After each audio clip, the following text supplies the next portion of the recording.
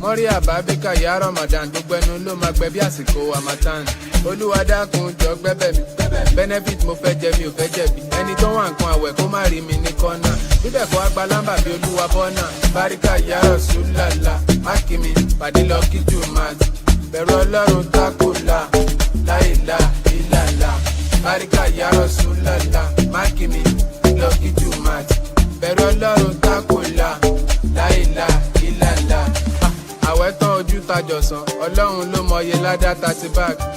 Nothing should tamper with my ego. Èmi mo lẹ̀sìn mi sẹ́ mo lè fi brag. Ẹgbẹ́ Ọlọ́run tóbi, Allahu Akbar. Ẹyọ̀ ń bá nábì, sallallahu alayhi wa sallam. Olúwa ló ń ṣọ́ wa, àwa ò ní ìdí ajá. Tí Fọlárìn bá mú bí ìtàyà bí ti ajá. Torí ìdí gan lébè wọ́n fẹ́yìn bí ìjì àwa. Fùrọ̀ tí ò bá ti tóbi tó fùrọ̀ ìfánà kò lè fíríkì àwa. Kò dẹ̀ lè fi ìtì àwa. Tinúkẹ́ ń tó pitì, ó ń gbé màlúmi tí wọ́n ti.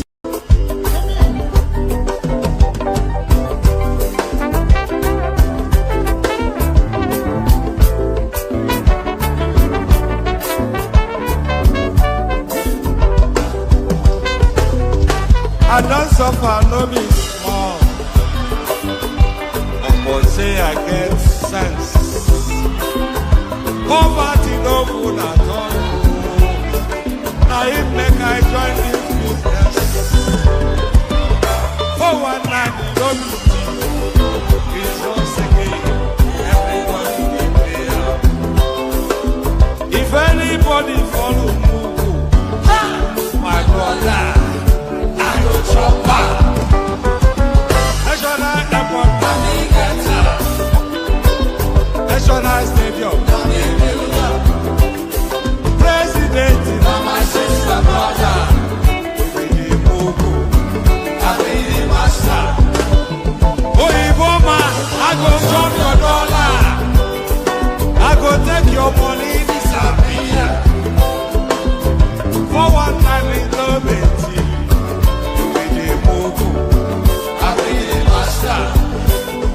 Refinery, navigator, the contract, now you wife. But you won't pay me some more money, they can't bring up. You really move, I really master.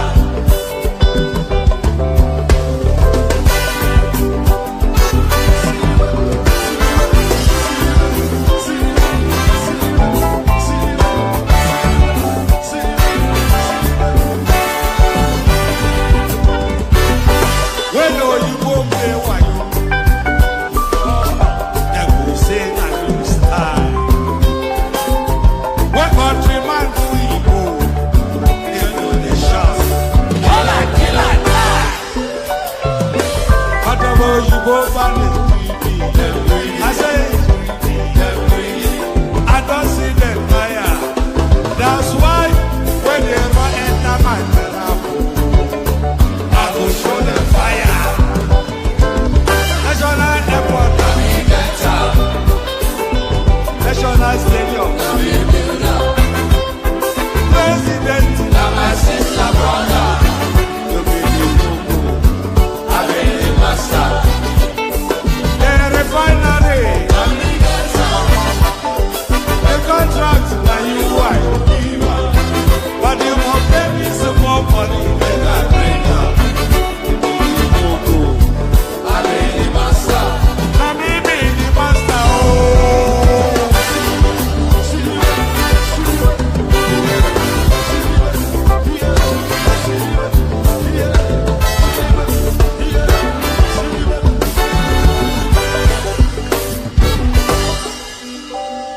Buhari is dead and buried in a shallow grave in Saudi Arabia. Aisha Buhari was there. She came back from what they call the lesser Hajj. She was wearing black. She was mourning. If you look at the pictures that were circulated at that point in time, you will see the smug, or should I say, the forlorn faces of northern governors. A minute silence was held at the AU for a late Buhari. Even Her Britannic Majesty Queen Elizabeth II also penned a condolence message to the people of Nigeria before the cabal took over and asked her to rescind it, which she did. Buhari is 2017, now Buhari died. On the hideout. Buhari died 2017. He died 2017, according to Mazin Nandekalo. According to yes. But he just died. No. That one is second burial. Maybe now they will move something and bury man. He's a wicked man. Our Messiah have already said it. Say Buhari don't die. 2017. 2017, now Buhari died. He died 2017. Die. So who is deceiving who? Nigeria are deceiving themselves. They are deceiving themselves. Nigeria, they are deceiving themselves. The man they call Buhari now is not Buhari, it's Jubrin. And today, everything is playing out. We are seeing everything. We are Anam. So who did they bury today? No, nobody. If you want to know whether me and they talk truth or lie, if they bring that gasket and make it open, whether whether our body they inside or sick or something where they come with inside there. If you hear what they tell you, I don't hear they die for hunger. They tell no one going to spare for the man use a chop. Now use they go to nonsense. We are mourning a long time ago now. Are we going to mourn 2 times? No, today is the morning they declare public holiday for the former president. That is for them. If, as you can see, I'm doing. Hiding. When they can say something 2017, being January 1st, 21st, that Mohammed Buhari is no more to be found, is dead and buried in Saudi Arabia. Then, do you hear Saudi Arabia government in towns and land they can say, Oga, come and defend the false information that they give their country? You don't hear it. The Nigerian government, did you see here Nigerian government come defend it, come prove it now, they can say, Oga, yeah, liar, this and that. You still open it to them, say, Oga, put. So Buhari don't die before? Why not? We had the news before, and this is not the first time. Population is no news. Look at one thing. One thing you have to know. One thing you have to know. Whenever they say that somebody dies, and the person that is in question could not come up and say, "I'm alive," which means automatically he have died. Since he couldn't come out that time to say, I've seen recently nine died. Buhari don't die since. For long, now that man don't die. You see, during that time when they for sick, where till come they go turn upside down for this country where me and you did, this is our country. Now that time when me, myself, I find out say Buhari don't die. With that person telling me saying don't die, me I'm not saying don't die. So anything where person will come back and talk say, and recently where Buhari died. They want to do better. They can't declare. Today, they want better today. Then they bury woman being 2 times. No verse. Now you are the ass. Then they bury woman being 2 times. Even Jesus himself died. And I want them bury him. I don't understand this kind of thing. What they all they do for this country. I tell you, say the problem we will get for this our country now. Now our leaders in the cause. I then go they carry person with all old. They put for seat. We in brain no go there. No.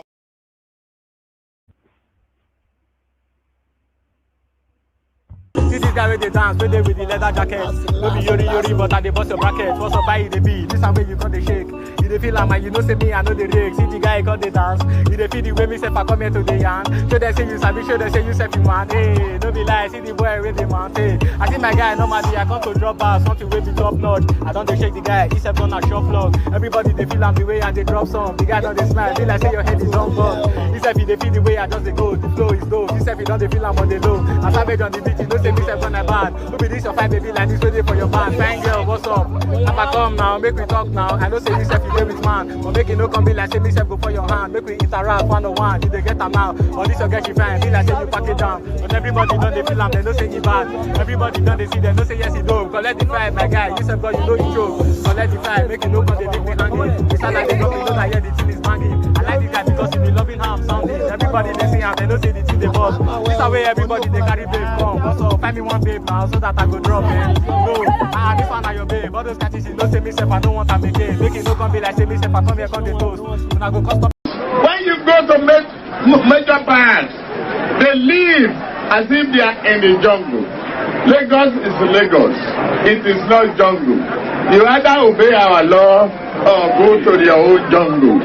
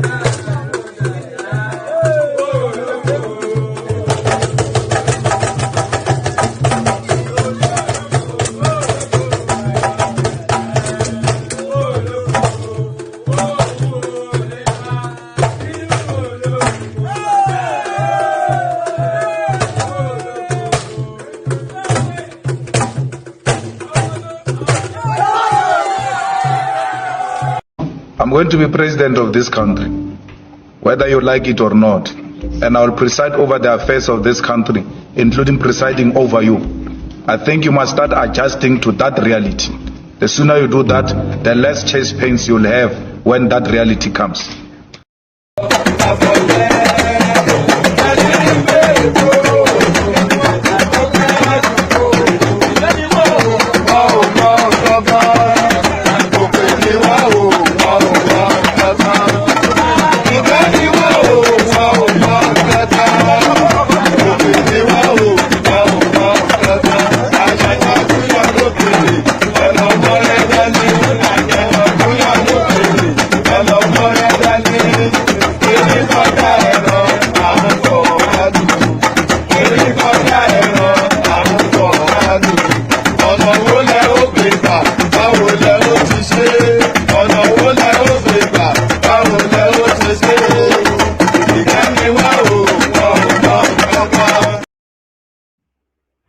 And there it is right there.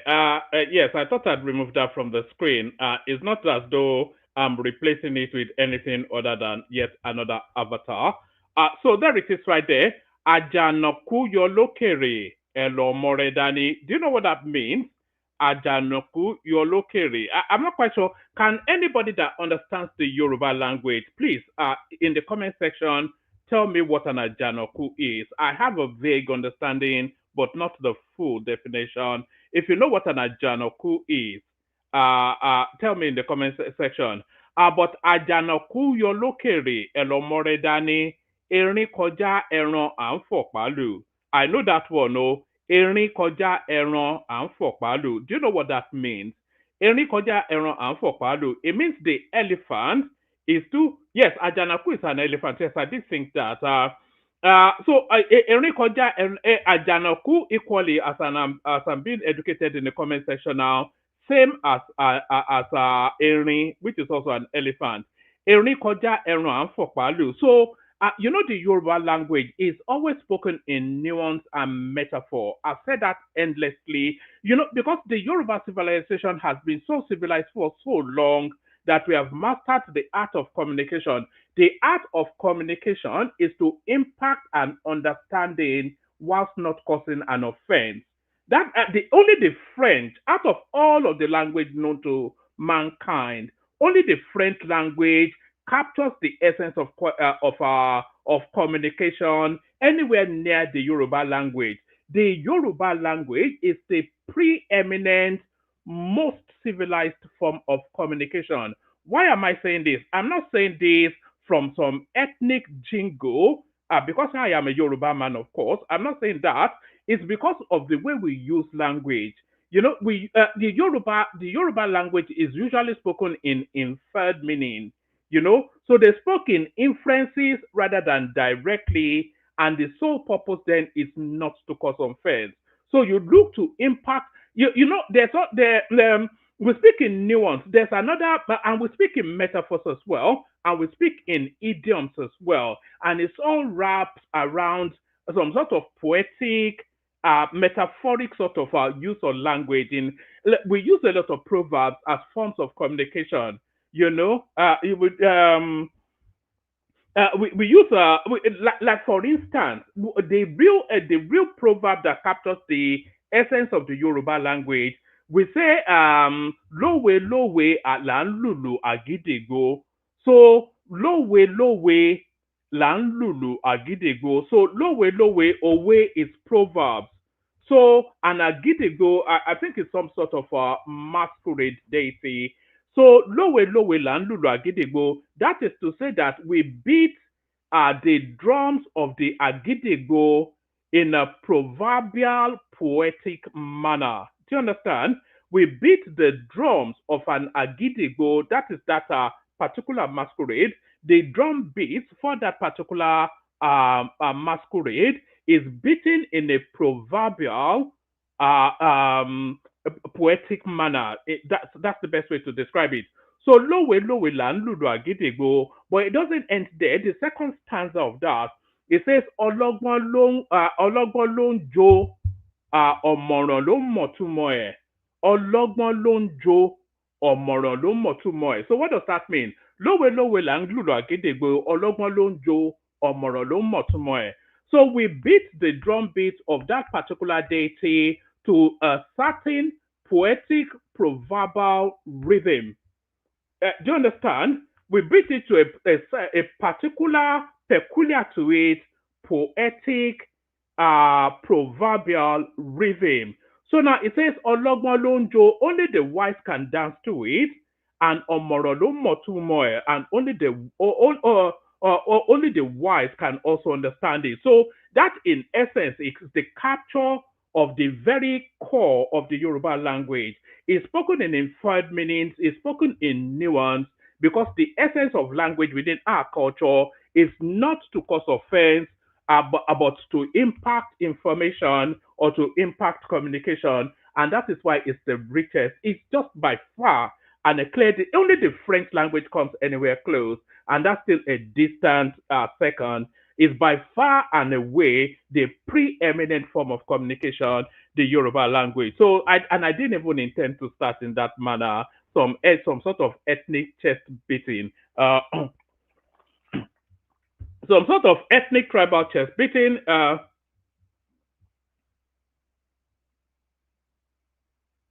Yes, that's what I said. I didn't. So all that. Good day to you. Good to be in your company and all that. Good day to you. Good to be in your company. And how are you? So how are you? Hope you've had a wonderful day. Cascading into yet another session. That friendly neighborhood or you are laughing man. One man went to mow. So I'm here. You are there, and we're together again. So the protocol remains the same. Click on the like button just at my invitation to do so. Not already subscribed, please correct that subscribe. Share the hyperlinks. You know the hyperlink is the address bar at the top of your screen right there that tells you you're on XYZ platform. So copy that and put them in your WhatsApp groups. You're not sharing the links just enough. Just from the traction of the engagement, it tells us that the links are not being shared enough. So copy the links and put them all over your WhatsApp groups, all those endless WhatsApp groups that you're in. Copy the links and put them in there. So share the links just as widely as you can. If you want to come and join me on the screen, there's a hyperlink that says StreamYard that brings you into the studio space. Like, share, subscribe, and click on the hyperlink that says StreamYard to come join me. Do all those and you have fulfilled all righteousness. So fulfill all righteousness and proceed as has been directed. Fulfill all righteousness and proceed as directed. And another thing, say hello in the comment section as you're coming in so I can say hello back to you so that all of the niceties complete. Arrow Gidigba right there, of course, it starts with the hello, so that's arrow right there. That's Ade Deji right there. That is Martin Bolagun right there. Good to see you, Martins. That's the eminent Babatunde Martins right there, otherwise known as Baba on the platform. So that's Baba right there. And that is one from the Very Dark Man's Table, Rattel family. So there he is right there. And that is Ufuoma Michael right there, saying hello from Sydney, Australia. You might also want to tell us, as you're saying hello, what part of the world you're joining us from, just so that we can again acknowledge and marvel at the extent of the expansiveness of the reach of the platform. Zita comes here and says, oh, it's a global platform. It is a global platform. I've told you before. Pardon me. I think somebody just sent me what an Agigdigbo he is right there. If I can see an image and I put it on the screen. So Zita often says, it is actually a literal global. There's no corner of the world that we're not being watched and listened to everywhere we stream. Maybe not to the volume, but certainly to the expansiveness of the reach. All four corners of the world. One man went to mow. We reached to that. So all that. Good to Gola Martin. How come you're not asleep if you're in Manchester? Are you like me? So all that. Apologies for the late start, but then of course no apologies for the late start because the start gets increasingly later over the last few months now. So it is what it is until it's not what it was or what it is. So all that. Shall we just launch into it? A lot of things happening within the political cycle. Peter Obi rushes to Daura, of course, for the photo opportunities. So he's done that, trying to play catch up. Do you notice that the stock? Good to see you, Ajani or Oribayo joining us from New York, and that's Bratel right there from Hong Kong. That's exactly what I was just referencing. So here's a Chappie joining us from Hong Kong, and here's another Pali joining us from New York, and a Paddy man in Manchester, and a dude in Sydney, all just within the last 4 entries on the comment section. It just speaks to what I just said, the extensiveness. It's a global span. So yes, Peter Obi trying to play catch up. Of course, the politics has left him behind, and anybody that is astute to the acuteness of what is going on will already start to notice that the Peter Obi's talk is starting to diminish within the political space. And we said it all the way that all of that screaming and shouting from February 2023 till now is not sustainable for 4 years. And as real politics starts to come in, the big guns, the sharp wolves, the foxes, and the sharks, as the sharks come out to play, Peter Obi, who is essentially a tadpole within the political paradigm, he gets swallowed up fairly quickly. So you would have noticed that his talk is somewhat starting to diminish within the political calculus. But we get to all that, and all of that will unveil itself as we go over the next few weeks. You'll see Peter Obi's stock drop sharply because it's going to make 2-3 big announcements that are going to change the direction of his movement. He's going to announce his departure from Labour Party. That is going to happen sometime within the next 7-10 days.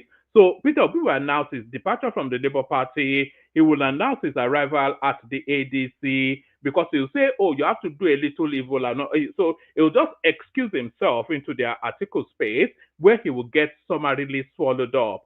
And that is the trajectory of Peter Obi. So I think that ship has sailed, the obedient whatnot.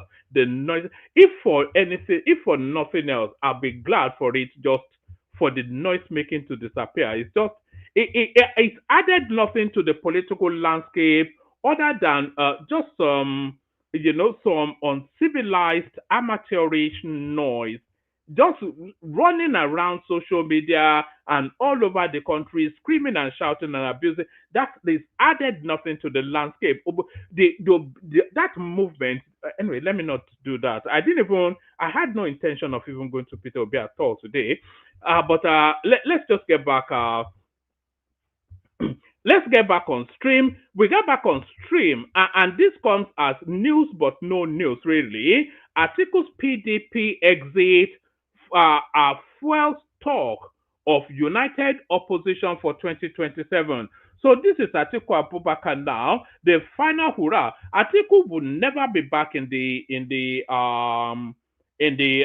PDP, and this ADC now is his final bus stop politically. Because Atiku's official age is round about 78 thereabouts. By the time we get to the elections, it'll be round about 80. So if he fails, and when he fails in 2027, even Atiku, who fancies himself as some sort of Abraham Lincoln. Do you remember that Abraham Lincoln? This is how many times did Abraham Lincoln actually contest for the American presidency before he won? But that's the parallel that Atiku likes to draw with himself. That is somewhat the Abraham Lincoln of the Nigerian political space that is going to continue to contest until he wins it. But even he, at the age of 80, if he fails and when he fails in 2027, because they are already rejecting him at the PDP, that's why he ran into the ADC. At the age of now 84, he cannot come out in 2031 and say that, he's still trying to throw Agbada all over the country. So this is the last flourish of the Atiku movement. So he ends in 2027, unless, of course, he wins the presidency. So his departure from the PDP is a departure never to return because the ADC, of course, is final bus stop in politics.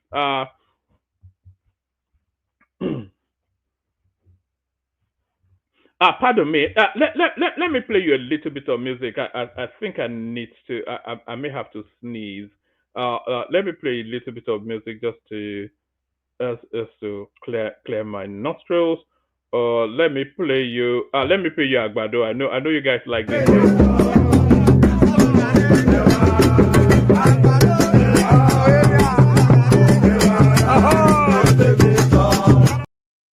All right. So there it is, Agbado Ewa. Atiku's PDP exit fuels talk of united opposition for 2027. So Atiku, of course, announced his departure from the PDP earlier on today. Nigeria's political landscape was rocked again on Wednesday as the People's Democratic Party's 2023 presidential candidate Alhaji Atiku Abubakar announced his resignation from the party. His exit has sparked intense speculation about potential realignment ahead of the 2027 presidential polls, particularly concerning a possible grand alliance with Peter Obi of the Labour Party and Rabiu Kwakwanso of the New Nigeria People's Party. So, Kwakwanso has now signaled that it's part of the Atiku movement, and if Kwakwanso does signal that it's part of the Atiku movement, then that might well be cause for worry for Tinubu, but he has not signaled that it's swaying either way. In fact, his sway seems to be swaying towards the APC. And when the APC got rid of Ganduje as the party chairman, we all saw that smoke signal as an. Do you know when the Pope dies and then they do a white smoke to tell you a new Pope has been appointed? When Ganduje was relieved of the chairmanship of the APC, we all thought that smoke signal then was signaling the arrival of Kwakwanso at that party, but he has not made any announcement, and that space has somewhat gone cold, so we don't really know what's going on with him. So all the permutations being rumored now around Kwakwanso now seems to be leaning towards the ADC space. So which way he sways is going to be a big factor in how 2027 plays out, because of course he comes with 1 million votes.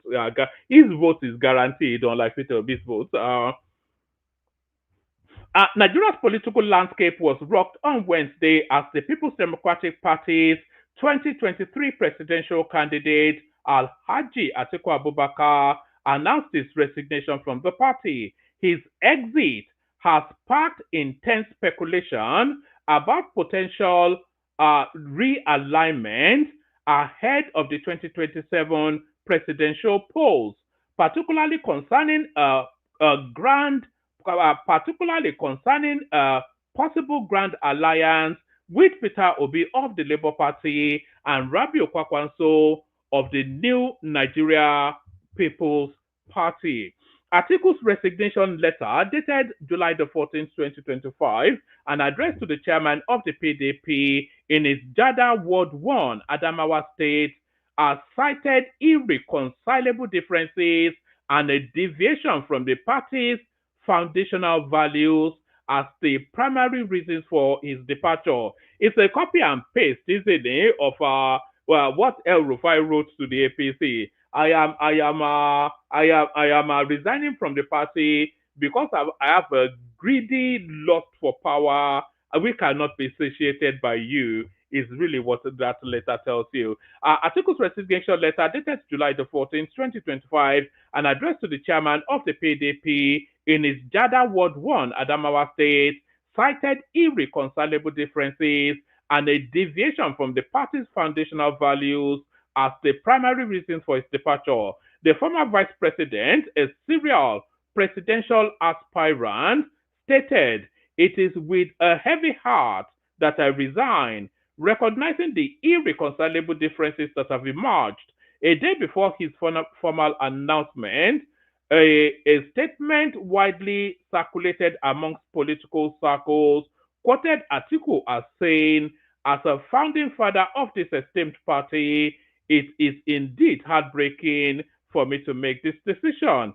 His latest move has reignited the persistent question of a united opposition front, a goal that proved elusive in the lead up to the 2023 election. So what does a united opposition front actually mean? So a united opposition front within the guise that is being described here is not so much a conglomeration of political parties, but an amalgamation of political personalities. So I think that's just the best way to describe it. So it's not the coming together of political parties, it's more an amalgamation of political personalities. So personalities, and who are the personalities really in play? The big headline personalities are Peter Obi, Atiku Abubakar, and those are the real big headline personalities. And then as a side act, as a backup artist, as the backup singers, you have the crew of El Rufai, Rotimi Amechi, etc., etc. So why I'm describing why I am describing El Rufai, Rotimi Amechi, etc., as backup singers is because they carry no constituency, they come with no votes.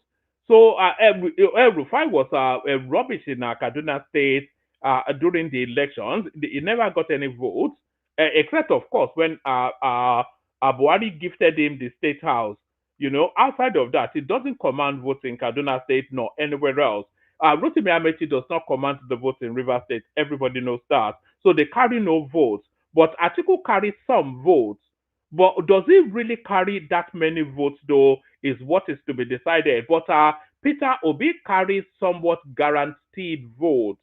At least you can bank on about 2 million strong votes from the southeast that come rain or high water, that those votes are guaranteed. I don't know about the rest of the 6 million, no, but his core base votes of the southeast, that much is guaranteed. So it carries solidly roughly around 2 million votes, and Atiku probably roughly around the same figure. So those are the headline actors. So outside of that, what does the coalition actually mean? All of that will play out in due course. So all of that will play out in due course. His latest move has reignited the persistent question of a united opposition front, a goal that proved elusive in the lead up to the 2023 elections. In the run up to the 2023 elections, there were extensive, albeit ultimately unsuccessful, discussions about Obi, Atiku, and Kwakwanso allying to challenge the ruling All Progressive Congress. With Atiku now a free agent, the prospect of such a coalition appears more tangible than ever, setting the stage for a dramatic political showdown. In the 2027 general, as the 2027 general election draws closer, the coming months will reveal whether these political gladiators can set aside personal ambitions for a united front, or if the question of who will step down for whom will once again lead to a fragmented opposition. So, Peter Obi has doubled down on the assurance and then reassurance that he's going to be on the ballot running for the president. He says it. He says it consistently in almost every appearance over the last 3 months thereabouts. So he consistently maintains that he's going to be running to be president in 2027. So Peter Obi is naked with his own ambition. Atiku certainly naked with his own ambition as well. Rotimi Amechi is somewhat ambitious, but it probably doesn't have the muscles to fulfill those ambitions. So those are the main protagonists within that space. So how does that play out? Peter, we've discussed this endlessly anyway. The only way that it works is if Peter Obi sheaves his ambition If he doesn't achieve his ambition, then it cannot work. So Peter Obi does not achieve his ambition. He looks for another vehicle, or maybe he mends ways, he mends relationship within the Labour Party, and then he runs again on the Labour Party ticket. So that is there's a possibility and then there is a probability. So it is possibly or probable that Peter Obi will run as a Labour Party candidate. That seems to be how these things that seems to be how it shapes. Because if he sticks to the reassurance that he's going to run, and we know that his audience is base, they keep on relentlessly chanting every single day that is Peter Obi or nothing. So they are not following him to the ADC, certainly not all of them, and certainly not the fullness of their number. So if he wants to hold on to that narrative, then he has to run as a presidential candidate. And if he wants to run as a presidential candidate, that will not be on the ADC ticket. So we know that. So we know that the ADC ticket also belongs to Atiku. We know that as well. So two things that we do know, that if Peter Obi runs, it will not be as an ADC candidate. And we know that Atiku will run as an ADC candidate. So we almost for certain know two political spaces already established that are going to be presented in 2027. So we know that. We also know a third political space that is established and will be presented in 2027, and that is, of course, the APC. Tinubu, of course, will run for re-election. So we almost have established three players already in play. Atiku in play, Peter Obi in play, and Tinubu, of course, in play. Now, the PDP, they have the choice of either coalescing to align with somebody, but because they've been such a big party for so long, just to fulfill all the righteousness of it, they will throw forward a candidate as well. So it's going to be a four-way space. Peter Obi, Atiku Abubakar, Tinubu, of course, and his running mate, and then whoever, almost certainly Bala Mohammed and Sheyi Makinde, or whatever the combination is there, because those are the two personalities left in PDP. So it's going to be a four-way split. So how does that play? And who does that play in favor of? What are the permutations of that?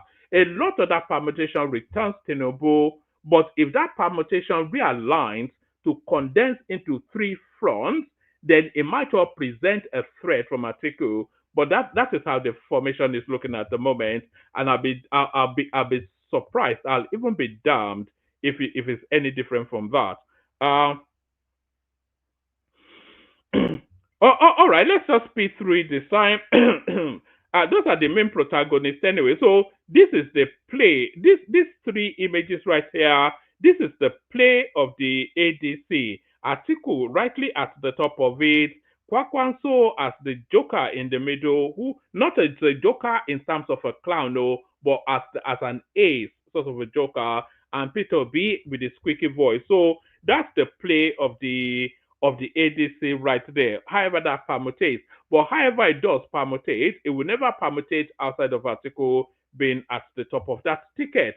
Once again, this time at speed, Nigeria's political landscape was rocked on Wednesday as the People's Democratic Party's 2023 presidential candidate Alhaji Atiku Abubakar announced his resignation from the party. His exit has sparked intense speculation about potential realignment ahead of the 2027 presidential polls, particularly concerning a possible grand alliance with Peter Obi of the Labour Party and Rabiu Kwakwanso of the New Nigeria People's Party. Atiku's resignation letter, dated July the 14th, 2025, and addressed to the chairman of the PDP at his word in Adamawa State, cited irreconcilable differences and a deviation from the party's foundational values as the primary reasons for his departure. The former vice president, a serial presidential aspirant, stated, "It is with a heavy heart that I resign, recognizing the irreconcilable differences that has emerged."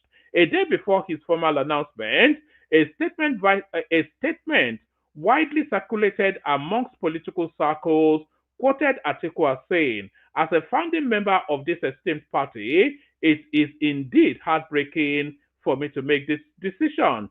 His latest move has reignited the persistent question of a unified opposition front, a goal that proved elusive in the lead up to the 2023 elections.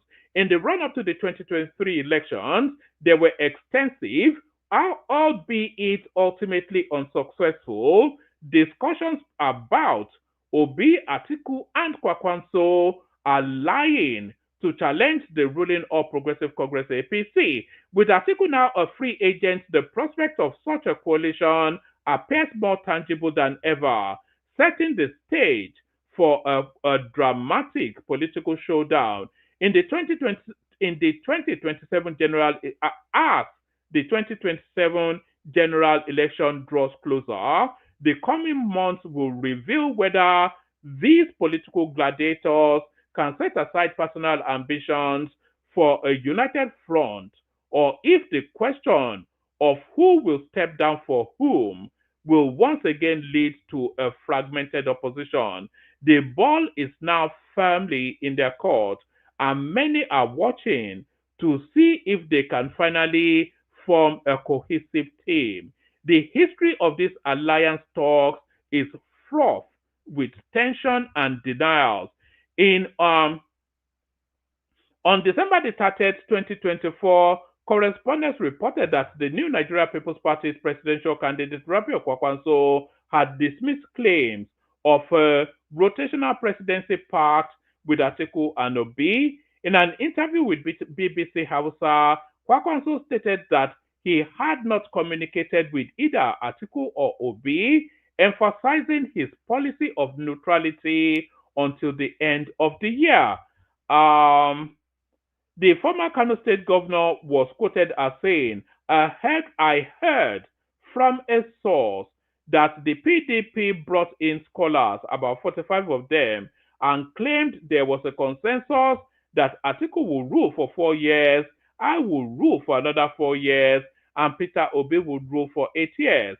This is imagine that. Imagine Atiku getting hold of power, and then 4 years time you are knocking on his door. He will have you short. He will have you just short. Not even entertain the beginnings of that conversation. He will just gun you down immediately. I will rule for another 4 years, and Peter Obi will rule for 8 years. So how does that exactly work? So Peter Obi is what, 60 something whatever now, and he told us that he's not going to run in his 70s. So by the time Atiku and Kwakwanso run for 8 years, 4 years each, how old will Peter Obi be then? And then he will run for 8 years and run then, be president well into his 80s. So that seems to be the Sakama J, the abracadabra that they are playing on each other there. Atiku just wants to punk them. That's just the thing. He expressed frustration over such falsehood, adding, such deceit is part of what led me and others to leave the PDP. These actions have destabilized the party. So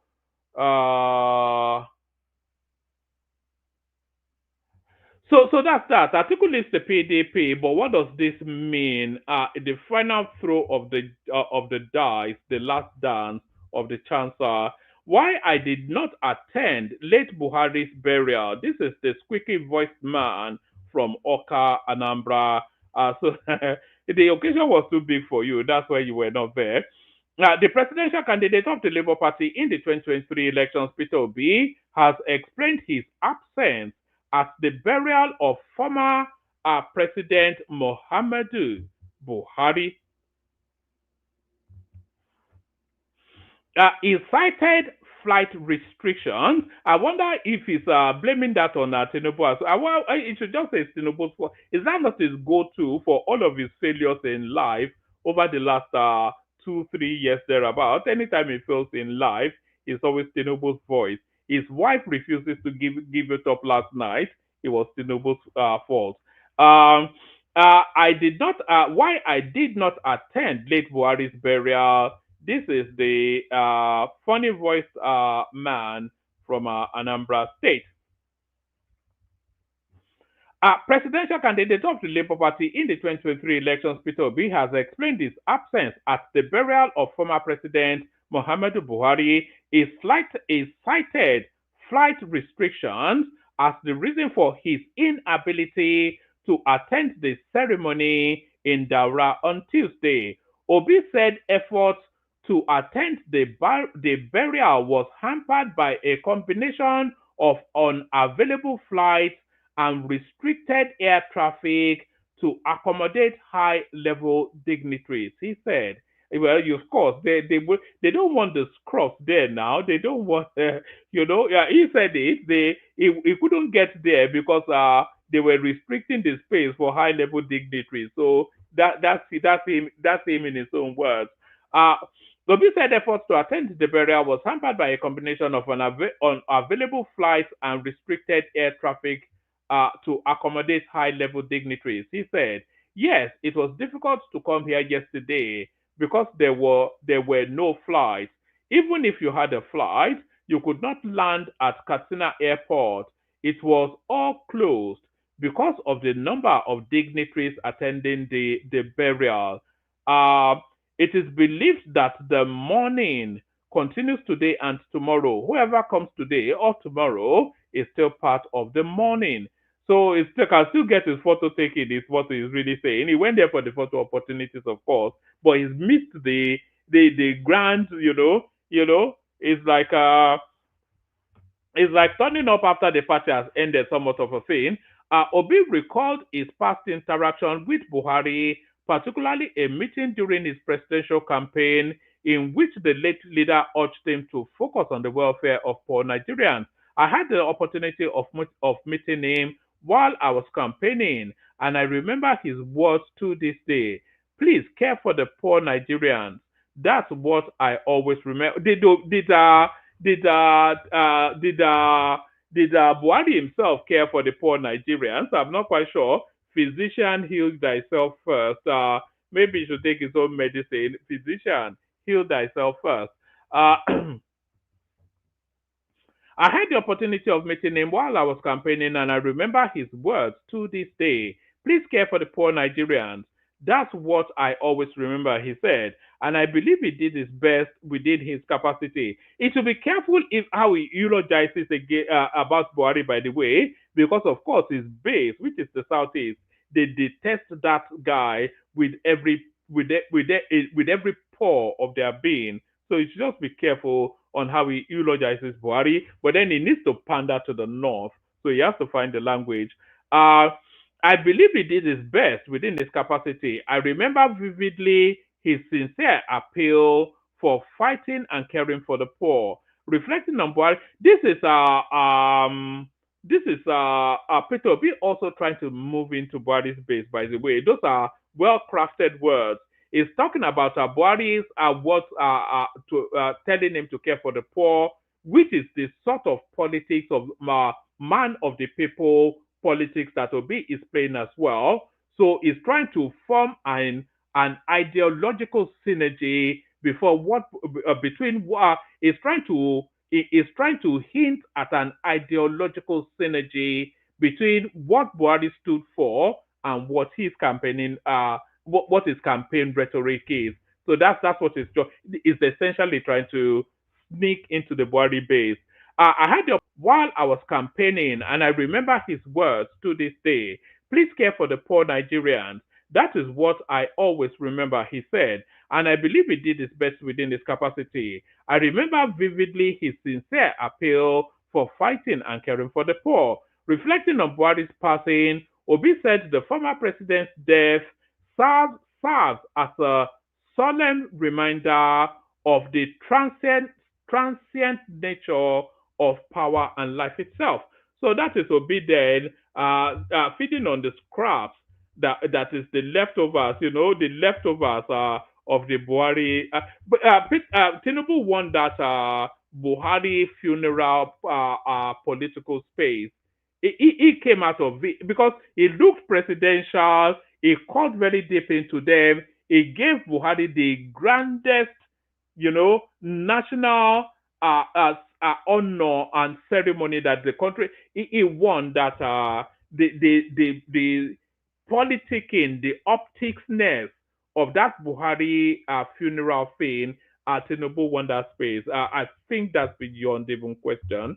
2027 election, Keyamo slams Atiku for resigning from the PDP amid Buhari's death.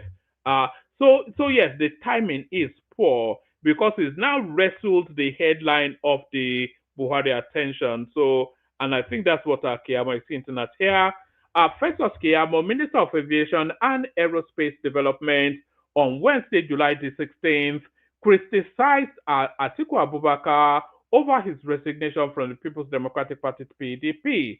Correspondents report how Atiku, a former Nigerian vice president, resigned his membership of the PDP ahead of the 2027 election. Leonard, we don't want. Yes, the 70. I just want to read this bit just to document his official age. The 78-year-old noted that he found it necessary to pass. So that's it. It's 78. So what does Keyamo have to say? We just want to. Right, the perennial presidential contender tendered his resignation in the build-up to the 2027 general election as it teams up with the coalition platform, the Alliance for. So what does Keyamo have to say? Yes, let's pick stuff from here. Reacting to Atiku's exit from the PDP, Keyamo, a senior advocate of Nigeria, said the fact that the resignation letter was delivered the morning after the death of former President Muhammadu Buhari was announced clearly demonstrates your obsession with your perennial presidential ambition, that your perennial presidential ambition knows no sympathy or empathy. Continuing, the minister argued that it is both morally and legally wrong for Atiku to continue to use the coat of arms of the yes, he should not be using the coat of arms. So that is fraudulent, because he's out of office. So on what basis? Because if you are using the coat of arms of the country, then you are inferring that you are representing the country. Atiku does not represent the country any more than I do because he's a private citizen. Continuing, the minister argued that it is both morally and legally wrong for Atiku to continue to use the coat of arms of the federal government in his private or political communications when he stopped being a government functionary in 2007. Section 6 of the Flag and Coat of Arms Act, Laws of the Federation of Nigeria 2004, makes this an offense. It should be arrested straight up. The Delta-born politician added, morally, it is also reprehensible to use a symbol suggesting that you are acting on behalf of the authority which that symbol represents. It borders on impersonation. Imagine a situation where all former government functionaries continue to use the coat of arms of Nigeria in their personal police. How is it? Is he printing it for himself? Where is he getting it? This is fraud, though. It's fraud. It's a fraudulent thing. It's impersonation. It's obtaining by deceit. It's 419. Morally, it is also reprehensible to use a symbol suggesting you are acting on behalf of the authority which that symbol represents. It borders on impersonation. Imagine a situation where all former government functionaries continue to use the coat of arms of Nigeria in their personal, political, and private communications. There will certainly be confusion everywhere. So, so there is. Let me just give you this. Says correspondents reported that APC's Keyamo said the recent migration of the opposition coalition into ADC marks the formal dismemberment of PDP. Keyamo said by law, no individual can belong to multiple political parties at the same time, making the open declaration for ADC, a clear abandonment of previous affiliations for the politicians involved. So there it is right there. It's all shaping up and taking shape. All shaking up. Just this now next piece is taking shape. Essentially, what I'm saying there.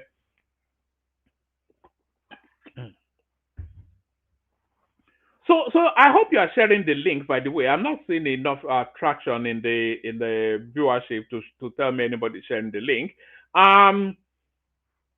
So now this next piece. You know, Buhari is a central figure for so many things, both in terms of his ethnic talk and religion as well. And this just goes to further pronounce just the unique position that this guy occupies.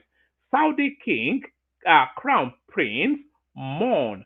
So even as rich, do you remember when he went to Mecca? This is Buhari, and then they opened the Kaaba for him. Is it the Kaaba that the correct me if I'm wrong, but I think the Kaaba is that thing in Mecca that they throw stones at, or is it not? And I think that might well be where they said they buried their prophet. But it's certainly one of the holiest spots within that holy city, and they opened it for him to go inside. I think he went inside with Abia Miller and a few other people who were in his entourage then. But that is how deep he reaches into that religion.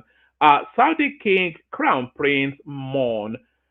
Saudi king Salman bin Abdul Aziz Al Saud has sent condolences to the government and people of Nigeria over the death of former President Muhammadu Buhari, the custodian of the two holy mosques. Al Saud expressed deepest condolences and sincere sympathy to the president, the people, and the Nigerian people, and the family of the deceased. Also, the crown prince and prime minister of Saudi Arabia, Prince Mohammed bin Salman, expressed his condolences. So there it is right there. They hold him in high esteem within that culture, but somebody that doesn't seem to hold him in esteem. Why was Sanusi not there? He explained why Sanusi was absent at Buhari's burial. This is an associate, which will be his spokesperson. A close associate of Emir of Kano, Alhaji Mohammedu Sanusi II, Mohammedu Dalatu, told correspondents the reason behind the monarch's absence at the funeral of the former president Muhammadu Buhari in Daura, Katsina State on Tuesday. According to Dalatu, the emir was away in the United Kingdom on an official assignment and is expected to return to Nigeria. Official assignment on whose behalf? Which office does he occupy that is on an official assignment? It's just a ridiculous thing to say. It was a snub, but why is the question? Right. According to Dalatu, the emir was away in the United Kingdom on an official assignment and is expected to return to Nigeria on Wednesday. He stated the emir will not attend. He is not even in the country. He traveled to London for an official engagement and is expected back on Wednesday. Additional investigation by correspondents reveals that on Saturday, Emir Sanusi took part in the 2025 Access Bank Polo tournament. So rather than go to Buhari's funeral, he went to play polo with Prince Charles instead. Now King Charles. Can you imagine that?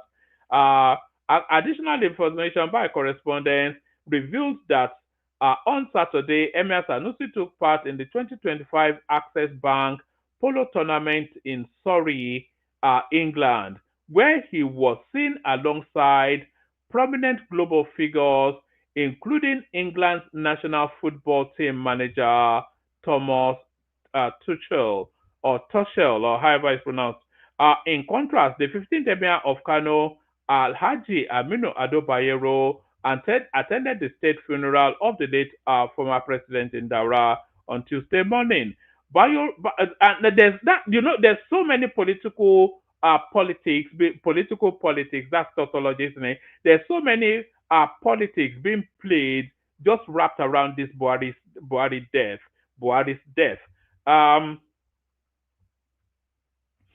Yes, Bayero spokesperson Abubakar Niasa confirmed the development, saying the emir was accompanied by traditional rulers from Jigawa State. Yes, His Highness Aminu Ado. So how many emirs do they have in Kano? They still not resolved that thing, that's going on there, that standoff, yes, His Highness Aminu Ado Bayero left Kano this morning, which was on Tuesday, for Daura to pay his last respects. Okofa Niasa said he is attending the burial alongside the emirs of Kazwari. Do you remember Senator or Kazwari, the one that is saying the economy is doing like this and is doing like that? I'll play you him in a moment. And do say so. The emirs of those are the emirates that he has oversight over. The Kano Emirate has been caught in a leadership tussle following the dethronement of Muhammadu Sanusi II, who served as the emir from 2014 until 2020 under the administration of Ganduje. So there's that. So that's that. He was busy playing polo. That's why he couldn't attend Buhari's funeral. So still staying with the Buhari narrative, I am heartbroken. Buhari's daughter shares her grief. So which one? This one looks fairly young, actually. Do you know that journalist called Parogi? He came out today to allege that Aisha Buhari and Muhammadu Buhari have been long divorced, at least over the last few years. That's what he's saying. No, Buhari, that is N-O-O-R. The daughter of the late former Nigerian president has taken to social media to express her sorrow over her father's passing, stating that she's heartbroken. In a pungent tribute filled with grief and remembrance, she prayed for her father's soul. In a message shared on her Instagram story, Noor expressed her deep, heartfelt, heartbreak following the death of her father, who passed away at the age of 82 in a London clinic on the 13th of July 2025. Daddy, I am heartbroken that we won't get to share the moments and experiences I had planned for us. Maybe she's unmarried. I think that might well be what's that referencing there. Buhari, who served as Nigeria's head of, okay, so that's I'm not quite sure why we needed to read that, but we read it anyway. So now this next piece is a story that I've been following at least over the last 2 days. I'm not quite sure if any of you are following it, but it's the goings on in the UNN, the University of Nigeria Nsukka, where students who were admitted on a dentistry degree course were just several years into that course of study. They're now being asked to leave. So there's that. Let me actually play you a clip because the story is still fuzzy to me. I don't have yet the full grasp of it. I think I actually came across it. I don't have it downloaded. Do I have it downloaded? Okay, if I don't have it down, if anybody knows about Star Storyline, then you can come on board and discuss it. But those are the readouts. Let me play you the clip so I have. If nobody turns up, we shut it down. If people turn up, we have a conversation. So we've just had a recent round of local government elections. And for the first time, the local government elections in Lagos State, they went full ethnic, and all of the local governments just elected indigenous people, which is to tell you, because of course, Lagos is a melting pot of all of Nigeria, and you'd expect, at least even local governments like Alaba, those sort of places, you expect a non-indigenous person to be the elected functionary of that space. But alas, they elected full Yoruba. Let's just put it in its proper color. So this now first video is seeks to speak to that.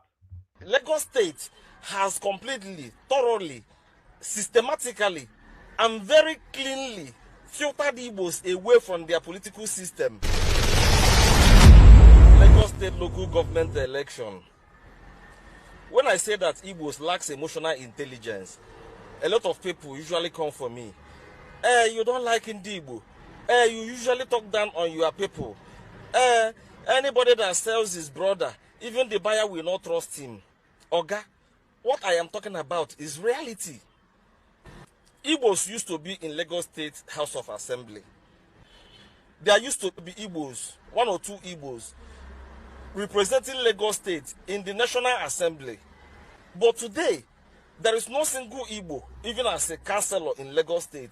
Lagos State has completely filtered the Igbos away from their political system because of our lack of emotional intelligence.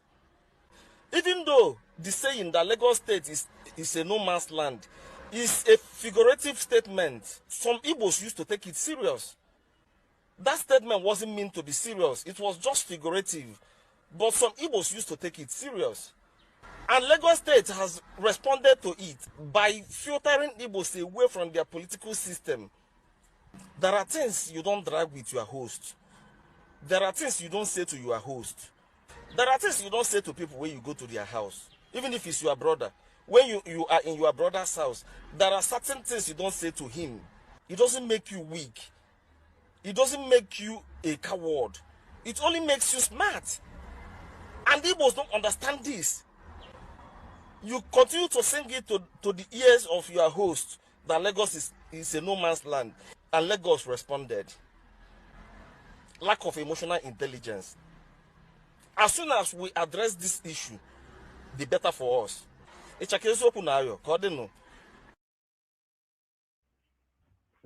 All right. I didn't even want to go any Igbo in this particular session. But what that guy said right there, we're seeing the same thing going on in Ghana as well, by the way. When some rascally card declared himself a king a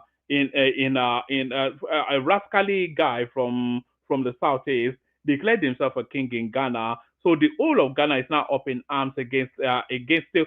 It's just the behavior, and this what we saw in Lagos State is you've all seen all those clips, especially coming out of the Twitter space, the X space. We must take Lagos. We must take Lagos. All this sort of Lagos must fall. All this sort of language is no man's land. So of course the indigenous people of that space will feel very moved to react to that sort of verbosity. So that's what we're saying there, and we'll see how this translates in 2027. So those are the smoke signals of 2027 coming out right there. So the smoke signals of 2027 coming out right there. Let me play you this clip. Fayose,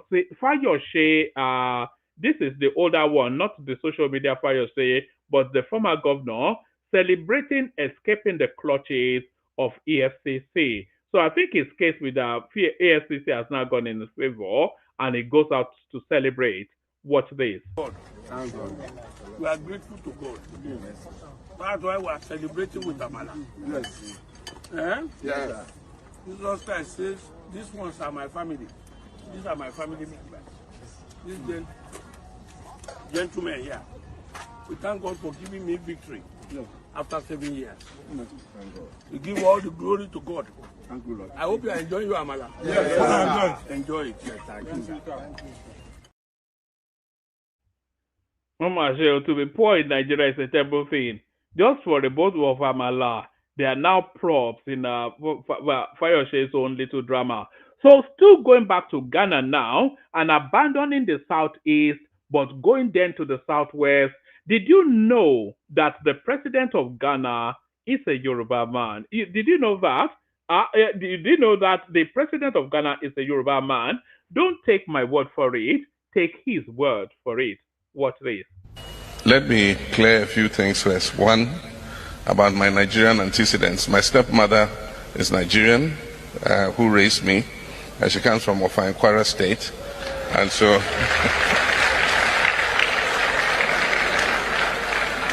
what Kayode was explaining was that at a point in time when there had been a coup in Ghana, my father lived in exile here in Nigeria, and I had to come and stay with my stepmother for many years in Offa. So I know Offa quite well, and I consider that my hometown here in Nigeria. And the Olofa of Offa was very gracious to grant me a chieftaincy title. And so for those of you who don't know, I'm the Are Atolashi of Offa Kingdom.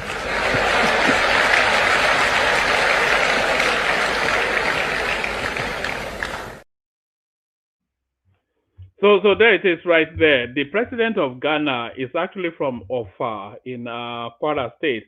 So that's that. So that is that one. Let's go on from there. Let's just touch base with Obi politicking in Daura, trying to do his consumption to production whilst mourning with the Buhari family. So here he is. You're welcome, sir.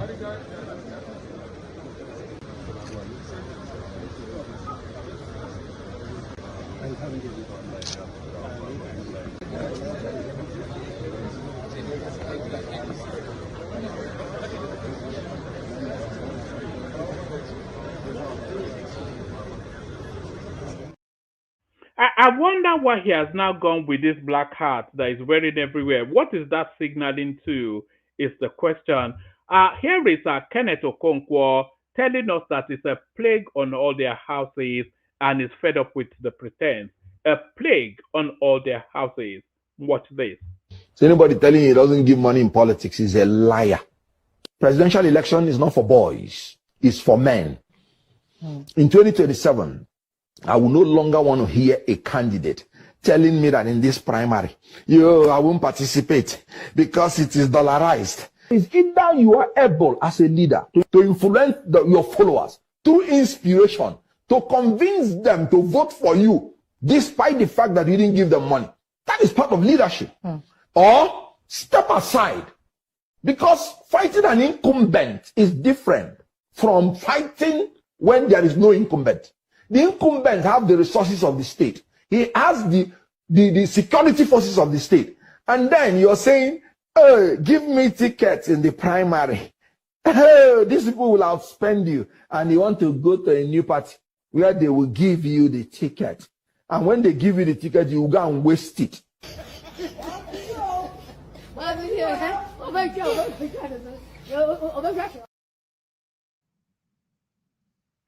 All right. So that's whoever that was, right? Who did I just play? Sorry, my attention was diverted for a moment. So that was that was Kenneth Okonkwo. So that was Kenneth Okonkwo.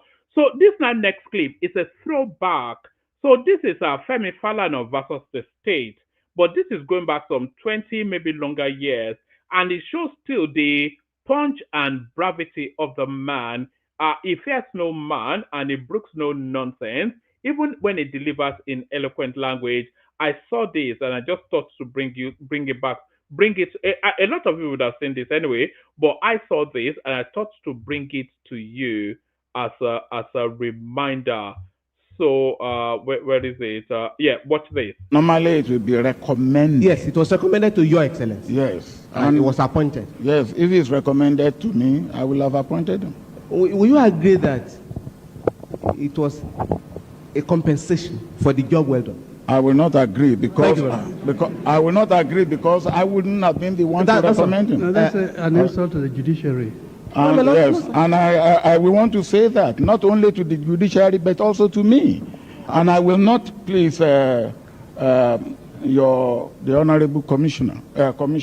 I will not stand here and be insulted, because if you say that, then you say that I'm bribing, and I will not take kindly to that. Mr. President, and please, and honorable commission, if you cannot give defense that I believe is necessary, then I will have to reconsider my stand in this witness box. I will not subject myself to be insulted, no matter by who. Mr. President, you have already answered the question. We don't need you shouldn't have answered the question in the first instance. My Lord, I have the right to ask the question. No. If your Lordship...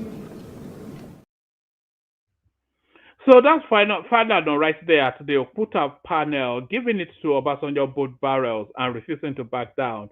So the rascality of Falana is not a new thing.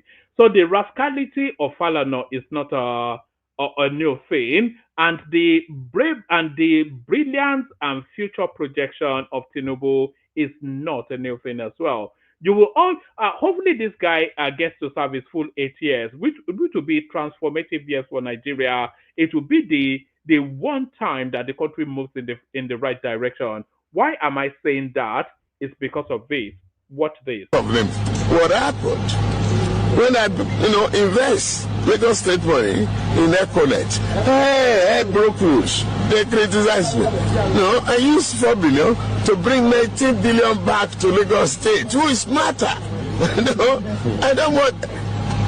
When you are superior to them in knowledge, in intellectual capacity, in professionalism, you expect that you are wrestling with the pig. You get a little bit of sting. When are you going to rest from politics? When I free Nigeria, I mean, crusade to take Nigeria from this terribly, retrogressive partition politics, who has become danger to our freedom, our liberty, our progress. I mean, where are they? When I brought the IPP, they say, Aaron, they thought whoever invests money is a contract, because they have no second sense. They don't have ordinary sense to think that investment must be encouraged, and you must create the environment for that, for the investment to flow into your country, because you don't even have the capital and the know-how. Okay, we brought Aaron there.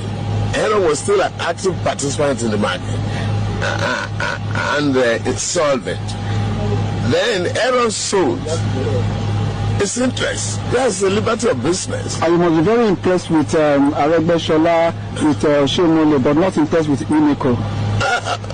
To me, I won't want you to go into that. But we broke. I'm very proud. If history of electricity is written in this country today, I am the one who broke the monopoly of NEPA. I broke the monopoly of NEPA.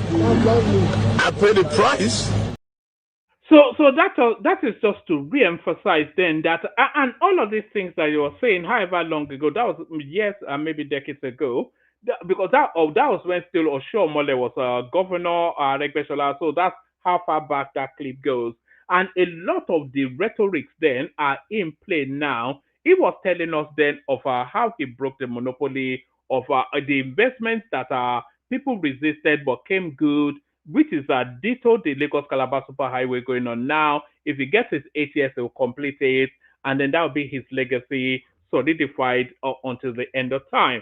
So all of those sort of things, and the offshoot of those sort of spaces is now this next clip that I'm about to play you now. President Bola Ahmed Tinubu, since I've been living in Nigeria 30 years plus, I've never seen this happen in my entire life living in Nigeria. Look at this. I will not show the product. Look at this. This is pure water that got blocked in my fridge. Now listen, not freezer of my fridge. You know, say fridge again freezer where the cool pass the normal. You understand? See, this is block.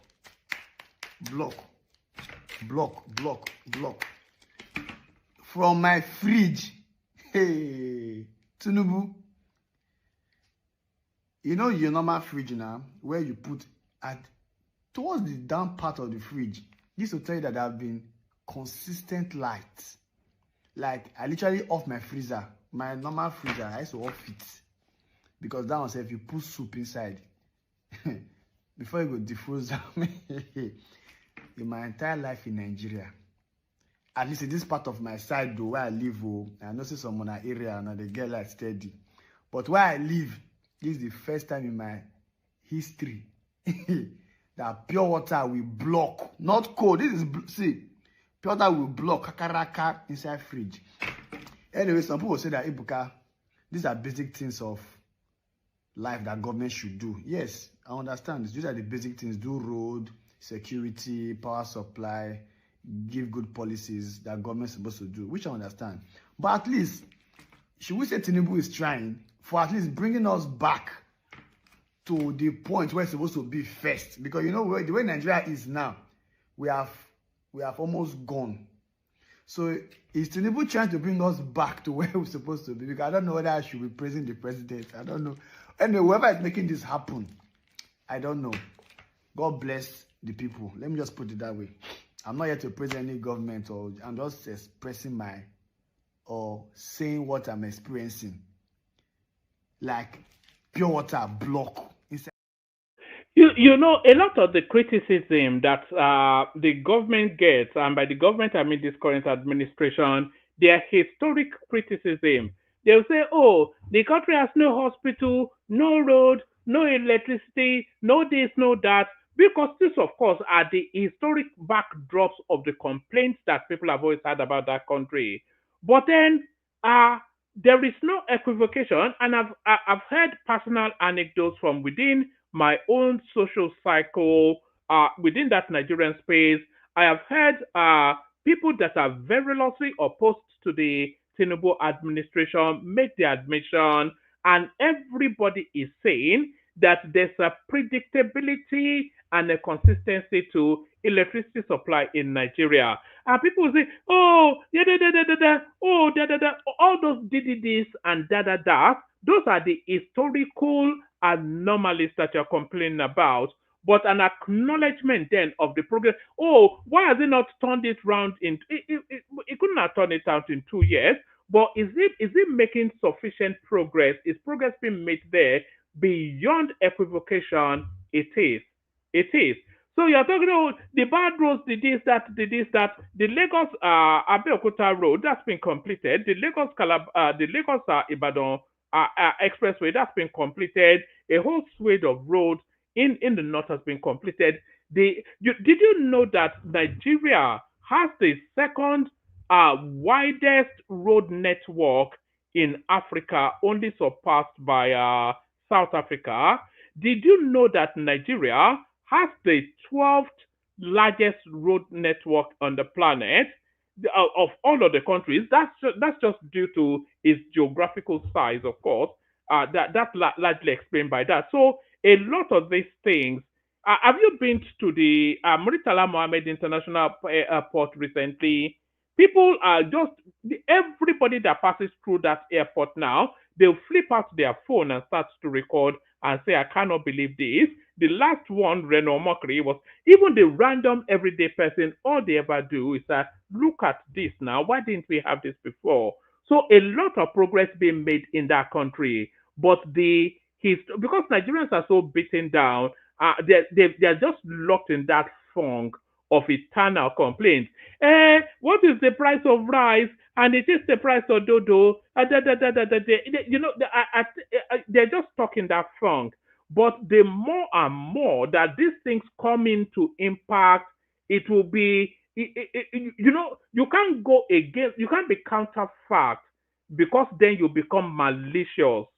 You know, when you are seeing it with your own eyes, you cannot continue to argue to the contrary, because then that will then lead people to conclude that you are agenda and malice led. And we're getting to that.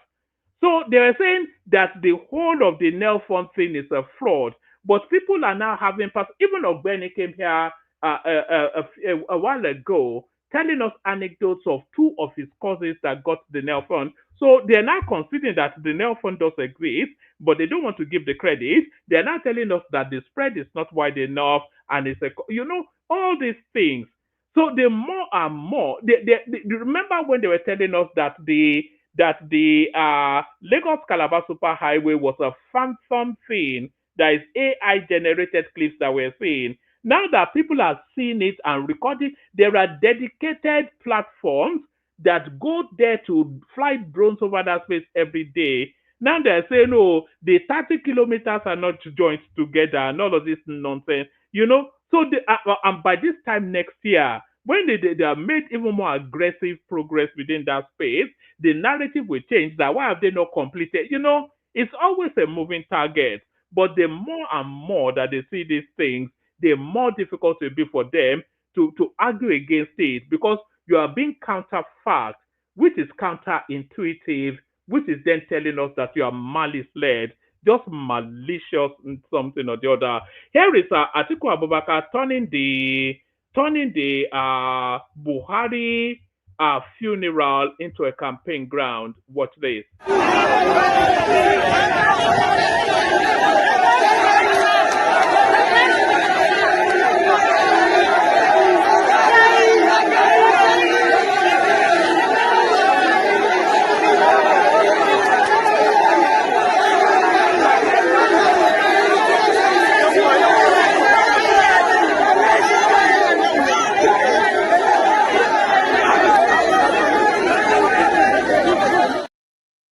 So that was Atiku Abubakar turning the Buhari funeral into a campaign ground. Here is Seyi Makinde responding to Atiku Abubakar's exit from the PDP. And also to honor our dear families.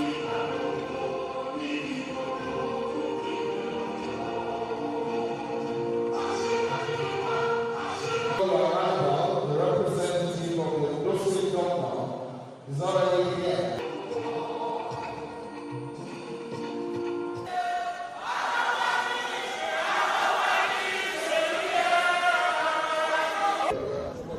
I don't think that will make any dent on PDP as a party.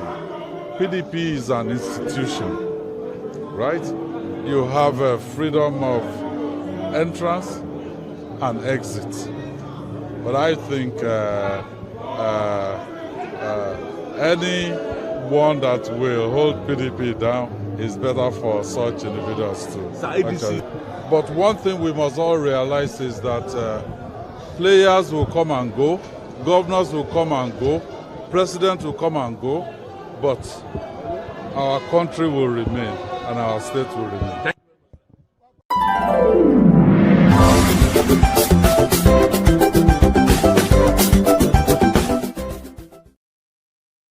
Right, so that's Seyi Makinde right there responding to the departure of Atiku Abubakar from the PDP. So it'd be curious to see what shape the bounce back of the PDP would take, because it's a shell of a party now. Everything hollow from within. There's who or what is left in the PDP. Just think about it. Aminu Tambuwal has left, of course.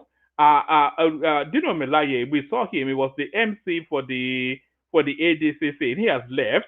Atiku announces his departure now. Who is left in the PDP? Essentially, Bukola Saraki, Esekwaye, Esekonru, one leg in, one leg out. They have Makinde, who's trying to seize hold of the leadership space right there. They have Yemsen Wike, who is yin and yang, so he's not even PDP or fully. We don't even know what he is. So essentially, the characters they have there is Bala Mohammed, Seyi Makinde, and a little bit of Saraki. I cannot think of any other name that is worthy of mention within the PDP. So they've completely hollowed out that party, used and abused. It's like they've used PDP like some sort of booty call. That's the only inappropriate, but nevertheless the analogy that best fits.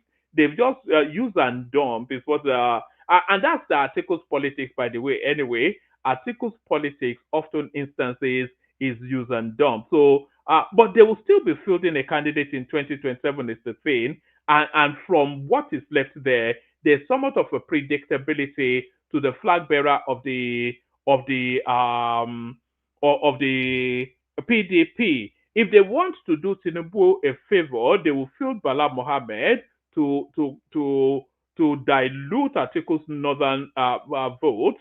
If they want Tinubu out, they will field Seyi Makinde to dilute Tinubu's votes. So it depends. It depends on it'll be interesting to see what food the PDP puts forward. So now this now two clips, the last two clips I'm about to play you, they're interlinked, and they speak to the narrative of how people have been saying, oh, the Nigerian economy has collapsed. Oh, this guy came in and he has halved the economy. The economy used to be X billion, this, that, and the other. So all of that narrative, the international community have a different view. In fact, that view that they hold differently from what the naysayers have to say, that view that they hold differently, they hold that view differently so aggressively that they're taking action off the back of that view. So we go to London and to see then what their response is to this Nigerian, and should we call them ne'er-do-wells, to this Nigerian elements that like to run their country down. So here is the response from London. I speak with a huge huge source of pride. I'm immensely proud, but also, frankly speaking, surprised that I'm the first mayor of London to lead a trade delegation to any country in Africa. We're here in Lagos, of course, and it's really important for me to say at the outset, because I appreciate, Britain and Nigeria haven't always been equal partners, but we come here on this trade delegation with great businesses, not as patrons, not in a patronizing way, but as partners, because I recognize that Lagos is doing remarkably well. The fastest growing tech cluster in the world is Lagos, but the number one tech city in Europe is London. The number one tech city in Africa is Lagos. So it's great to be here, experiencing the wonderful hospitality, but the great energy, the great dynamism, and meeting the great businesses as well. Let's talk about the delegation that you're leading. I see a lot of tech people, a lot of sustainable people, sustainable energy people, on your team. What exactly is the focus here? What are they hoping to achieve? We spoke to friends in Lagos and Nigeria and said, what sort of businesses are doing well in Lagos? Where do you need help to scale even more? And the sectors that are doing really well, but what you could do with assistance is in sustainability and in financial services and fintech. And so we've brought 26 businesses who have got expertise and experience in those sectors. They've got a jam-packed itinerary whilst they're here. They came yesterday morning. Already some deals have been done, really exciting. And the idea is to meet other businesses here and to have those partnerships where you can flourish in Lagos and flourish in London, really important. And let me give you an example. You could be somebody who is thinking of starting a business, doesn't know how to. You could have started a business, don't know how to scale up. You could have scaled up, but don't know how to accelerate even further or get access to capital or go to new markets. I've set up something called Grow London, which helps London businesses, but also set up now Grow London Global. So if you're a Nigerian company who wants to come to London, we'll provide you with assistance. It's like a concierge service. So you can do well in London. You benefit and prosper as a Nigerian company, and so do we. I was on the plane when I heard the news that ex-President Buhari had passed away. My thoughts and prayers are with his family and his friends. It fills me with pride that he chose London to come for his medical treatment. I hope history judges him kindly in terms of the legacy. Going from the military to being the president, and it is really important at this time. We put aside politics. We put aside differences, and we, mourn the passing of a former leader of this great country.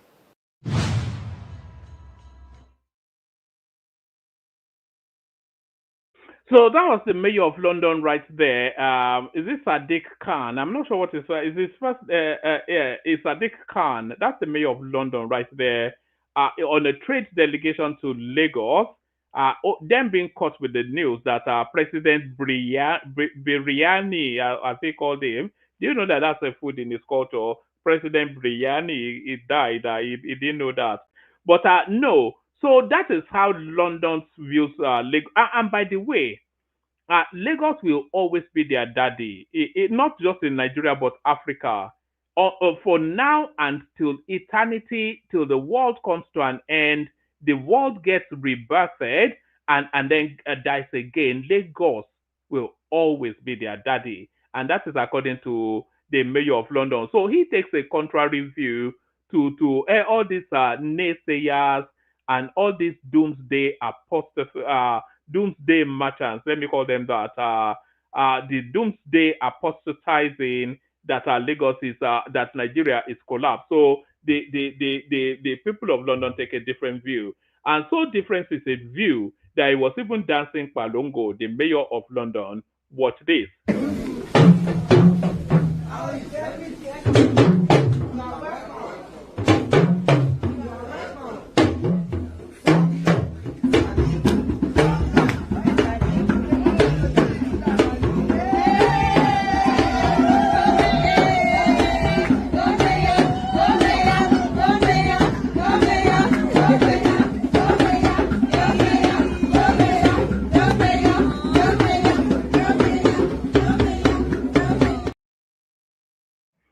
He will regret that when he gets back, because they will use that to mock him. That why were you weren't all native, didn't you? So that's the presentation. The link in the comment section if you want the conversation hop on. We play the K guys and then we see what happens after that. First, the K guys. Only water, only water, where they see my water.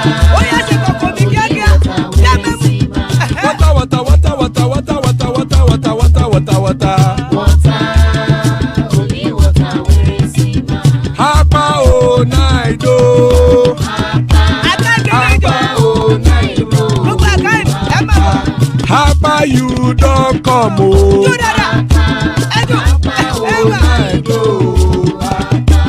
Hapa oh night oh.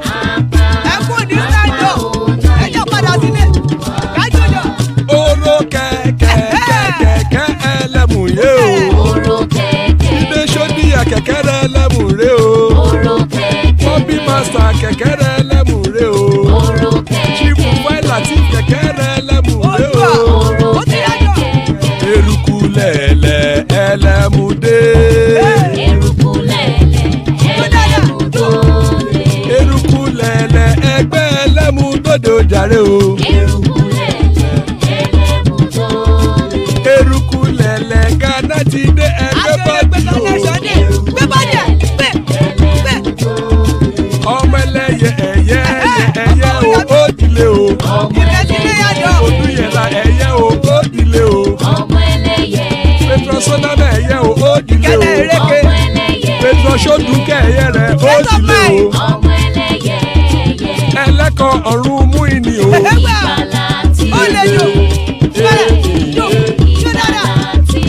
Àkùkọ ọ̀run mẹ́kọ̀.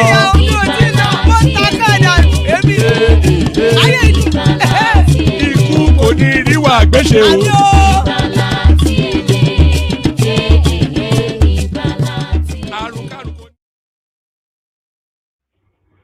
And there it is right there. There it is right there. Ikuko Niru Agbesheme, death have nothing to do with us. Amen to that on behalf of myself and you, my friend.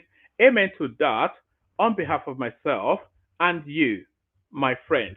So amen to that. So certainly amen with Zita joining us. Good to have Zita here. That is if she's awake. I suspect maybe not. Here is Baba in the house. Always a delight when Baba is here. Rational mind to put a bar humbug on the whole proceedings. So that's the assembled so far. Anybody else that wants to join. We kick it off, start it off with a rational mind. We do 7-8 minutes monologue because there's just about 4 of us at the moment. As the room continues to expand, and then we move the conversation around quicker. Rational mind, you're up first. Ogagba.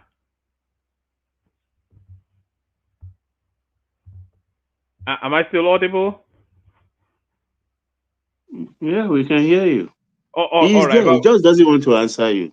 Yes, he's probably in the fridge or something. So hopefully he doesn't want to come first. All right. He wants other people to go ahead, and he comes behind her and does his normal thing, and then just go sleep. Yes. That's what makes him sleep easy. All right. Call him again. Come. If you don't come, don't show. He said us now. When it's ready, he'll pipe up. But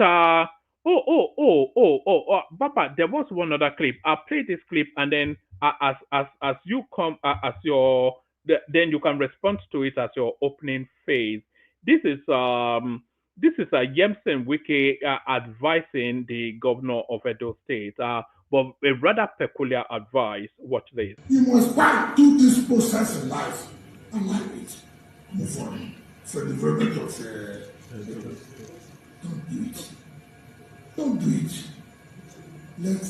And when I should have told you, pursue this man. I know what I passed through. I should only know what I passed through. I should be the one who prosecute Obaseki. I. Money, everything. I. What is it in life? Oh, God has given you position. If it was his power, you won't be here. But God has told him, you don't have it. I'll give it to whom I want to give it. But to tell you, wait. That will end in that respect. Dan.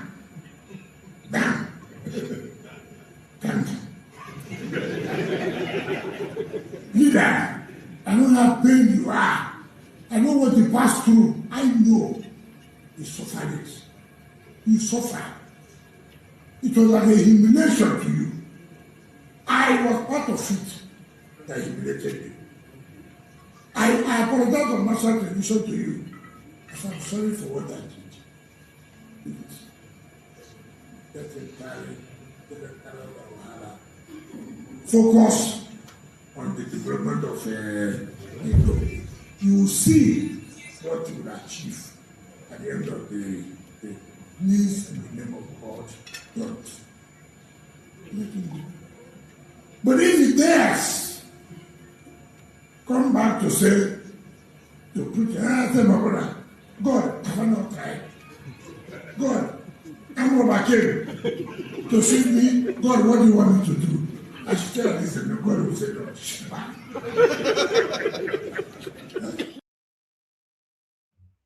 So that was Wike pleading with Okpebolo not to probe Obaseki, who Oshiomhole is pushing that should be probed. Are you following that space?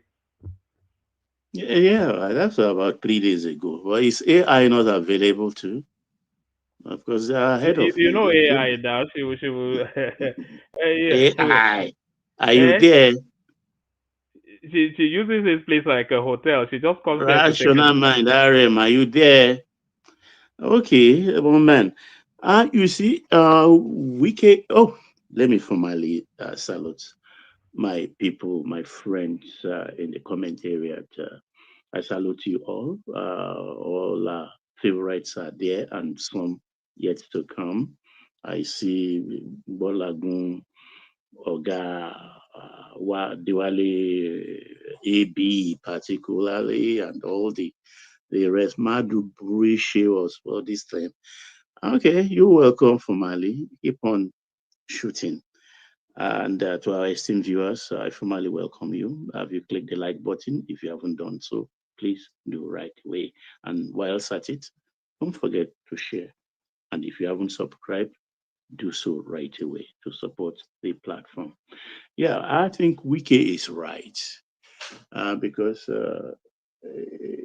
it's a distraction, unnecessary distraction. It will eat up a lot of time. That is, they should concentrate in developing a place. If Obaseki has committed some infraction, financial infractions against the state, it's the duty of the EFCC to prosecute him, to investigate him. So whatever information they have, whatever evidence they have, let them hand it over or hand them over to the EFCC to do their job so that they can concentrate on governance. The spectacle of yanking him off, doing EFCC's job, getting a judge and witnesses, it's not necessary. It's pure distraction. It's pure distraction. Ekbobolo and his godfathers should just concentrate on repairing whatever they perceive as damage Obaseki's administration has done to the economy and the polity of Edo State. That is, I support Wike in that, actually. Now, and I'm happy to see the Ashiwaju's old clip. You can see the fox has always had it in him. The old fox have always had it in him. That clip was so many years ago. And it shows he had always wanted to rule Nigeria. And when I see clips like that, it gives me hope. Because I don't think a man will waste maybe 20 years to plan for a position. And all when it eventually the heavens smiled on him. He got there and he will fumble. No. So it means whatever he's doing is intentional. He must have played it over and over in his mind, watching other political leaders destroying the economy of the country, lying to the people, making them believe all is well with us.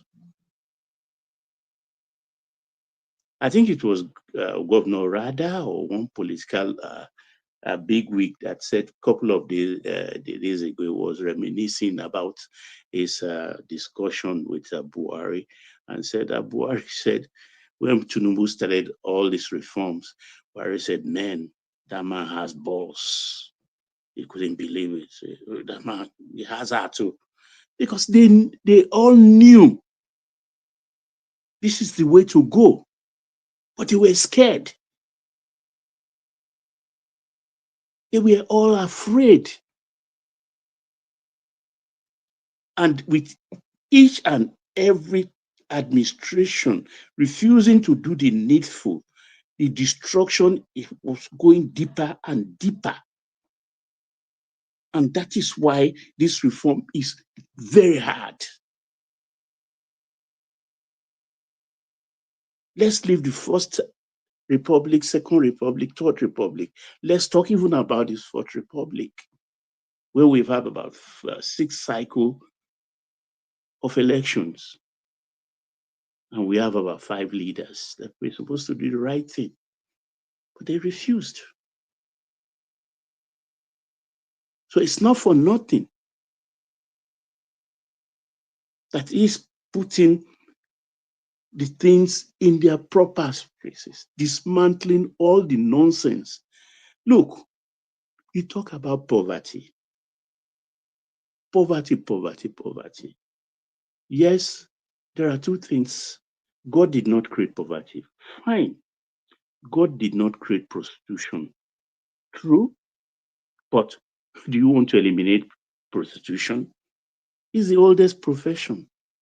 It's not possible. You want to eliminate poverty? Show me where in the world they've eliminated poverty. Even the good book said the poor will always be amongst us. And when we talk about the poor, it is categorized. Because God has given us the earth and the fullness therein. God did not plan it that we should be hungry. The Mother Earth we step on every day is there. If we till it, it will give us yield. We can feed. Look, when the That issue happened in December with the Queen of Ife. So I was curious because I've been hearing this guy Amzat when he was doing that investigation on the Ife chief who murdered somebody in his hotel. So I went on YouTube just to learn more about this man. Then I discovered one program he runs. It is called Kokoro Alate or so. I spent a couple of days following the story of human mysteries, self-inflicted poverty, of couples, of family, of children. I was aghast. Aghast in the sense that there a man, a laborer, a bricklayer, for instance, you live in one room and you have two wives in one room. And I start to wonder that what manner of woman will marry a man who has a wife already living in one room with children? How do they make out in the night? How many beds in it? Let's say that standard room of those days, I don't think now anyway, 10 by 12. What, there are 2 beds? What do you call that? It's not government. That's self-inflicted poverty.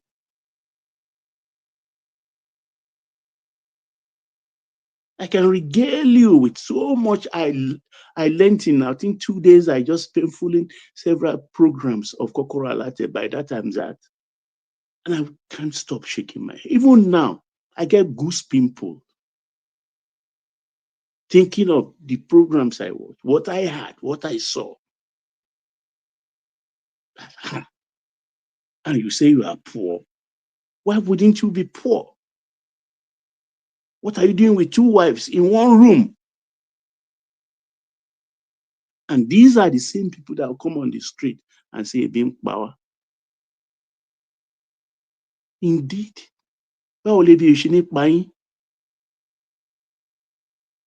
have money to rent one room, to marry one wife, have maybe 2 children. You earn minimum wage, but you are having 5 children. No self-control. And you say being power. That's self-inflicted. I mean, to some emotional people with emotional intelligence would think I'm callous. I'm not. It's the reality.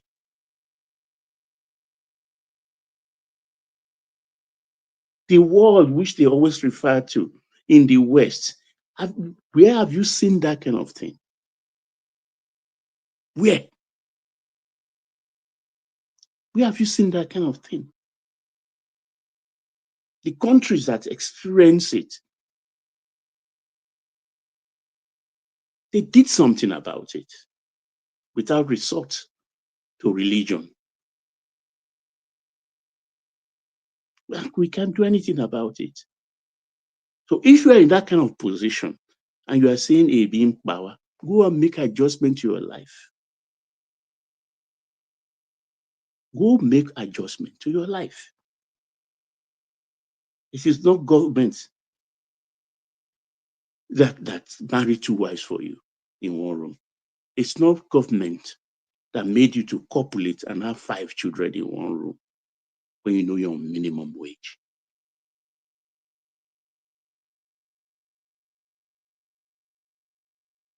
So let's just continue to now use emotional intelligence. Let everybody put their will to shoulder. You to sit down by doing all of this. Make adjustments. Divorce one of your wives. Let her go. And know how you are going to manage those plenty children which you can afford and brought them into life. You get a lot of that in the north. So there's a time I was seeing a clip of a guy that was being featured. I think he had about 100 children. But curiously, they were all educated. They all spoke. He had If you look, 100 one man, children no, if in you the have the north. means, if you have the money, It didn't look as though he it's had a means, joy. so, but, to have It's 100 kids, it's if you have the money. 100 kids by one man. Look, if you, I mean, I know people who have multiple wives. You With two, can't. even with 2 swimming pool and Sorry, about Baba. 4. Yeah. Sorry, Baba. You cannot. It's not just the money to bring them up. It's the time to invest in them as a father. I think that's the most important thing. And I'm not sure that anybody with more than 3 children will be able to sufficiently invest in those children in the way that will maximally impact on them. I don't think so. Well, you are talking about human touch now. You are talking about parenting. Yes, Fine. parenting. Which is the most important bit of being a parent. Oh, well, people like that, they don't look at the aspect of parenting. All they want is just the joy, and they have enough money. There is enough food to go around. So they just maybe most of those children, however, will not be the man's own anyway. It has to be it's when the man dies eventually DNA issues will come up, because I don't know how you can go around maybe about 20, 30, 25 women to give you about 100 children. So that's also have its own a drawback. You understand? So this thing they talk about, I don't want to be emotional about it, because going to that program, I mean, I learned a lot about human behavior. I learned a lot. I mean, what's this name now? Wigwe that died, almost a billionaire in dollars. How many children? How many children? Elumelu, how many children? Adenuga, how many children? With those people who can even buy some countries, who can buy island for themselves, will think that this is the number of children I think right for me to have. You think they don't have dick too? Their dick doesn't rise in the morning. Then you, who hasn't got anything, you start to procure. Some will tell you, it's God. They are God's gifts from children, from God. Children are God's gifts, and then you don't even know if I'm poor. Maybe one of the children will be the one to elevate the family. It's a whole lot of things, excuses. So if you give excuses, Baba, if we start to try to navigate back to the politics, yes, exactly. Yes, Atiku's exit from the PDP doesn't catch anybody by surprise. But what does this mean? I was saying then that this is probably almost certainly his last move. If he It doesn't has win, complicated yeah. everything. The whole thing has to be now, the permutation have to be redrawn. Because if he left PDP, so he is now situated in ADC. He founded that coalition. So it means he's going to contest. By the buzz we are hearing, that means Obi will eventually leave ADC. Because I don't think the obedience will stand for Obi to be vice president. Is Obi even in the ADC? We don't know the formal position. Are we clear on anything really? It's not, that's what I meant by the whole thing, the whole water has been muddied. Telling us he's still a member of the Labour Party, and it tells us that he has an association with the ADC. So what is, where is he? Well, I think even there is another extension now, because the PDP, they want to woo him there is a Egmont judge trying to say, okay, he should come over to PDP. They will structure it that it's a southerner that will have their ticket. I've had Shegun show me also say the same thing. So, but what happens in PDP is that whether Egmont judge, but the judge is saying that, or Shegun showing me, the man who owns PDP right now as we speak, Saraki or no Saraki, it is Winston Wike. He owns the secretary, he owns the chairman. So he controls the party. And by implication, by extension, when the coast is clear, the Atiku is the presidential candidate of ADC. If whoever Aso Rock wants PDP is that person that will get the presidential ticket of PDP. Don't let's fake it. With Atiku leaving PDP today, sorry, Wike Baba. owns PDP. Yeah. Sorry, Baba. If what you are saying obtains, then who would you recommend? Because in my opening phase, I was suggesting then that what will serve Tinubu the best is if PDP presents a northern candidate. I agree with you. It needs to dilute Atiku's votes in order to secure. Yeah. I didn't want to go there. That's why I just use it vaguely that whoever, by the calculation, will serve APC better. You understand? Is that person they will unleash? Maybe the Bauchi governor will be put forward. He contested the last primary thing, the Bala Mohammed. Yeah, okay, the guy, Bala Mohammed, may end up winning that ticket. But because people want to say, oh, the PDP will choose a southerner. No, it's Winston Wike, whatever he says, whoever he desires. And by extension, it is a plan that something that answer will come from Aso Rock. Because they will need it. So it's early days yet. You understand? There is going to be still twists and turns down the road as we go into 2026.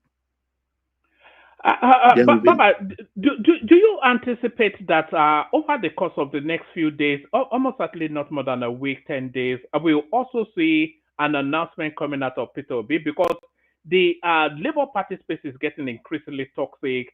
Julius Abure is made it clear that he would rather Obi was not there than be there. So are we in anticipation that we'll also see a big announcement from Peter Obi over the coming days?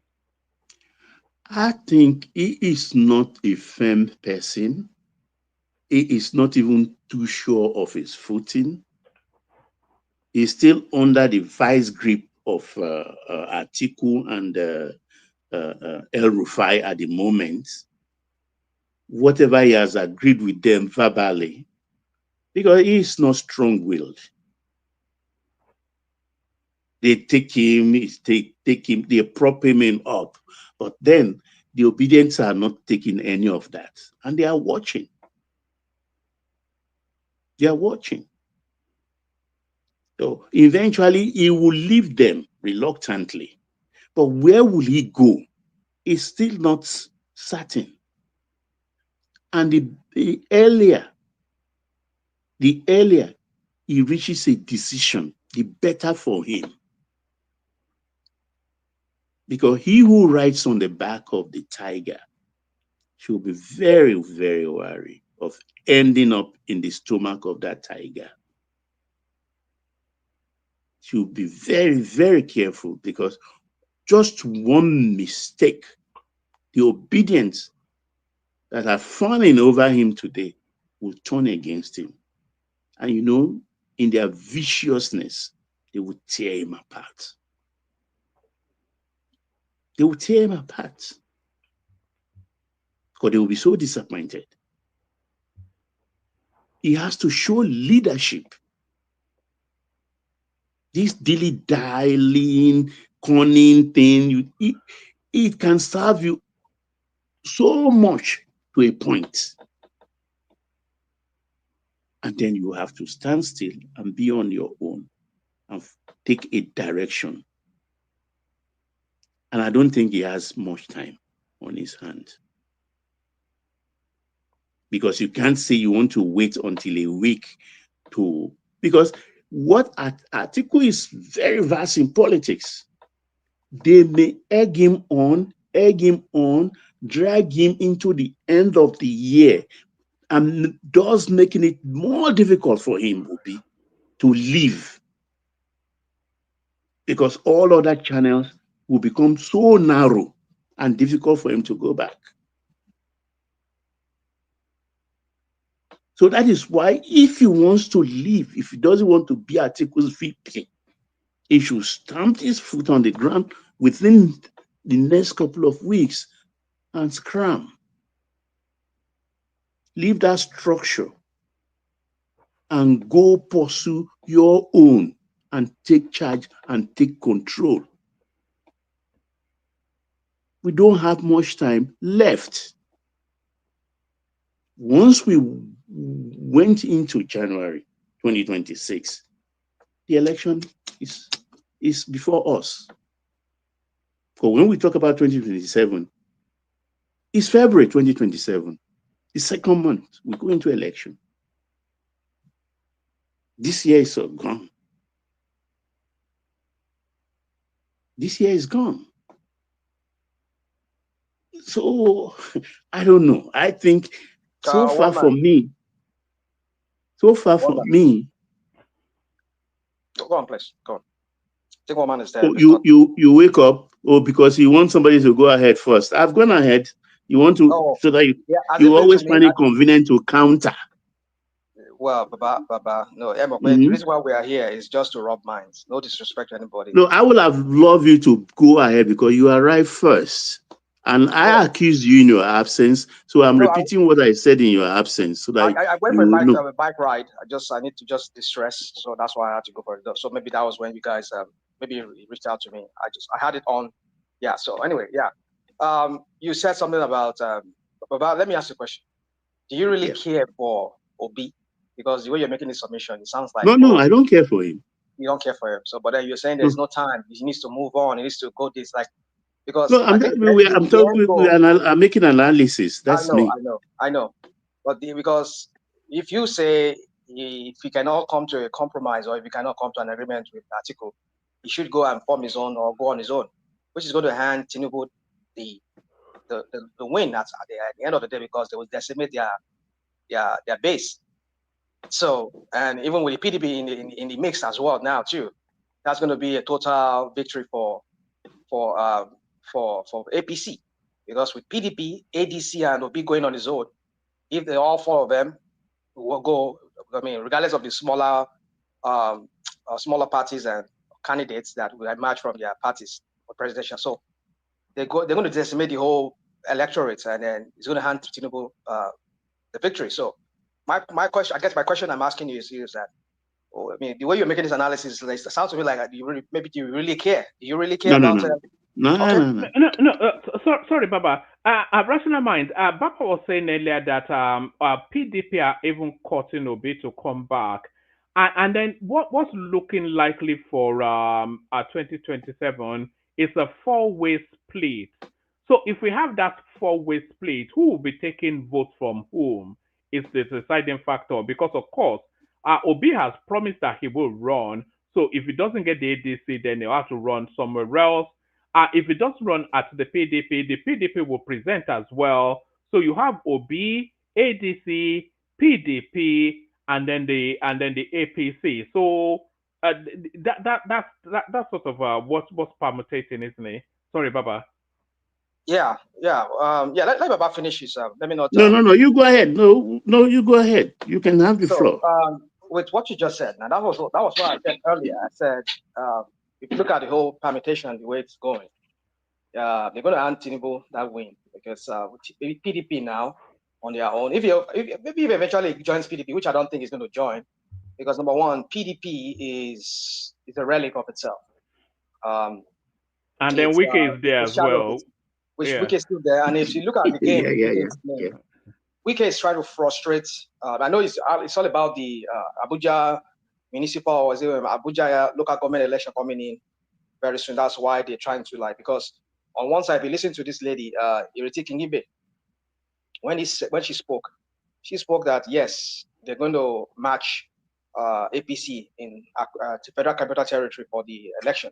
But you're seeing Abure, who seems to be the one who must have signed the candidates for this upcoming election in Abuja. So you see him in some kind of political dialogue or whatever with Wike. It tells you that Wike is making plans because on a normal, I've said it, Tinubu cannot win a fair election. That's why they do all this crap that they do. So being a spoiler that he is, Wike is a spoiler that Wike is trying to negotiate with Abure to make sure that all their candidates probably they will rig the election for APC or whoever he decide to want them to win that election, but not Ireti, because if Ireti Kingibe, which is ADC, which I think she says she has moved to ADC, if they contest and they win that majority of the seats of the local government in our Federal Capital Territory, I think it's a blow on Wike and to Tinubu, showing that they're not popular there. Of course, they're not popular from what I'm getting, for fellas that I'm hearing from on the ground there. Because with Wike's atrocities, so many atrocities, people are not How can you say that Wike is not popular in Abuja for all of the infrastructure? Well, it's notorious. Let me use the word notorious. And there's a difference between being popular and notorious. He's just notorious and a famous person. In the sense that it's notorious for what he is. I don't know if I was here yesterday. I was making analysis. But his impact on Abuja has been universally acknowledged as positive. You see, people, come on. No. Has his impact on Abuja not been positive? What is the impact, woman? Building road you is see impact. it every day. Building road is impact. Building a borehole is impact. Hospitals. What are those? I can go and get you the list now, and schools as well. Building schools. And is opening up places that are that have been left moribund for so long. Where's the opening? I can't give you the name off the top of my head, but if you want me to go and bring you a list, I can go and bring you a list now. People can do all these people can feed you. I'm not sure that anybody can diminish what he has done in Abuja. No, there's nothing he has done. All he has done is just this kind of ministers. There are no ministers that have worked the way Wike. I lived in.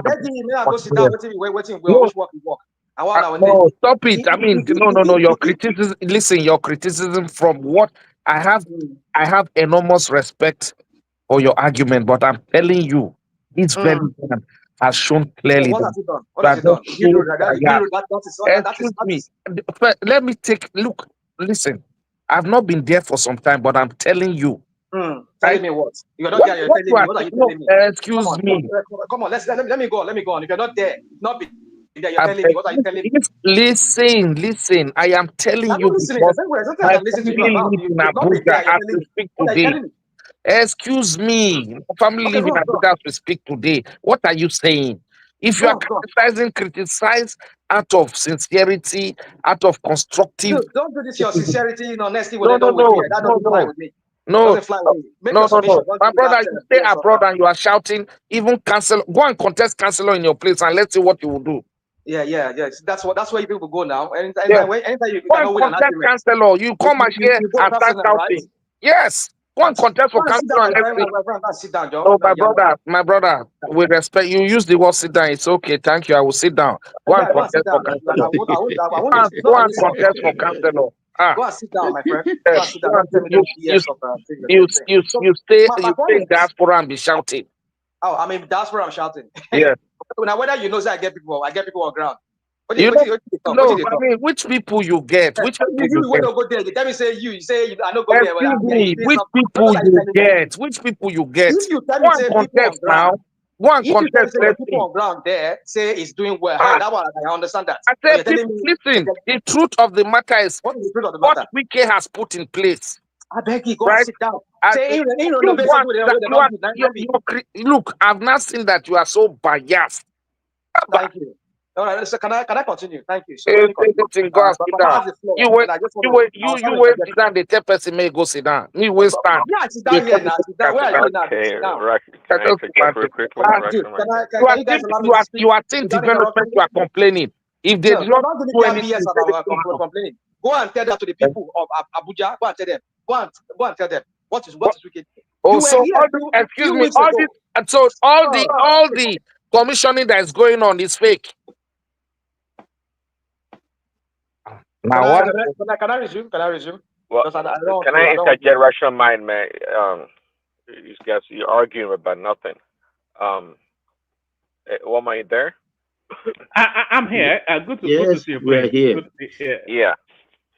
So, I said it before on your show, I guess, months ago. See, between Atiku and Peter Obi, even though you call Peter Obi a dunce all the time, I'm not really sure how smarter is Atiku, quite frankly.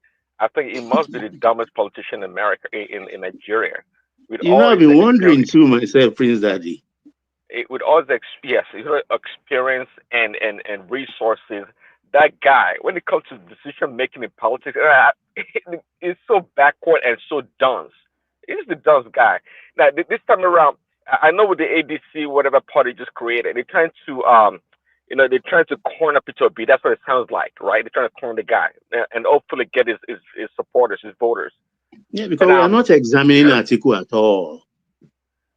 Yeah, at the end of the day, see, the reason why, I mean, Tinubu played a masterful politics the last time around with the three parties.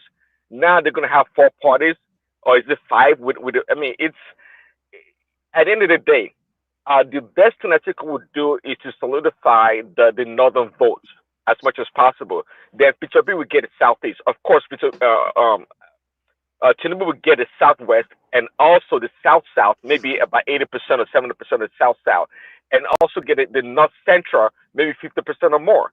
So at the end of the day, if you do the permutation, I think Tinubu will still come out ahead. It doesn't matter how well. You do this permutation. I don't even know where you're getting. Let me talk. I beg, man. It doesn't matter how well. Why are you getting that? Do you understand the feel how Nigerians are really mad with Tinubu and his government?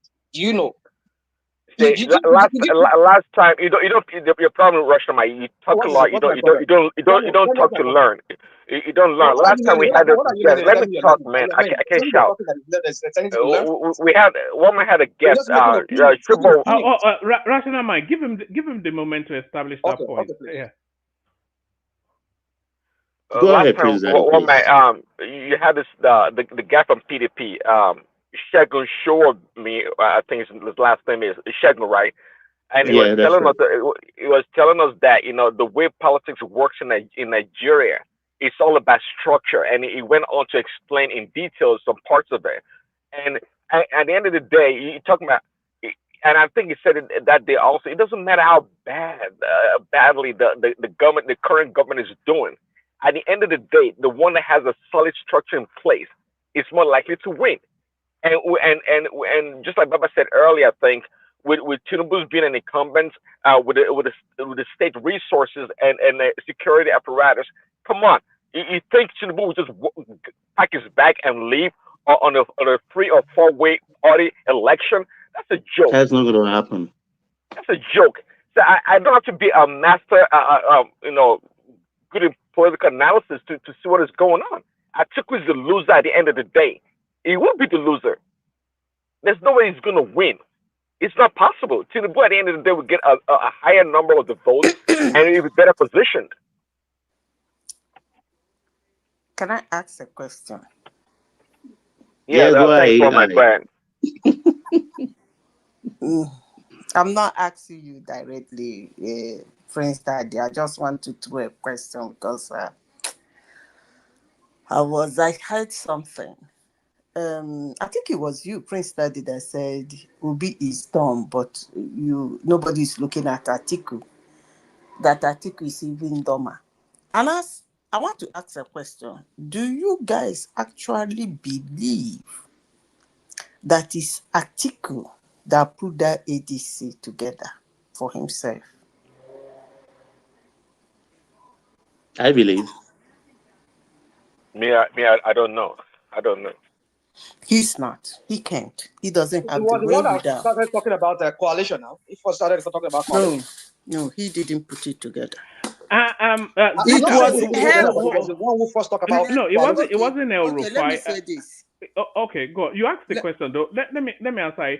It was Atiku. Did you see when Atiku went to Aregbesola in Osun State, and they took the former vice president under Goodluck Jonathan with him, and then we saw him. Yes, and we also saw him canvassing David Mark. So all of the building blocks that we are now seeing around that coalition, we saw him when he went around the country trying to romance them, and You guys are funny. Okay, let me say this. I don't want to go into. I want everybody to believe what they believe. But the only thing I want to remind us is that actually they started with SDP. But let me say this. If you believe Atiku is dumb, because I believe he's one of the dumbest politicians Nigeria has ever had. If you believe he's dumb, and you still believe that Atiku that we know since 1993 wake up to form a party, then I think you are contradicting yourself. That means you are saying he's dumb and at the same time saying he's smart. When it comes to my turn, I will speak. But there's no smartness in the coalition. It's just a standardized political move now. There's nothing. Listen, let me tell you. It's not blue sky thinking. No, it's a blue sky something. You see, one thing about politics is that when somebody makes a move in politics, don't underrate it. And by the way, it's a deja vu of what Obasanjo did a few years ago. So it's let me apart from that, it didn't work doesn't mean it's not a smart move. Listen, it's not every smart move that brings out results, but you should understand the intellect behind it. You don't underrate. You can underrate the person, but you can't underrate the situation that made that person to make that smart move. I rest my case. All right, brilliant. Go on. Yeah, go ahead. I was trying to say something before this Agbado people attack me. Likes of this. What's his name? No, I was actually trying to establish a structure. So if Baba lands, then you can take the floor and then use this. No, he's taking the floor already. He spent about 5 minutes. Go on. I will just wait my turn. No. I yielded the floor to you. Oh, okay. All right. All right. Bad for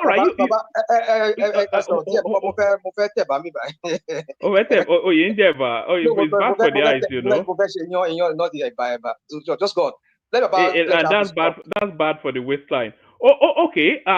So Baba either carries on, or we go to Zeta, and then we do 5 minutes monologue. So no Zeta, problem. I'm fine with that. Yeah, Zeta, Maurice, and then Prince Daddy, Kenneh with us as well. So we do it in that order. So Zeta, if you're ready, unless Baba wants to carry on. Baba. No. It's populated now, so let's make some progress. So AI, carry on, please. I defer. All right, thank you for holding it steady until people came in. Yes, Zeta, floor is yours. 5 minutes monologue from you. My own will not even get up to 5 minutes because I will talk later. One man, I saw your headline. I'm looking at it and I had a good laugh. Do you know why I'm laughing? Tell me. You guys are discussing about 2 men. These 2 men are very important to you guys in 2027 election. From PDP to ABGA, from ABGA to PDP, PDP to LP, LP to ADC, PDP to ANC, ACN or AC, AC to PDP, PDP to APC, APC to PDP, PDP to AC, AC to PDP, PDP to ADC. One thing I have to tell Nigerians that are listening to me today is that There is nothing wrong in those parties. They've been jumping from one to the other. And I want Nigerians that are listening to my voice today, that leadership is not about occupying an office. So sorry, Zita, what did Nelly Uchendo say? Can you remember what Nelly Uchendo said? I'm trying to remember what we said. Love one thing. No, she said, if you want to marry a husband, never you marry a waka marry about. a waka about. If you marry a waka about, okay. Leadership is not all about someone occupying an office. Leadership is about you having the ability to go to a place, a situation, circumstances, an environment. You carefully, without contentiousness, without quarrel, without strife, without anger, without backbiting, disrespect, or any of those things, carefully change that environment to suit your dreams, ambition, and aspiration, and the vision you have for that environment. Anybody who cannot do that is not a leader. These are people that people in Nigeria are supporting. And when I speak about them, they will abuse me. These are people Nigerians call their leader. And they're jumping up, abusing anybody who say anything about them. In short, the ridiculous aspect of it is that they try to show as if they hate you. Like, if they hate you, I don't even know what makes them feel that way. But it is what it is. I will end by asking one question to Nigerians. What do you actually want? Who are you in the first place? Have you been able to find out who you are? That these kangaroo, these criminals are gathering together. This is my criminal. This is your criminal. Support your criminal. I support my criminal. Because these people are not actually doing anything. Zita, you're asking Nigerians what they want and who they are. I think Nigerians are expressing what they want and who they are. But the frustration is that who they are and what they want cannot seem to penetrate to. Penetrate through. The way the Nigerian political structure is structured, the political landscape is structured, it's been cornered by a particular sort of politics which wraps around power and money. So and that's the stranglehold that these people have to break. There was a time in the first round Buhari Goodluck Jonathan election, the Financial Times of London, it brought out all of the data that they had and condensed the price of the Nigerian presidency to well in excess of $2 billion that they spend to become this is 2015 I'm talking about, so you can double, triple that. But that they spend to become the Nigerian president is about a $2 billion north of. So that's the landscape. So now, what do Nigerians want? You hear what Nigerians want. Forget that they follow Peter Obi, but listen to some of the narratives coming out of the new generation Nigerians. They want a paradigm shift from that norm. They want a new order. They want a better country. They want to feel the impact of the wealth of that country in their everyday life. So you hear that. I don't know where to start to. Hold on. You asked the question, and that's the response to it. Okay. So they want a different country, but how to wrestle the levers of that country to point it in the direction that they want is what they've not been able to overcome for reasons of the stranglehold that the status quo has over that country. So Nigerians are clear on what they want, but how to get it? Well, they are clear. They say it every day. I don't think so. I don't think so. I don't know where you about all those amount those guys are calling. I'm beginning to wonder whether they are their accountant. I don't listen to all those all those political news. Well, if you look at the logistics of it, no. Hold on. I don't listen to all those political news they bring about Africa. I don't listen to that. You don't have to worst listen things now. do happen in their country and they don't bring it out. I don't want to talk about that. No, forget all the worst news. Hold on, sister. Just even listen to what's been said. They said it cost about $2 billion to become Nigerian president. And if you look at the average logistics of it, you can already see where $500 million will go in terms of covering all the landscape of Nigeria, in terms of the bribing that you have to bribe, the vehicles, the staffing, all of these logistical things. That's already a heavy weight. And then when the bribery starts to come, you bribe in blocks.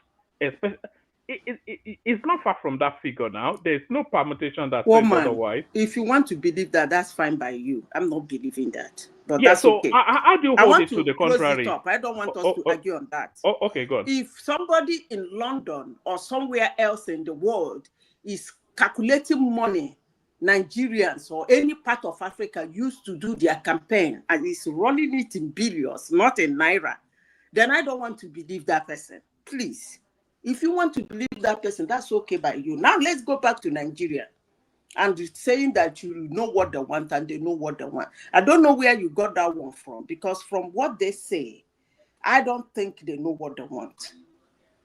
And I will keep singing it like a broken record.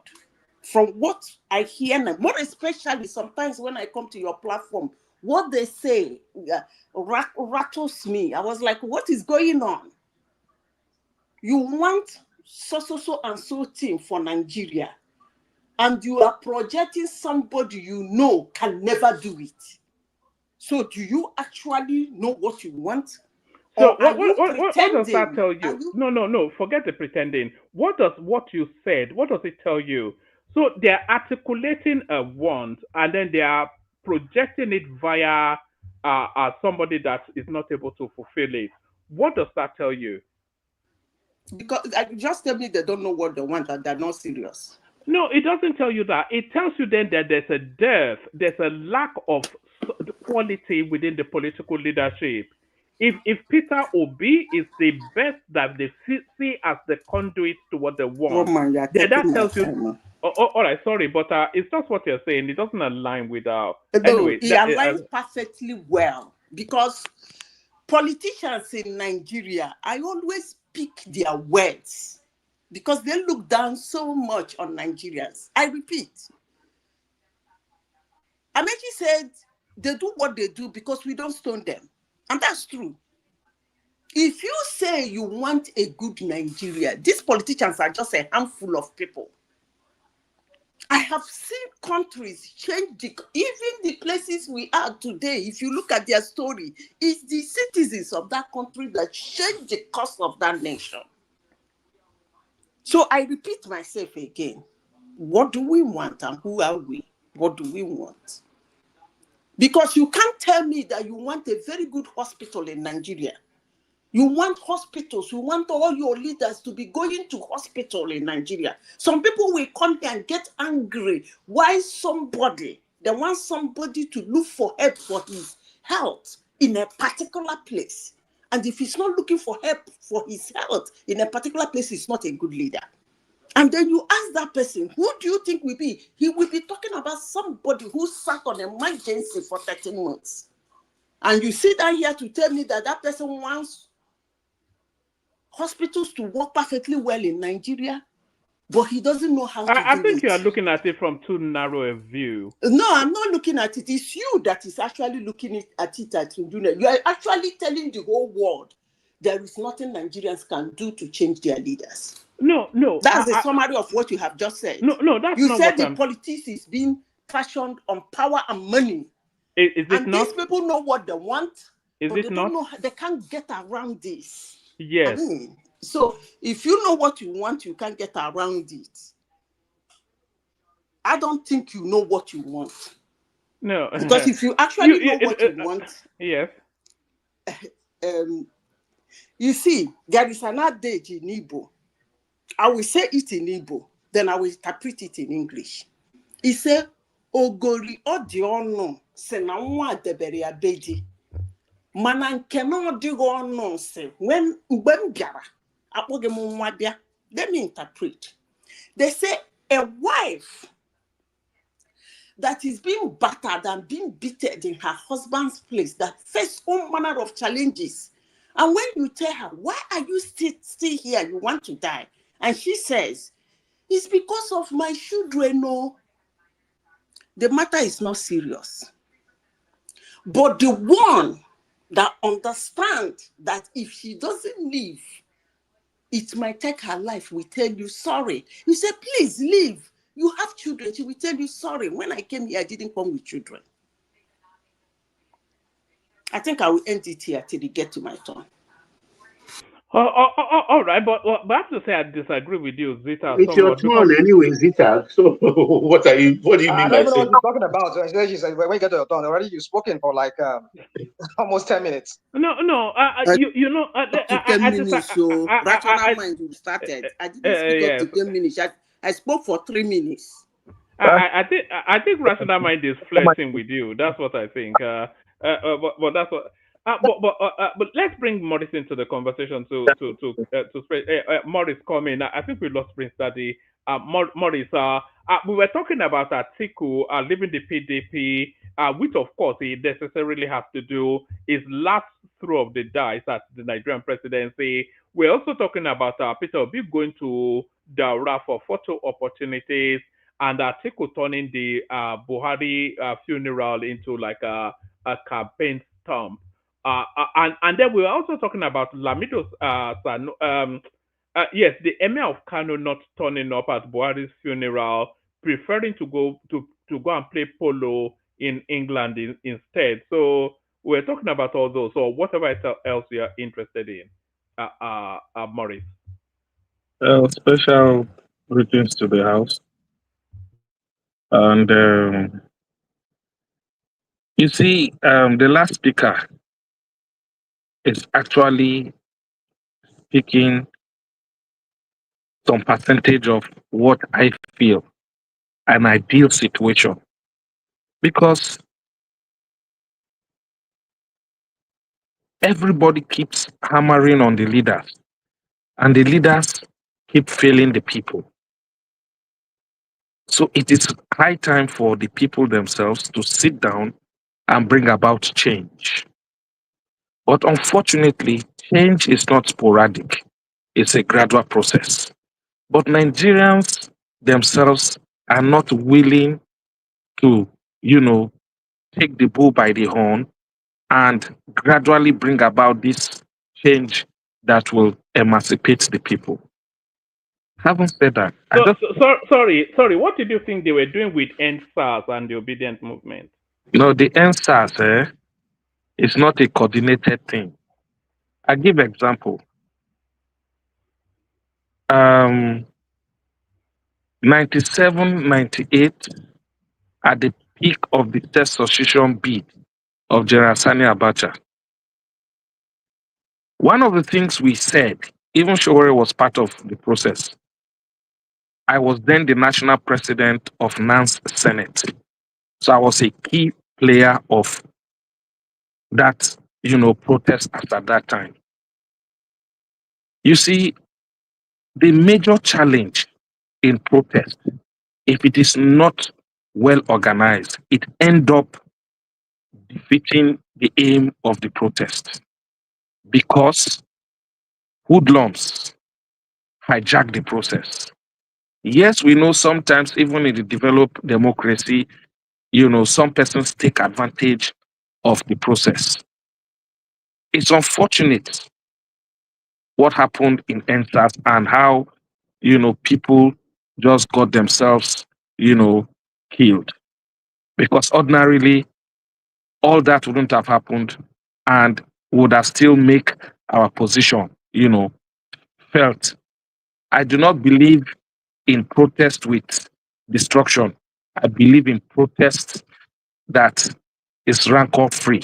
We make our position known. But I just want to make a recap of this whole Atiku thing.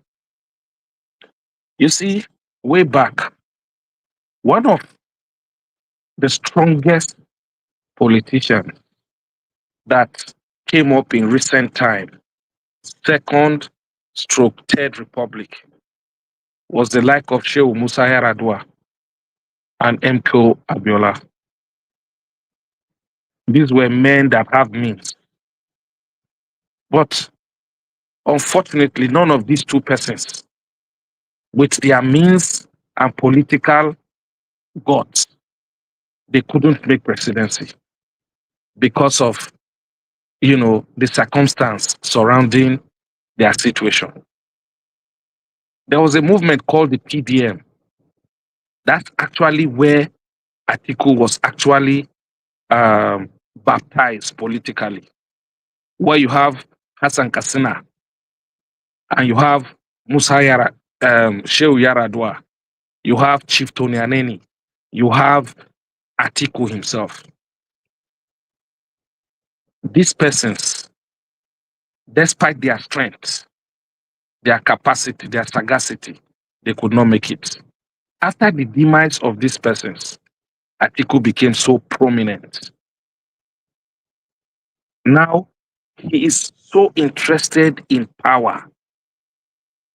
And that's why his then boss, Obasanjo, had to frustrate him seriously, which is also unfortunate.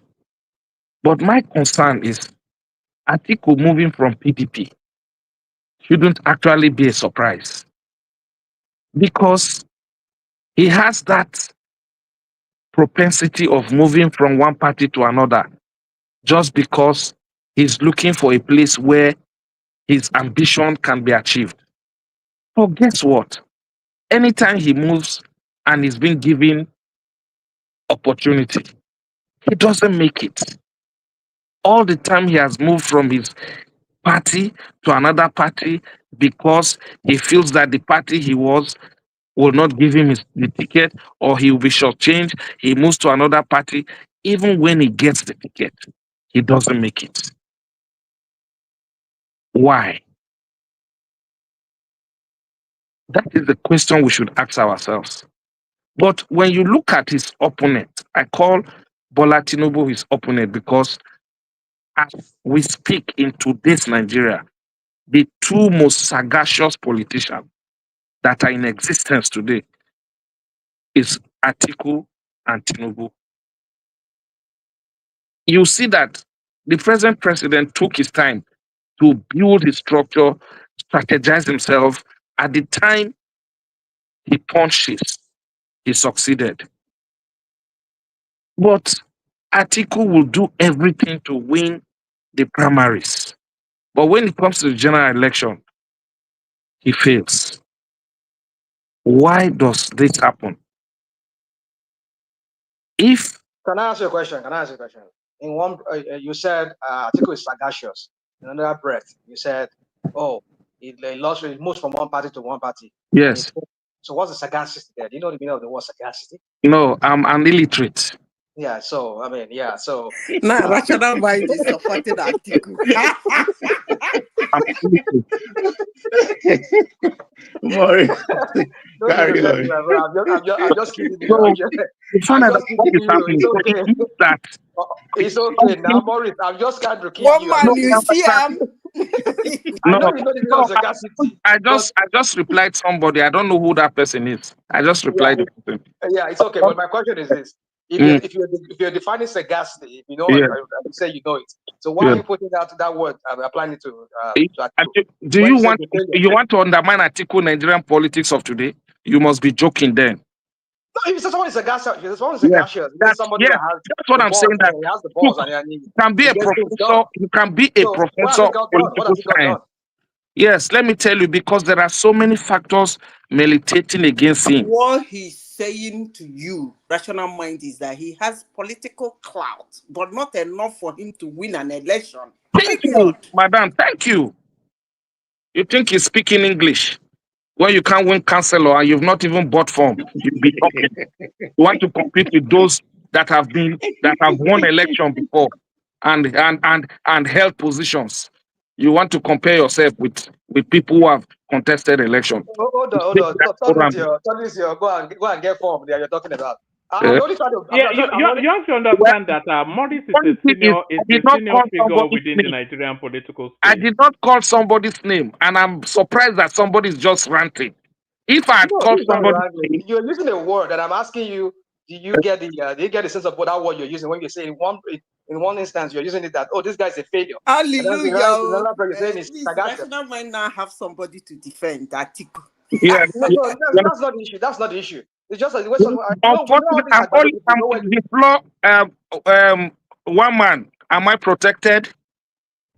No, you are protected. But rational mind is. Hold on, Morris. As you continue to come here, you'll find out that rational mind is a gentleman, but he will push you as people will push you here. But carry on. Rational mind. The guy you were just engaging with. Was there anybody talking? Oh, all right. Oh, okay. Okay. You didn't hear anything. I don't think so. Yeah. Okay, carry on. Thank you. People will no one learn, then go learn by force. Amen. Mm-hmm. So, like I was saying, right, with all the cloud and all the financial muscle that he has, Atiku has one of the most superficial political networking in Nigeria. But somebody took time to study those things and come up with something different. And that thing he did was what made him to succeed. Now, when you look at Atiku right now, with all the finance that has gone into his activities and all the time he has contested, sincerely speaking, if he was somebody that one can speak to, one would have advised him to say, look, leader at this level, step down. Put this structure behind a young person that is within 65 to 45 years. That will be acceptable in the 6th geopolitical zone. Someone that if he goes to... Okay. So, sorry, Morris. Put a name to that person, because that was the conversation that Zita was... It was saying that if Nigerians want this change, why are they packing it behind somebody as rotten as Peter Obi? And I was trying to explain to her that the political landscape at that leadership level, president level, there are no talent there. You know, if you look from Peter Obi, then you have to make the leap towards Sowore, Prince Adewale Adebayo, all of those, and they don't inspire confidence. They seem so light in features, so lightweight. So there is no talent within that space. That's why we have here. One thing I like about my friend Sowore, right? Yes, he's bold, but you see, in the contemporary politics, if you come as an activist, you will go nowhere. You will go nowhere. If he's able to convert that boldness or that political activism into political pressure, activity, where he will blend with certain political force and he will be able to build trust and confidence, they may give him opportunity. But when you come and you think that everything is through radicalism, you will not go anywhere. That's the truth. We were in the movement together. We came when we started our political activities. We were so vibrant and very, very forceful. They taught us lesson. The small change we brought, they leak it. You'll be surprised. They'll say, look at this one. You come to them, they'll say, I know he's our boy. He's a good guy. He's very intelligent, very articulate. They will leak your hard-earned resources. You understand? Sorry, Morris. I don't want to break your flow, but let me navigate you back to where you were. Yes. You were saying then that Atiku has run this cycle. He's a sagacious sort of a politician. And then if you had his ears, you recommend that. Yes.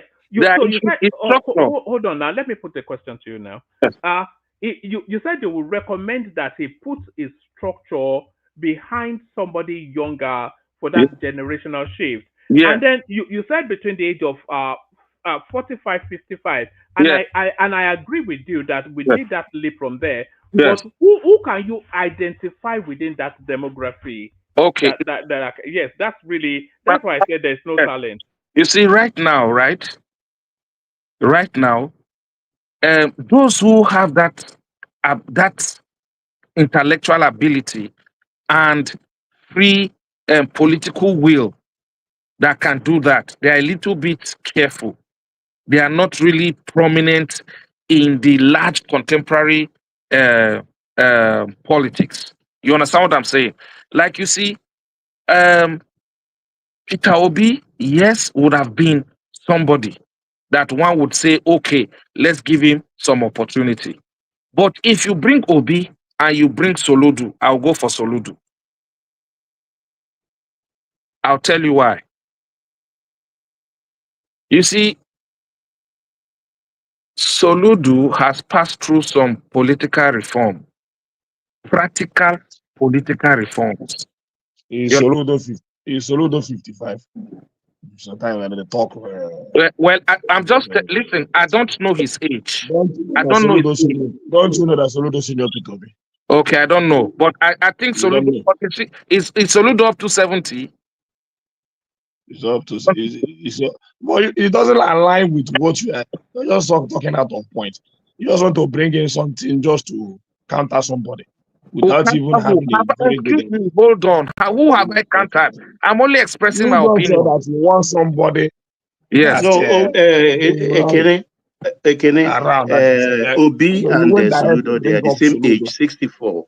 64. All I know is that Soludo senior Peter. I think you owe me an apology because I'm talking and you just cut in to say that I'm talking nonsense. Unfortunately, you don't even know the age of Soludo. You don't know what you are saying. You don't even know the age of. You don't even know the age of the man you are shouting.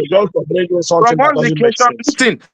You are a strong supporter of Peter Obi. Look, I've never hidden my identity. I'm an APC, and I'm a strong supporter of Tinubu right from day one, right from the first day I came on this platform. Do you understand me? You are supporting. But when I'm giving my when I'm discussing on issues, I give my own opinion as an individual, and you have the right to counter it. Do you understand? All right. Let him continue with his flow. He can be critical of Obina. I'll come to you straight after Maurice. Maurice, back to you. What happened to my this? I'm not even. Yeah. Can I? One man, I hope you're not trying to keep me here because I have to go very soon. No. Yeah. Okay. When somebody has prepared a bar, somebody has prepared a bar eating, right? Yeah, he has strength now. Just go and make your submission, and after you're done, I want to say because I have to go somewhere. I love this platform. So anyway, what I'm saying is that honestly, if I have my way to speak to Atiku, I'll tell him to put his structure under, a younger person and give the person the maximum support. You understand me? Because, leaving one party to the other, let's take this PDP. Atiku did everything to be the flag bearer. At the end of the day, displace other younger persons who most probably would have even had a better chance. Now, he has used that platform and dumped the platform to another platform. For me, I don't like people who, you have hope in, and somewhere along the line, unexpectedly, they'll just disappoint you because that thing they are looking for, that platform they feel that platform will not give it to them, and they'll just go to another platform. For those who care to listen, you see, ADC is complete Atiku structure. I'm telling you. And wait and see. You will see that it's purely Atiku structure. Are you aware that after meetings, the first place they went to was SDP? But the guy there is smarter. He refused what they offered. And before they went to ADC. You understand me? And when you see everybody that is in that ADC are our politicians that have held position before, and there's nothing for them. Their political relevance has totally dropped. So they want to now come to form the IGR, the initial Gragra. You understand me?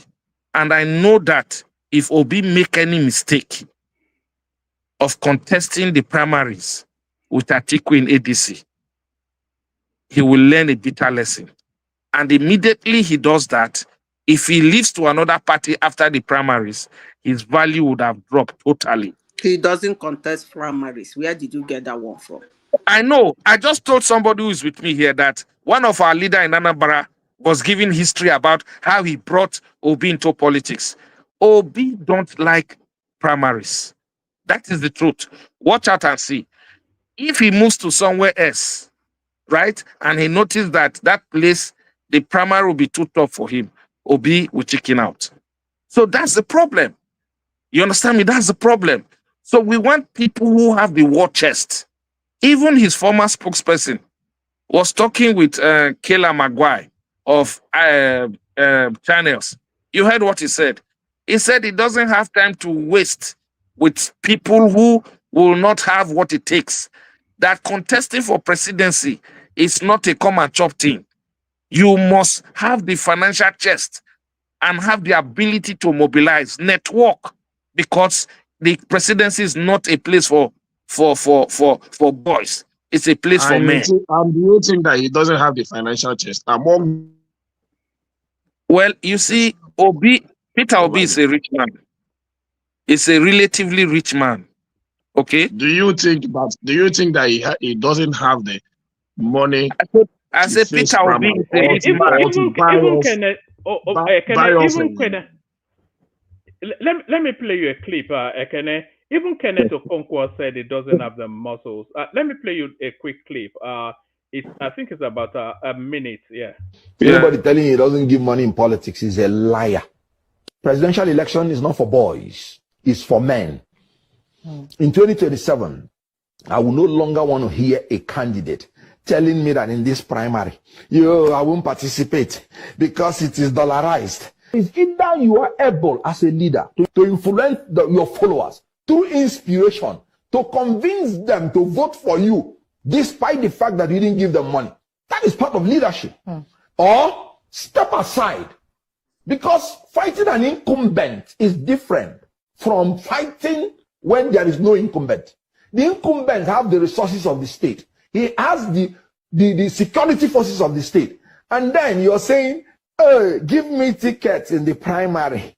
Oh, these people will outspend you. And you want to go to a new party where they will give you the ticket. And when they give you the ticket, you will go and waste it.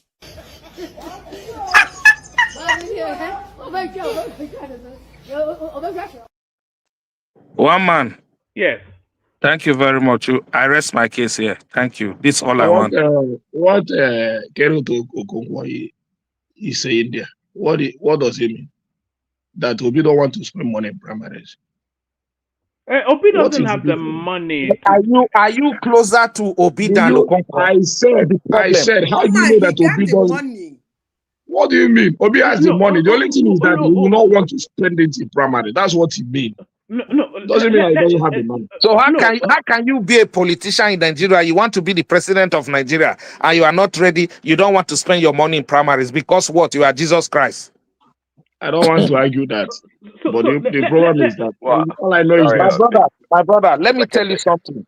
Let me tell you, even the money, if he wants to, the special case of God, if he wants to align the primary, if Obi wants to align the real Eastern politicians have realized that. Sorry, guys, one voice, yeah. So what I'm saying is that the real Eastern politicians have realized that they must stretch their hands across the Niger.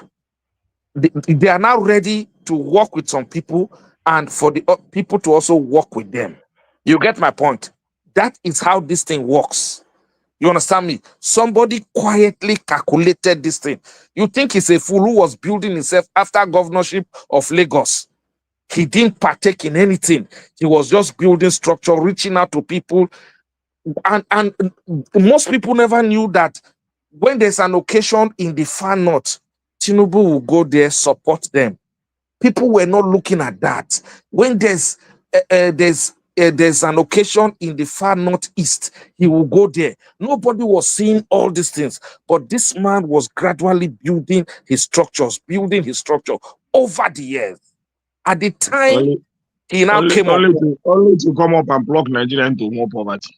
Okay, listen, Nigeria don't scatter before Tinubu come. Go and check statistics. Even you that is talking, if they give you your local government right now, you'll be confused. I challenge you to it. All right. You think leadership is come and top? There are so many. Hold on, Kenneh, because this could go on. You think it's one thing? Look, sorry, I beg your pardon, but just hold on. That back and forth can go on for a very long time. So let's just I think we'll get your established positions, the both of you. But let's have a little interjection from Prince Daddy, and then we go back to the structure. We go to Rational Mind, who gets like about 5 minutes monologue. Prince Daddy, Kenneh, then Remy. So just to maintain the structure, Prince Daddy, you wanted to say? Yeah. Thanks, Woman. So on the issue of Atiku's sagacity, I'm not sure where that comes from, really. That's why purportedly it does very well in the primaries, right? It's not because he does well, he has strategy or he knows what he's doing. That is Atiku I'm talking about. It's because we all know clearly that it doles out the dollar. It pays people off. The last election was quite clear, whereby when Peter B ran away from PDP, all Atiku knows to do is, drop the cash, and people will collect cash anytime, any day, and Peter B knows that. Apart from Peter B say doesn't spend shishi, Peter B is a crafty man. I would say that. Peter B, if Peter B is guaranteed the presidency tomorrow, Peter B will drop every dime he has in his account and pay it. He wants to be guaranteed. That's how Peter B does things. But again, to Atiku does not have any sagacity as far as I'm concerned. No, paying people left and right because he has the money. That's why it shows so clearly that the man ran 4 or 5 times to the presidency and he could not even win one. It shows that when it comes, the push comes to shove, and you actually have to strategize. Now, of course, at the highest level, you need all the money you can. And of course, then comes the resources. But now you have to strategize with all those variables, and it's unable to do that because it doesn't have that leadership capacity. That sagacity does not exist. It's a fantasy. It does not exist. And I still maintain that Obi, as a politician, as far as he's gone in the Nigerian space, is a smarter person than Atiku. So it can't be bad because Atiku has been around for such a long time. Doesn't mean that he knows what he's doing. It's quite. We actually have more documentation and record on Atiku that is. I mean, I don't want to use that word, but it is a failure. It is a failure. Peter B to me is better as a politician. He's only been there for not too long, okay? But he's a smart guy. Peter B is smart. He's crafty, If he gets his way, he's gonna go for it. But Atiku, with all his money, his resources, his experience, can get nothing done. Thanks, woman. I think if I may come in, one man, with your permission, though. Yeah, no, Karen. Yeah, thank you. Olajide Mokio Shalafiani.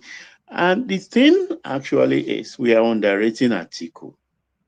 I think we are misinterpreting his mien. He's cunning, he's crafty, very devious too. He's not astute though, and he has deep pockets because consistently he has won primaries. It's the big ticket he has failed in when he contested. Has not won primaries consistently. Wait, he has been losing primaries. So wait now, the ones he won, let's count it. All the one, I think, when he contested in 2011 under ACN, I think Asiwaju handed it over to him. But I'm sure it only 2019 primary and 2023 primary he won. Even that 2019, even that 2019, that 2019 was handed over to him by Wike and them, all the PDP. Okay, so you people are looking forward to people that they hand over primaries. so you see, I can say it's only 2023, 2022 primary that he contested with Wike, when they now refused to hand it over to him again. Even that one pay cash for it. He didn't win nothing. That guy's don't win anything. He's only paying cash for everything. Baba, you always forget that he also contested 1992 primaries, in which he withdrew. He contested 1992 primaries. Customer. Oh my God! From 1992. You know, do you know they're saying in this 2027 that will be his 7th time running for the 7th. Are you kidding me? Yes. Yeah. I thought it was his 5th and that's time. what we call sagacity. That's what we call sagacity, right? I got it. I thought it was his 5th time. But the thing is, he has always succeeded in putting himself on the ballot. That says something of him, doesn't that? Because he has the money. Because there are dozens that fell halfway. He has the money, he has the pocket. Don't let's deceive ourselves. Let me tell you this, Baba. This man is the money don't they finish, because the way I see him, he doesn't have that money again. He don't use all the money contest primary. No, he has. He has money. He has money. Atiku has money. That one. Guys, let me do my thing. Let me go because yes, do your thing. But let me ask you a question. As you, I'm happy you qualified it that way. Let me do my thing. Your thing. Carry on. Do your thing. All right. All right. As you take the floor, take this question as well. See if you can answer it. How many times did Abraham Lincoln contest to be American president? How many times? Or to the comment section if they know. Yeah, but you wanted to revoke my citizenship. My citizenship, right? I think 2 or 3 times. That's it. Really. All right. So I don't know. I have no idea as to that, because that was not part of the civic test that I took for becoming a U.S. citizen. No, because they're trying to draw parallels between Atiku and Abraham Lincoln. So yes, about that. Well, I mean, Lincoln was a young man in his 20s, and was a young lawyer. He had nothing. Lincoln was literally a poor person, quite frankly. He was just that eloquent and that smart. You know, he uses sagacity rather to go that far, but he had no resources compared to Atiku, right? So it's not a good comparison. Okay, all right, thanks. Woman, like I said, I was about to try to say, when the guy called Morris here came here and he was just making analysis, I don't even know where he's just pulling the whole thing from. In one breath, he said sagacious, and in another breath, he said Atiku is a failure. And I was asking him, do you know the meaning of sagacious? And he's telling me that. So go and look at the meaning, my friend. So. I think your fellow Agbado is telling you that there's no sagacity there. I don't even know the crap you're talking about. I mean, and then no disrespect when I said Rashoma, I beg, don't call me Agbado. I'm not Agbado. I don't know what you mean. Don't call me. I'm not. I support Tinubu, but I'm not Agbado. No, you're Agbado. You're Agbado, and you're also a mega maniac. I mean, yeah, you're MAGA. I'm say MAGA maniac. Yeah. So and then they were saying that Atiku should have left the field and give it to younger people.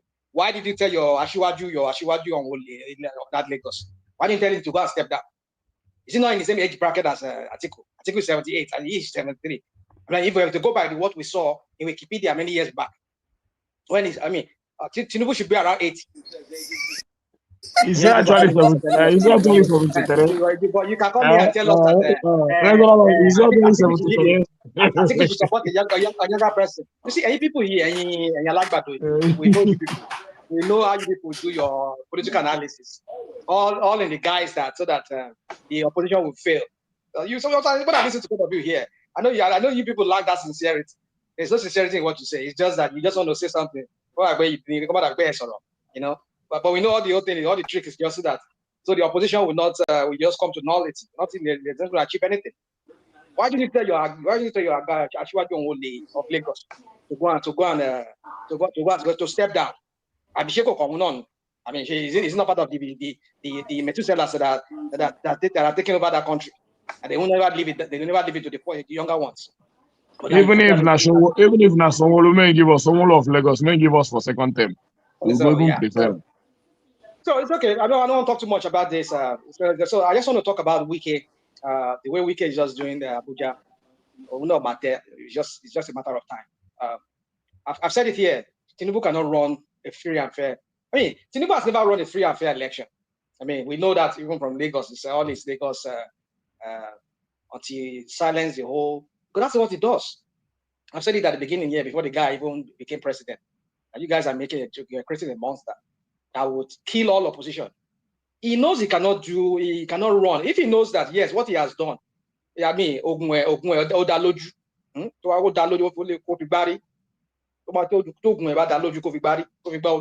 in sense, yes, he knows that, yes, he knows that he has the juju. Well, the juju in the figurative sense, I'm just saying in a metaphorical sense, I'm saying.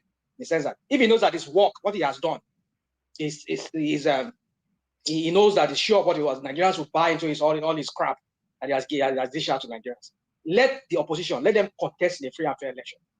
And stop this all manipulation that is doing through Wike and some other moles that is sending everywhere to go and scatter every political parties. He knows he will, and he knows he can never contest a free and fair election and he will win. That's why he's doing all this crap. But I want to ask you something, please. Why did the federal government stop their local government allocation? You see, that's what we're saying. That's what we're saying. I mean, I listened to. I will answer your question. I listened to the crap, the lie. Someone was telling us that Tinubu doesn't lie. Look at the lie he was telling. I can answer that question if you so desire. Okay, let me quickly answer that question. Can you repeat that question again? I'm sorry. You say what did It's a Kenneh's question about Osun State. Okay, Osun State. Okay, Osun State. The federal government stopped their local government allocation. I don't know why. I don't know. Let Baba answer that question, and then after that, hold on. Let Baba answer it, and then after that, you have a flow with minimal interjection, so we can go around a bit. But Baba, you wanted to give a Kenneh response. Yes, the previous government, before Adeleke's PDP came in, the local government issue was taken to court. And by the time Adeleke won, they were restored back to office. Adeleke did not allow them take up the office. Down the line, 1 year later, he created his own election for local government, and then all the PDP candidates won. So technically, there are now 2 local governments. How do I say it? Houses ready. The PDP cannot occupy the place because the APC previous ones, they know they have the rightful authority to occupy the local government offices because they've not run out their term. So that's where the confusion is. So the court said, well, since nobody is there yet, so we hold on to the funds.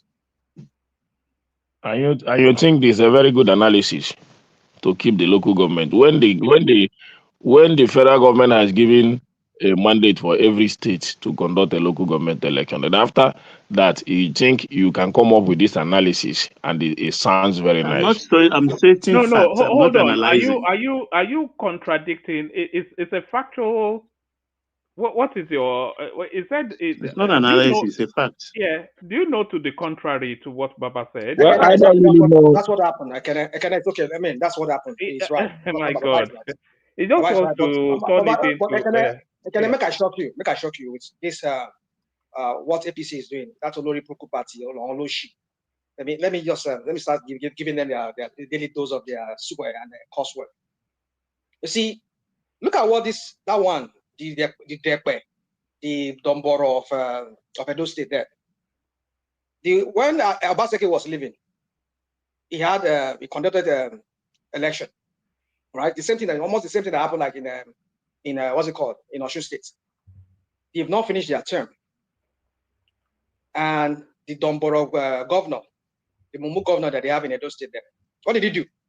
He booted every one of them out of the office. He replaced them with so-called whatever caretaker crap that they did.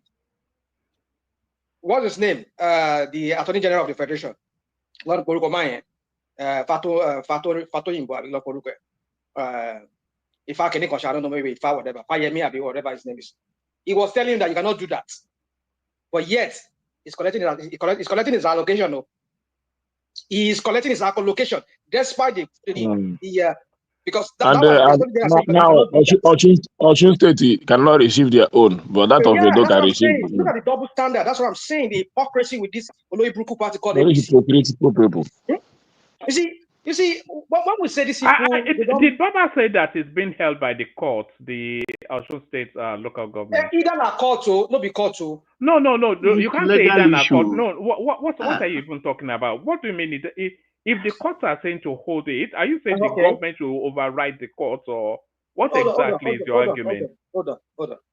When there's a legal position in Osun State which holds that money, there's no legal position in Edo State which doesn't. So no, that's not what happened. No, that's not what happened.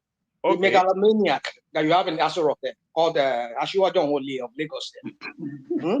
That one, when what's it called?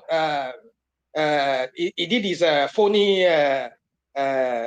what's it called? Local government, whatever. After we've spoken here, we cry here. They went to where they went to go and got the Supreme Court judgment, and Supreme Court said that they should be giving their money.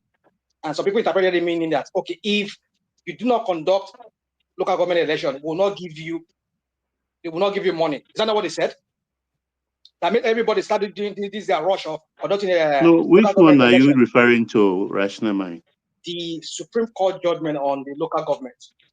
In which state? The one that granted them autonomy. Autonomy, yeah, that's what I'm saying. Yeah.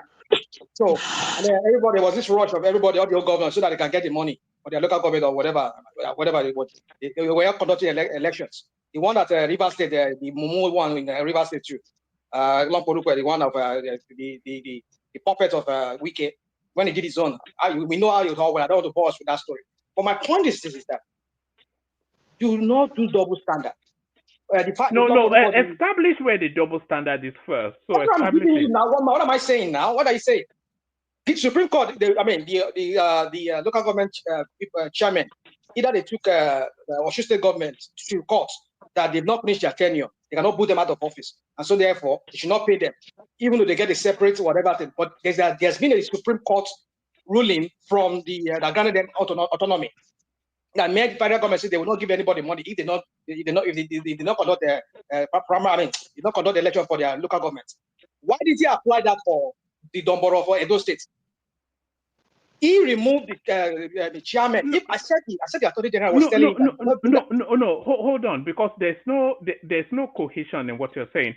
In Osun State, there is a legal standing by the local government space of that space, by the APC local government, that they are still in situation. And Adeleke has now done a separate local government election, which now returns a PDP local government. So there's a position then, and the court holds their money in abeyance until that situation is resolved.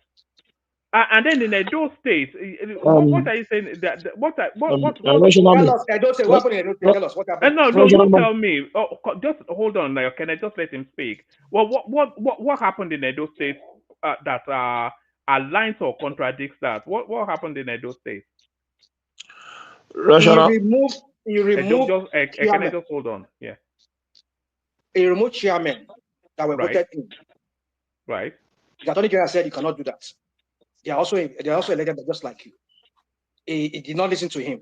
He removed them. Right. I know the whole thing is just so that he can put his own people there. Maybe at the end of the day, he's going to do his own election, just as they did in Osun State. But yet, no, they are telling the man to come to APC. If the man they camp, everything goes all right. No. You are taking us to a different direction. Let us. We're not talking about Osun State right now. I'm talking about Edo State. So in Edo State now, he has removed those chairmen that were there.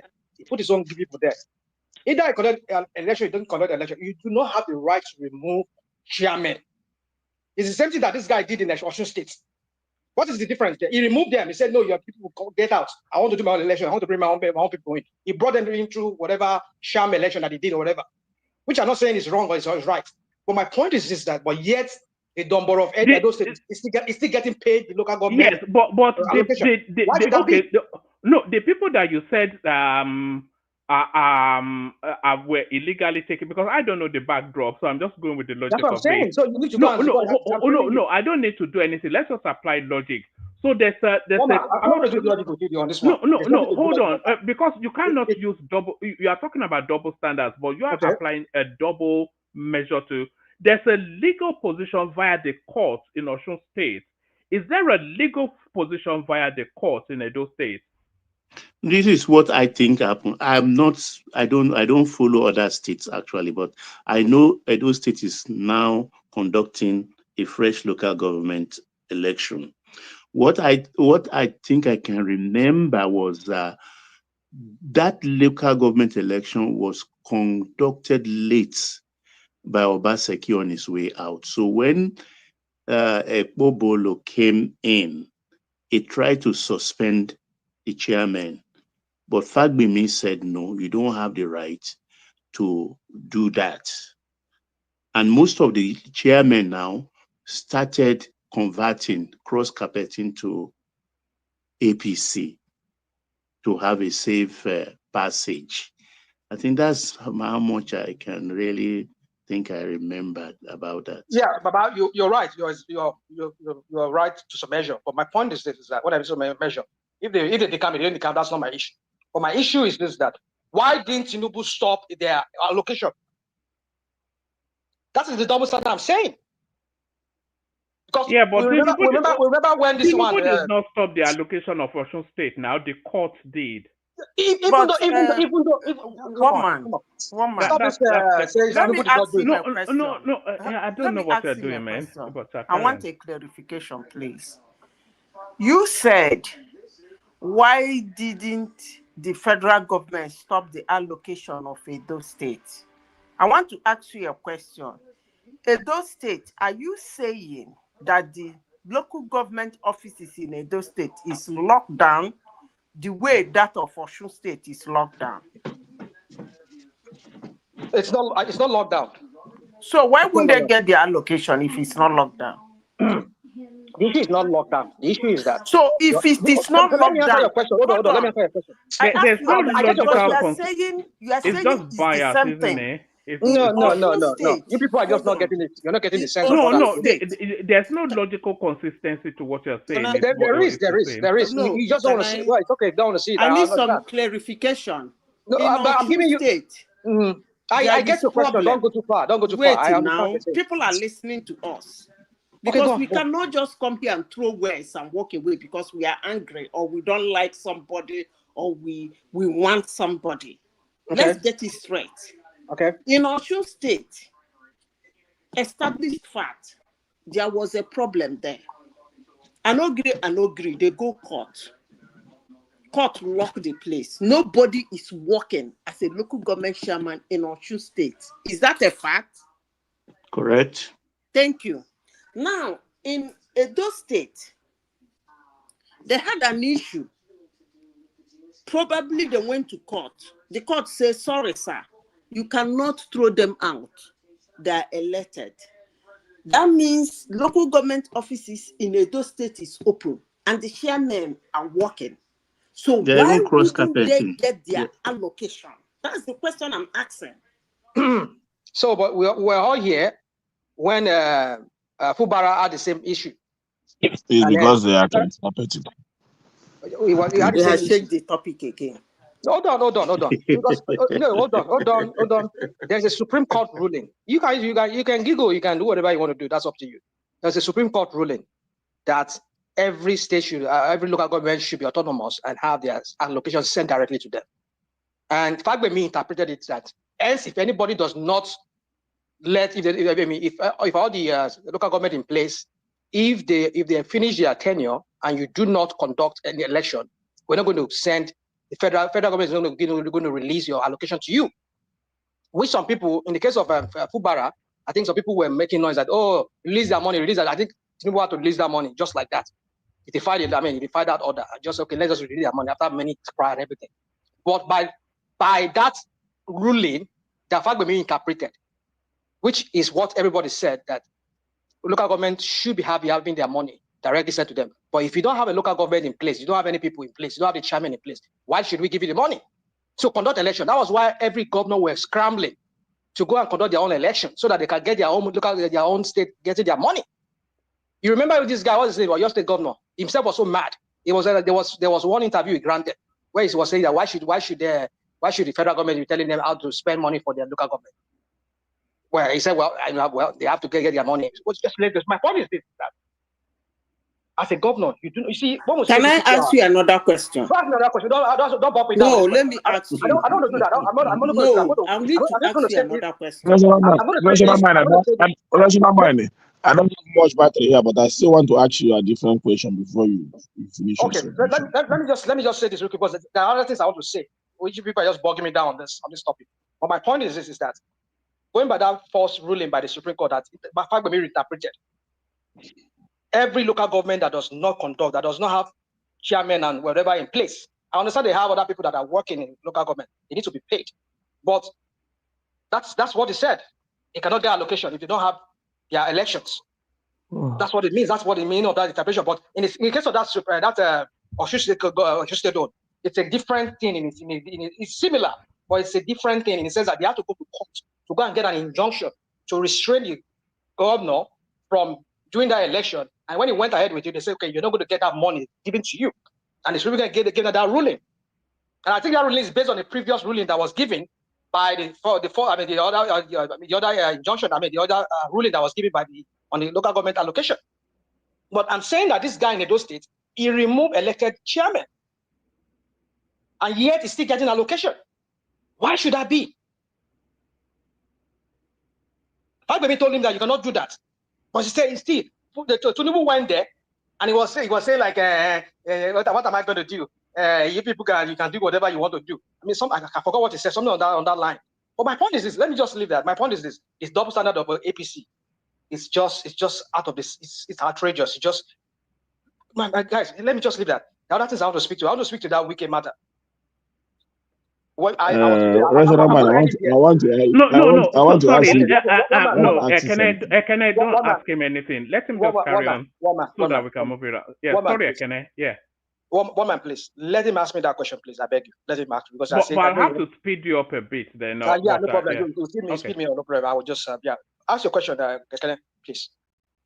Rational mind. I want to ask you a different thing concerning this Buhari departure. Don't be annoyed. I've never seen any world leader condoling with the Nigerian rest of our past leader. Please, why is this so? There were three presidents there now at the funeral. Who are the presidents? Tell us who are there was the Guinean president there. There was the Malian president there, and the president of Niger Republic was there. I think the ex-president. I think the ex-president of Ghana was even there. Yeah. I mean Europeans. It's okay. Let's not so Africans are not world leaders. It's okay. You want white people that. Hold on. The king of Saudi Arabia sent messages, including the prince. Okay. And Atiku Abubakar visited him in London. I mean, he commiserated with the family in London, accompanied by. Atiku Abubakar is not in place now. He's the former president. We're talking about the government of that country, except maybe was sent by the government to go and represent them. So let's not spin this. But anyway, but it's okay. It's okay. I mean, let's just let it go so that one man will not. I mean, I understand. I get your point. No real better person, no real better world leader. Really, that's not to say I'm denigrating the other world leaders. Donald Trump did not come to Daura. It's because of the way they bury somebody. Donald Trump did not come to Daura. People will not hold on. People will not leave their assigned duties. It's the way Muslims bury somebody. You die today, they bury you the next day. It's okay. We know. They don't drag crowd. You don't have to send anybody. They don't drag such crowd. You don't have to send anybody. But they can send their condolences. Now they can send their condolences. Now. Exactly. So because even in Nigeria now, if not other country now, Nigeria will be the first. Of course they did. And let me remind you that he's not a lot of countries did. Okay. Let me let me. And that's a valid point that Zita made, by the way. That is not a sitting president. So where exactly are they sending condolences? So yeah, we get it. But then you can always look for something to say about that, right? All right. Is that not true though? Is that not true? Well, we hear, no problem. But the thing is that the guy, I think his popularity among world leaders, it's okay. Leave that between them and the world leaders. But my point is this: is that is a personal friend of the Archbishop.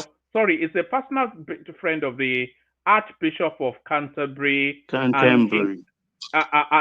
King Charles. And so did they send any words? I'm not sure. I don't know if they did or not, but it's known. The Archbishop. What of London? What's in London? When we spend all our money for hospital? The London, when go spend our money, all our money for hospital. They did not recognize all the dollars we spend in their hospital. Okay. Let me continue. Yeah, carry on.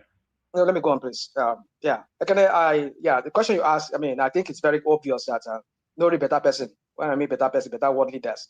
Like you said, all these Europeans and maybe like Americans. One man will say, "Bring it home, rational mind." I'll bring it home. It's just because when people interject me, that's what people do here. You just hammer me and then I just forget my truck. But this is the point where I'm going. There's two things I want to say. I will rattle through those two things. Two things I want to say. It's all about this Wike issue, this crap that Wike is doing at FCT. I listened to, yesterday I was talking about it. I was giving my analysis here about the land that this guy took away from the University of Abuja. And today, Charles Anyagolo interviewed the provost, the pro-chancellor of University of Abuja, something Tejo Show, whatever they say it was. It's a Yoruba guy. Interviewed him, and the guy was himself speaking exactly what I said here.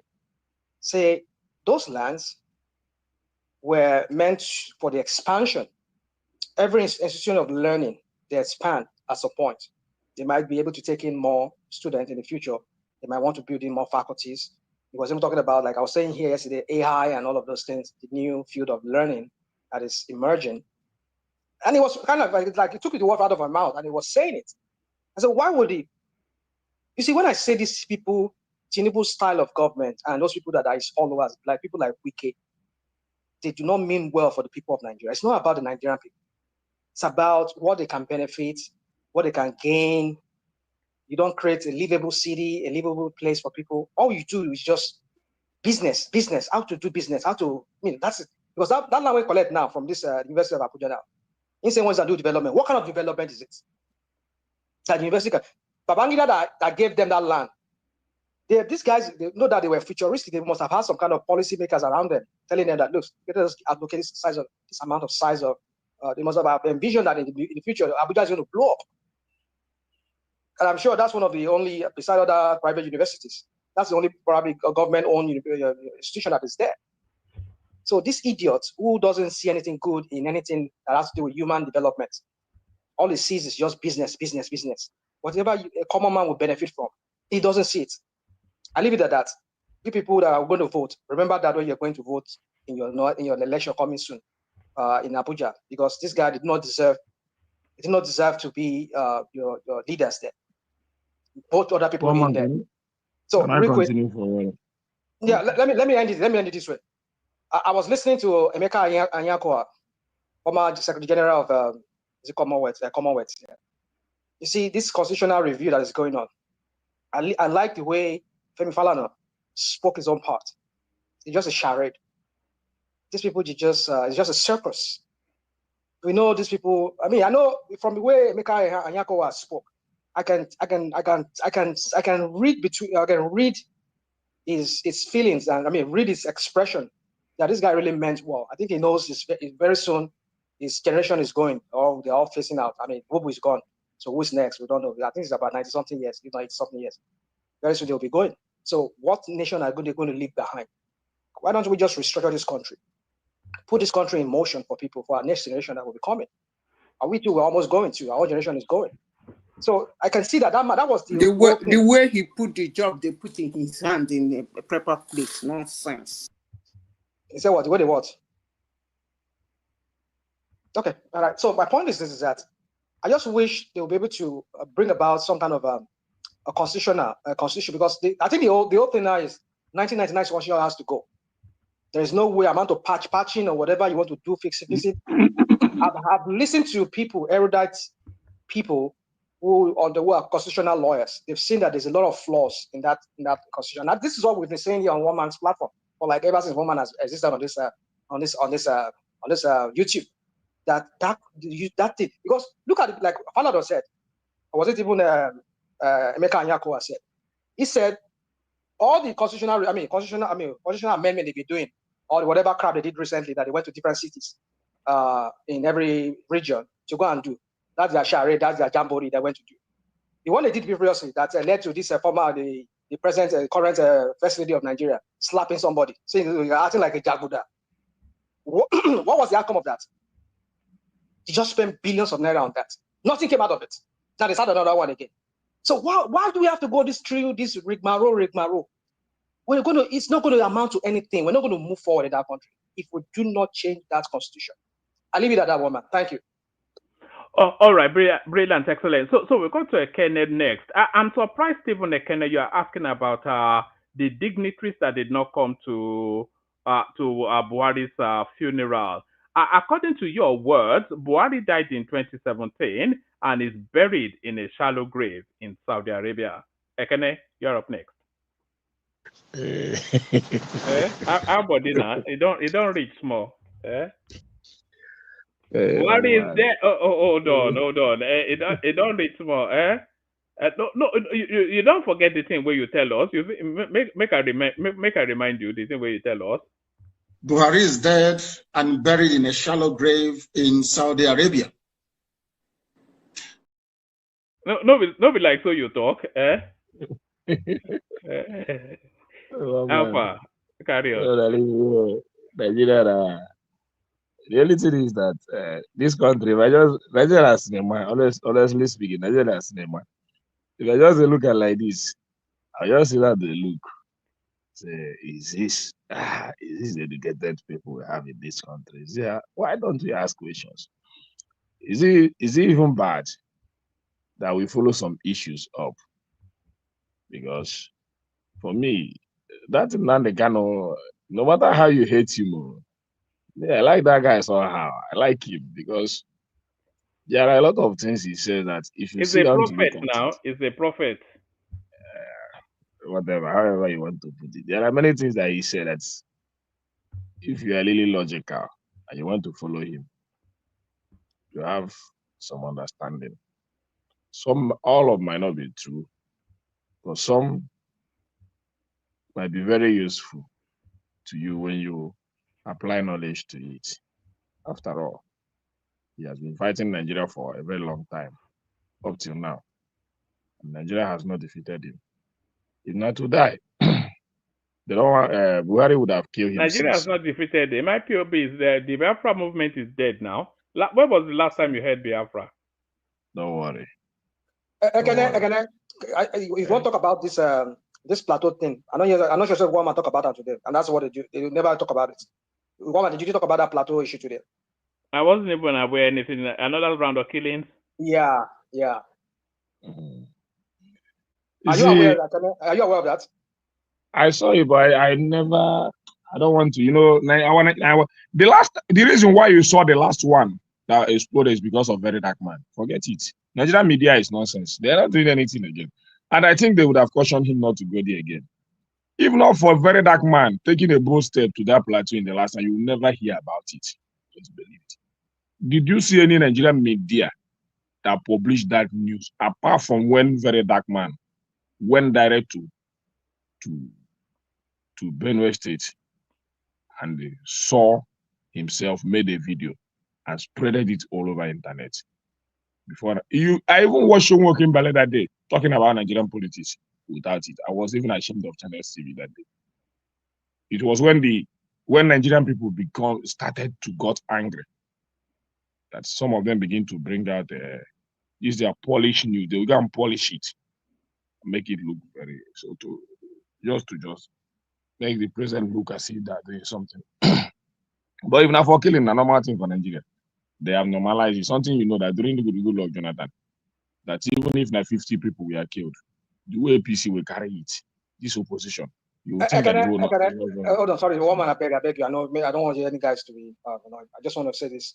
Did you remember that a few days ago, this idiot, the Mumu Fulani idiot, that is NSA, did you see again? It came out again. Tinubu again. With crap he was doing in the past time. Barely just few days ago. I mean, they now turn NSA now to the political place where they make political statements. Tinubu, whatever. Tinubu, don't mess with Tinubu. You don't want feedback from government parastatals? No, come on. It's not. It's just do your job. Shut up. That's the thing. Not you, woman, but I'm talking about. No. I know, but you don't want feedback from government. No, we don't know. We want to see action. We don't want to see this too much of talk. The idiot that was speaking. You don't want to hear about their. Is it not talking about the action? Enough of this talk. The first time he said Tinubu gate. You know how many people that died after them? Nigerian army that were massacred after them. Did you say Tinubu? Did he say Tinubu had ended insecurity, or did he say that they are making significant gains? I hear you. Let me say this, because I don't really have much battery again. I was just sorry. So the point I am making is this: Nigerian government has made me to start to believe in Nnamdi Kanu. No matter how you want to put it, and no matter how you want to say it, call me IPOB, call me Biafra man, or whatever you want to call me. But you see that Nnamdi Kanu, I now respect him to some certain level, because most of the things he said, people say, he's not a sitting president. I think somebody countered it in the comment section that Abiola was not a sitting president. World leaders troop in for his burial. Okay. You know, APC always have something to cover their propaganda. But that's by the way. Buhari was being shielded from the public for many years, even during his governance. He was being shielded. They would just bring him and flash him out and take him back. Even his dead body, everything, he was being shielded. And these people tell you that after 2 years of his regime, they will announce him dead. You understand? And that's how it happened. The contract is over. And the business has finished. Let's continue to the next chapter. So, for rational mind. For your information, it's more than 2 years he left the office. Okay. However it is, I know that if you count from 2023, when he handed over till now. But if it is, what say something about you are breaking it, Kenneh. You're breaking. Right. Have we lost you? Are you there? I'm here. Yeah. You were breaking, but carry on. Okay, this Wike stuff. I don't know why. I don't know what people see in Wike that made them think he's a Superman. But you see, Nigeria love their oppressors. Hitler of Abuja. He will build 9 kilometers of road and will not pay the staff their salaries. The students were at home for many months. You don't care about the people you are ruling. Infrastructure is good. I will not condemn it. He has done some infrastructures in Abuja, but only to have ground to take over all the land of Abuja and hand over to his children. And when they asked him, he said, "Are my children not Nigerians?" But he can collect other people's own. And people say the guy is a super politician. No respect on ourselves for this country. Honestly speaking, no respect on ourselves for this country. Not only for Nigeria, It's only Nigerian. You hear and see citizens defending this rubbish. Something you know that it will not happen where you are staying in abroad. It will never happen. Guys steal a kobo in China and know what will happen to you. Steal 1 naira as a government official in China and let the government find out that you stole a public fund. I think it's death sentence. But because of our ignorance. Sorry, Kenneh, big apologies. I'm going to bail out. Ola will be in charge. Ola is not fully here because it's at work. He'll only be letting people in and out. So you guys will have to manage the conversation amongst yourself. Kenneh, you have the floor. Remy comes after you. Prince Daddy has dropped. I'll drop too. Thank you, everyone. See you tomorrow. Carry on, Kenneh. So when people come here and start to defend these politicians, I don't know what they stand to gain. I don't know what you are getting from them. Are they paying money directly to your account? Are they feeding you? Are they sending your children to schools? Are they building houses in your village and in the city where you are? I don't even understand that a man will come to Abuja, build 9 kilometers or few kilometers of road, then steal all the land that belongs to the Abuja people and allocate it to his children. And when they ask him, the only answer he could give to you people is, are my children not Nigerians? But because you know that your candidate win the next election, he never sent. Something you know that if it's an opposition, you people will not sleep over it. We don't want to help ourselves. I see. We, the citizens, not me, you, the citizens, are the one helping politicians to destroy this country. Why you're the last in abroad, enjoying good governance, enjoying rule of law, enjoying good policy, enjoying good army and everything. When it comes to Nigerian stuff, Wike can do anything as far as he can keep power for Tinubu. That's how it is. And the teachers are roaming the streets hungry. The students are roaming the streets without going to school in Abuja. You just give them some few kilometers of road and bus stop, which is not bad.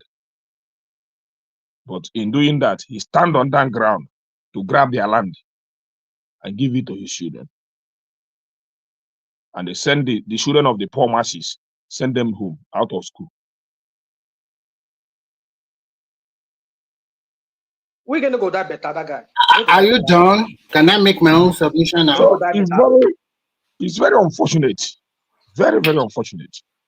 But when I hear people praise him, look at what he's doing. See the man he put in River State. He has stolen all the funds of River State. And the government don't care because the money they are sharing is getting directly to them. And when the State House of Assembly want to speak, they will shut them up after all that people who have started them.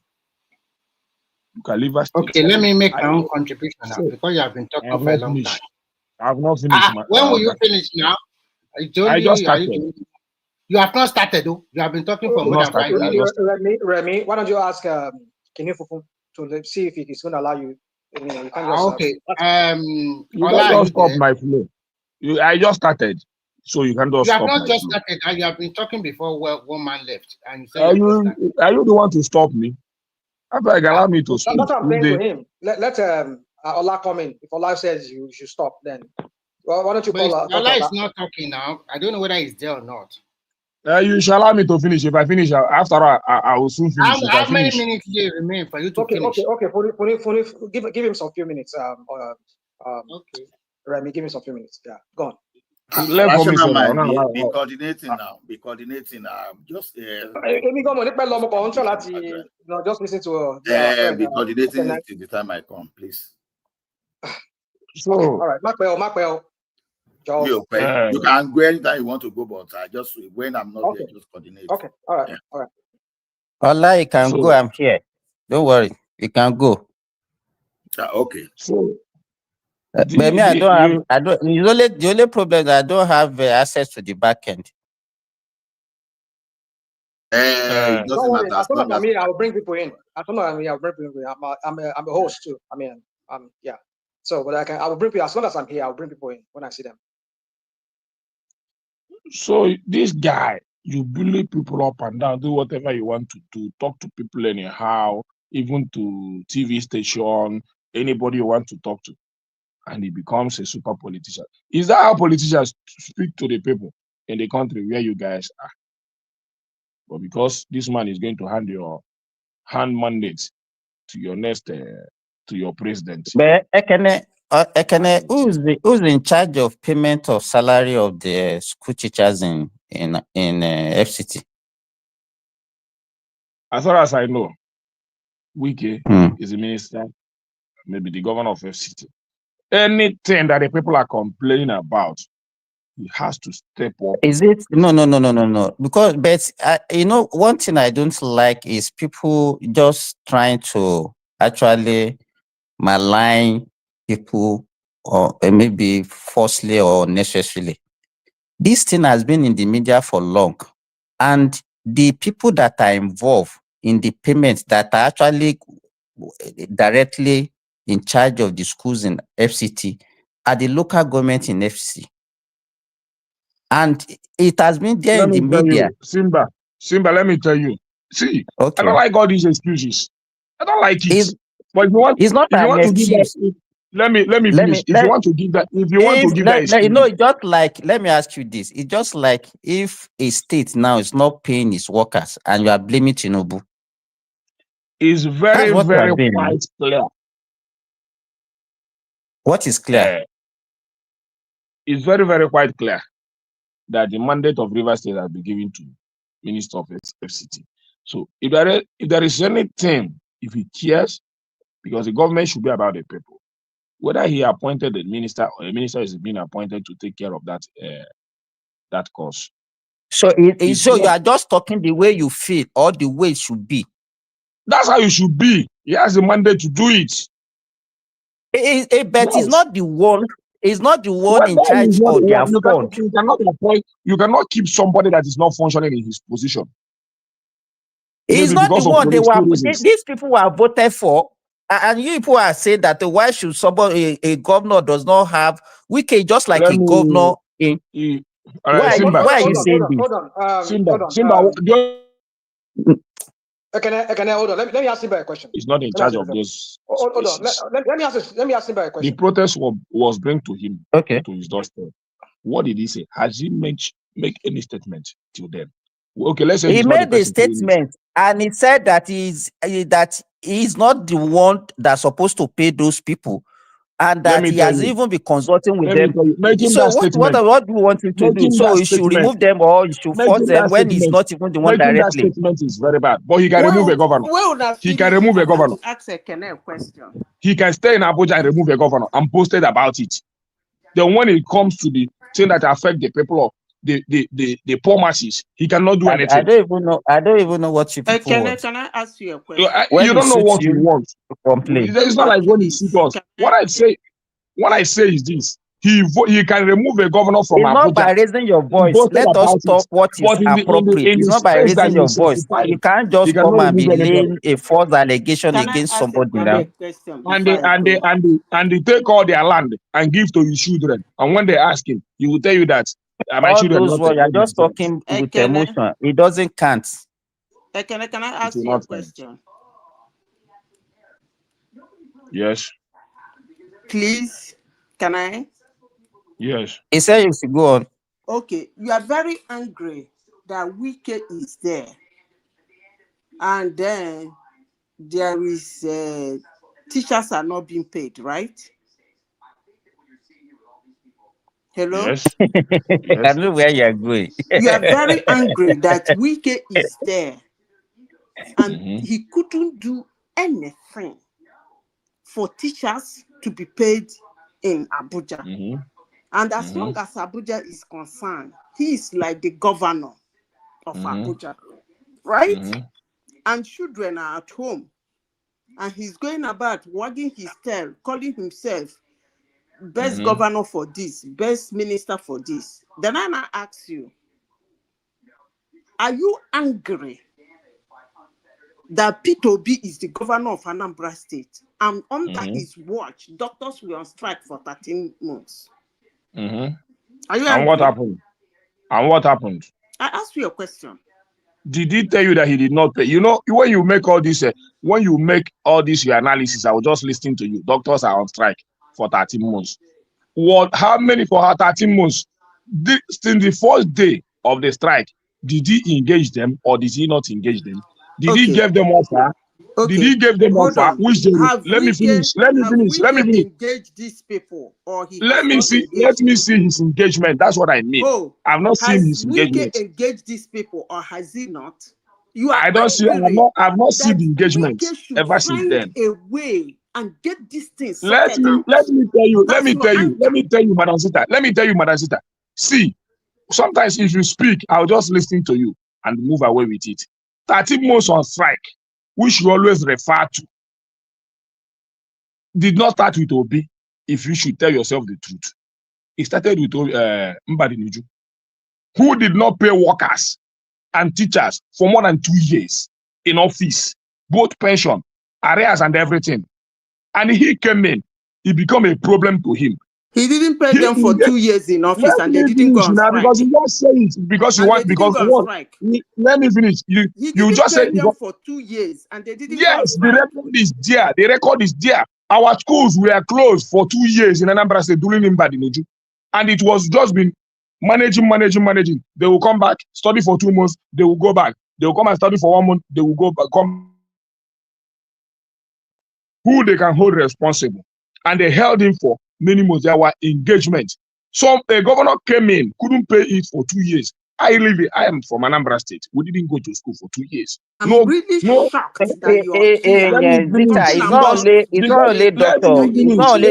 Because sometimes when you say things, and you are making excuses for somebody else under his watch. I am not making excuses for him. I am not making excuses for him. I am saying it because you are not factual with the issue. If you are factual with the issue, are you factual with the one that you are saying? The one that you are talking now, are you factual with it? So what I'm saying is that it is a lie that during Zita, it's not only doctor that went on strike. All health workers. He removed. How did we get to How did we from Wike get to he wants to make it because of double standard now. No, there's what they shoot for Hamas. So he wants to make it. He wants to make it. He was passionate. What they shoot for Hamas, but he's not. He just want to bury. Now he's defending another person that do what? He think he can use that to bury Obi. He think he can use that to bury Obi. But he forgot. Everybody, hold on, please. Simba, let me ask a question, because sometimes you come here, you do this thing very well, and then you start to talk like as if we that are here, we don't even know what's going on. FCT, and every parastatal within FCT, they are all answerable to the FCT minister. They are not. Well, they are. Let me tell you this. Don't tell me anything. Let me tell you what you do not know.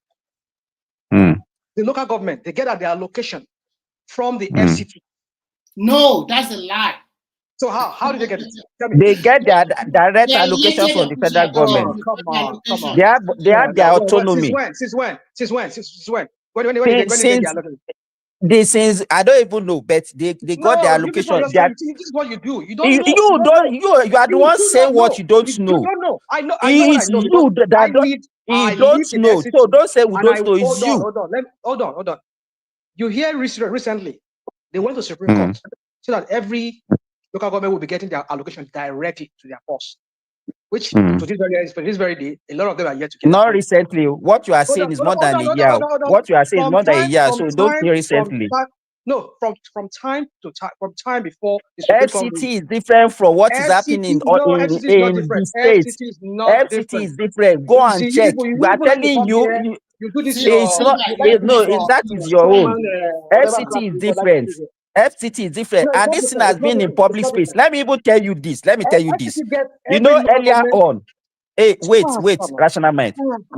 Rational mind. You just like giving people wrong information.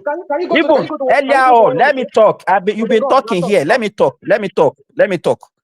Earlier on, you are talking about Edo and you are comparing Edo and Osun State. Let me tell you what happened in Edo State. Okpebolo did not remove local government chairman in Edo State. Go and check. He suspended them for 2 months for financial irregularity. He suspended them.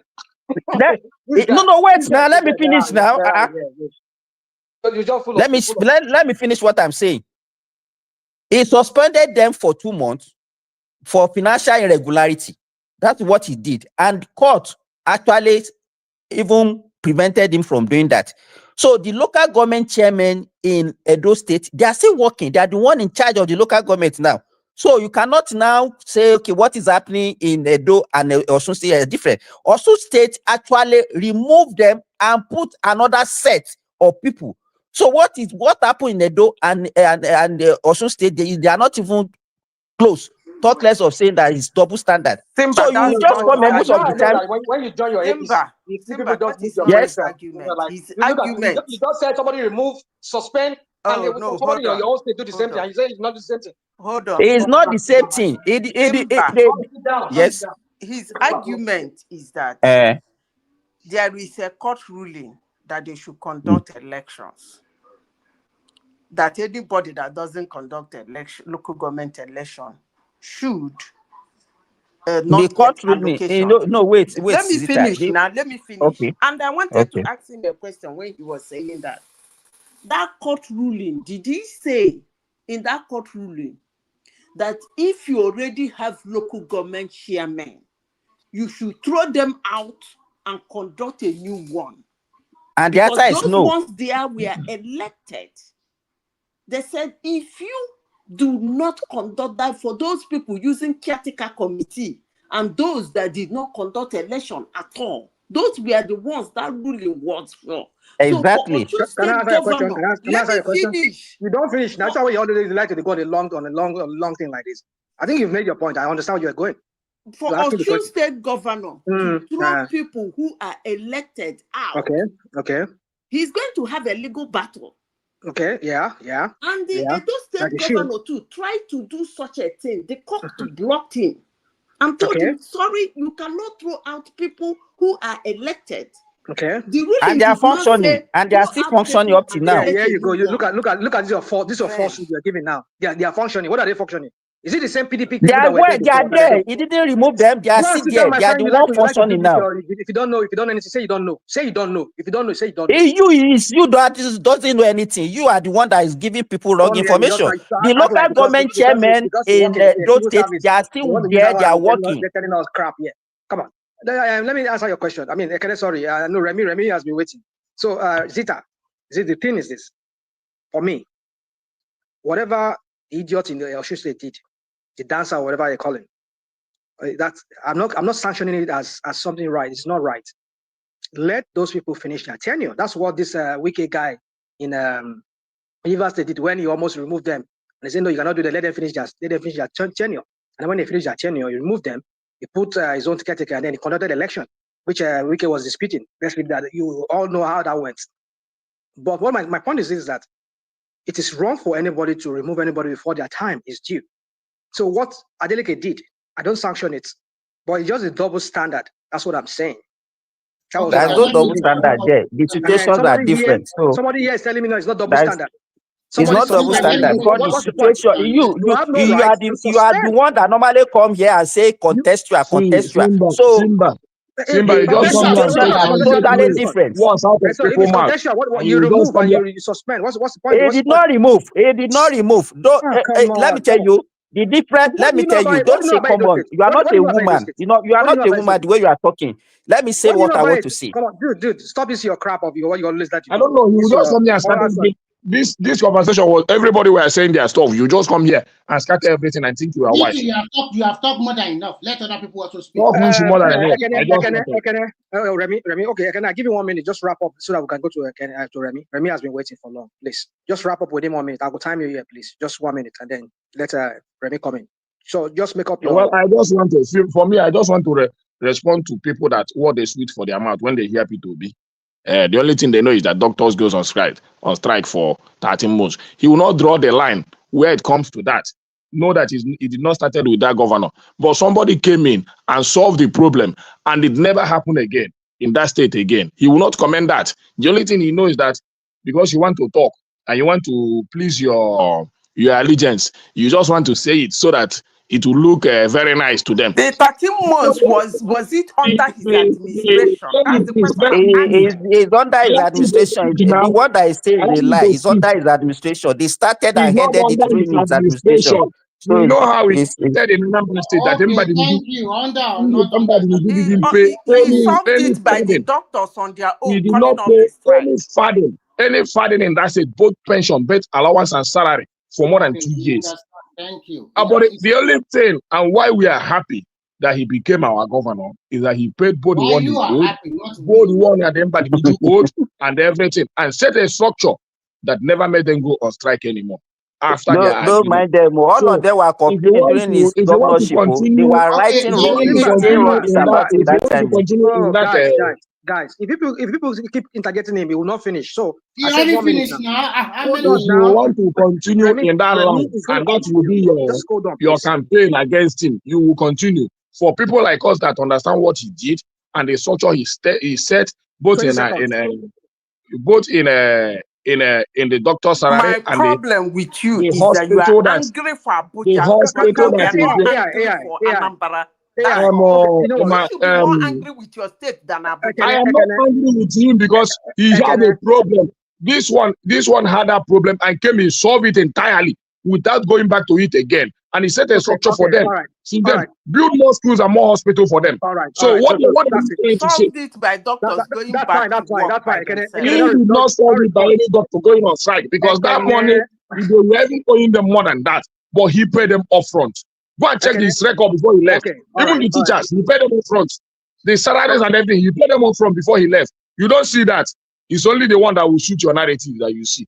Okay, thank you, Kenneh, for that submission. Well, thank you. So, Remy, over to you, please. Remy, you can flow however you want. Yeah, thank you. Actually, I want to start on a different note, but because I can hear back and forth and blah, blah, blah, I don't know why you are supporting a pathological liar. I don't know why you guys are propagating somebody that is nobody, that does not do any jack for 8 years. I don't know why. And when you are making your contribution, please, everybody, let's refer to the Constitution and let's be abreast of what is happening. The news is there. There's both audio and visual. We also have media, newspaper. Let's go and read before we come here and talk about unnecessary stuff. All the things you guys have been talking about is not similar. They are different. What happened in Edo local government is totally different from what happened in Osun. And let's accept if some of them did a mistake. You cannot just be coming here and be propagating. The guy did not conduct local government election for 7 years. It's a fact. Nobody disputed it. So where is the money? Is the only one controlling everything? Is that a good leadership? No. So let's go back to PDP, Atiku defection. Actually, there are two puppet masters that they are controlling everything. I will not tell you their name now. In future, I will tell you their name. They are the one controlling all the other people. Hello, Day, is it a confidential information? Why are you saying you are not going to tell us? If you don't know, you just tell us you don't know. What kind of talk is that one? Put us in the air. We are not even expecting you to say anything. Are you part of them? Why are you part of them? Why are you hiding information? That's why I make it more. If you want information, you go and do your own research. You want people to be working for you and come and eat. Look at you. I don't even need your information. Don't even give us your information. Because I don't know where you get your own news. Your own news always play for different television. Don't give me your information. Keep it to yourself. Thank you. I am not giving it to you. I don't care about it. Be quiet. At the end of the day, this puppet master, they are going to be the winner. And when it's about the time, I will reveal their names. So Atiku have done something good for himself as usual. He's selfish, and at the same time, when you also want to resign, have you seen the letter that he wrote to the local government? Is the PDP watch chairman it was written in the Nigerian government letterheaded, coat of arms was there. You can see that this kind of old man, still pretending that he's still like a VP or president. How come? I think what he has done what is does the illegal. letterhead said? What does the letterhead said? If you don't The mind. letterhead have a coat of arms of the vice president of Nigeria. Vice president is it or former vice president? I don't know. You can go and check it out by yourself. Okay, I will look for it. Mm-hmm. So, which is totally. No, the question we're supposed to ask: does she still need to be using official letter-headed paper of Federal Republic of Nigeria? That's exactly what I'm trying to say. It's illegal for him to be doing that after being out of this public service for more than since 2007, if I guess. Yeah, if I guess right. Yeah. So he's quite wrong. But as the people that are controlling him, sometimes this kind of men, they don't do things in the right way. But what he has done clearly shows that this coalition is for him. But if he didn't play his card very well, the puppet master, they will take over. And this puppet master, if I'm going to tell you, does not include your Obi. Obi is far away distance. It's not even among them at all. So they just want to use it. Remy, when did you have the meeting? Tell us now. Why are you keeping us in suspense? Tell us the puppet master now. Don't worry. Don't worry. Don't worry. It makes the platform more beautiful. It makes you to be guessing. That is the way. I can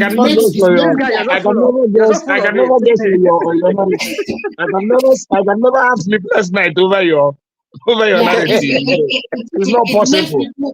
It's not possible. It makes people that are extremely lazy, that they just believe in hearsay, conspiracy, and all that kind of stuff. Are you telling us to be expecting something huge from you? Is that what you are saying? I will be happy if you can keep quiet so that I make my submission. Thank you. So for people that are lazy, they don't want to do the work. Only what they rely on is hearsay and conspiracy. And they are not knowledgeable enough to see the handwriting on the wall. Sooner or later, they will get it. And when they get it, I hope they don't cry, since they have been crying since 2023. And I hope at the end of the day, they will not say they should change them or they were rigged out or blah, blah, blah like this.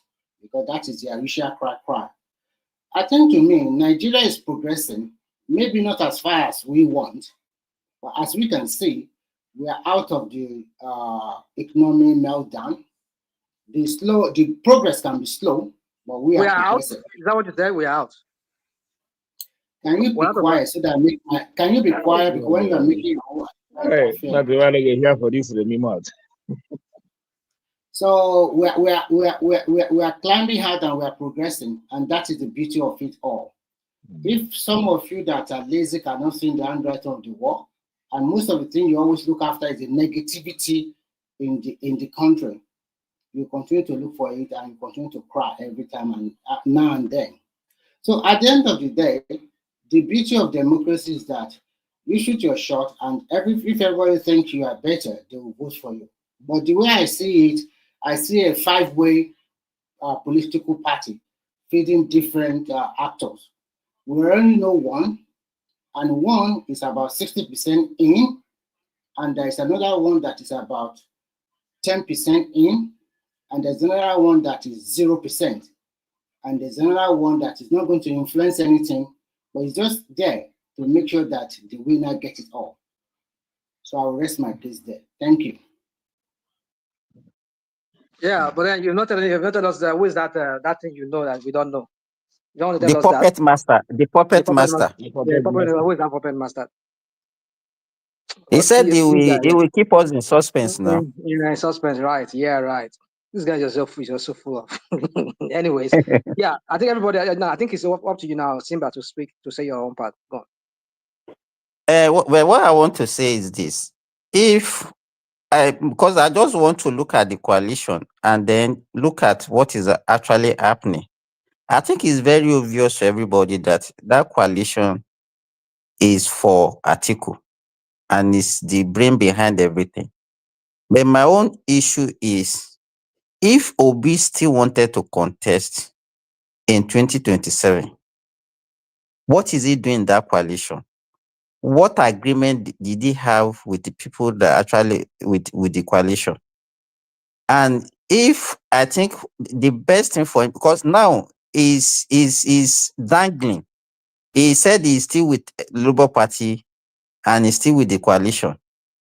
I think the best thing for him to do is to make up his mind whether to remain with Labour Party or to remain with the coalition fully and face the whatever he want to face within the coalition, whether he will fight for the primaries or not.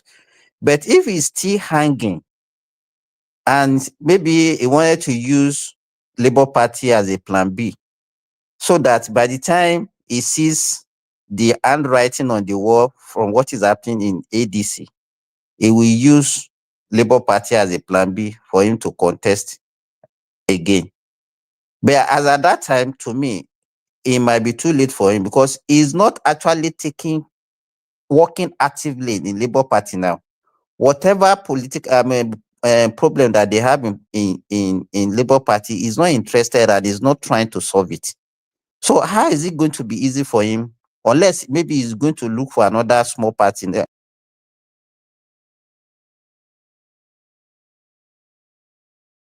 How is it your business, Simba?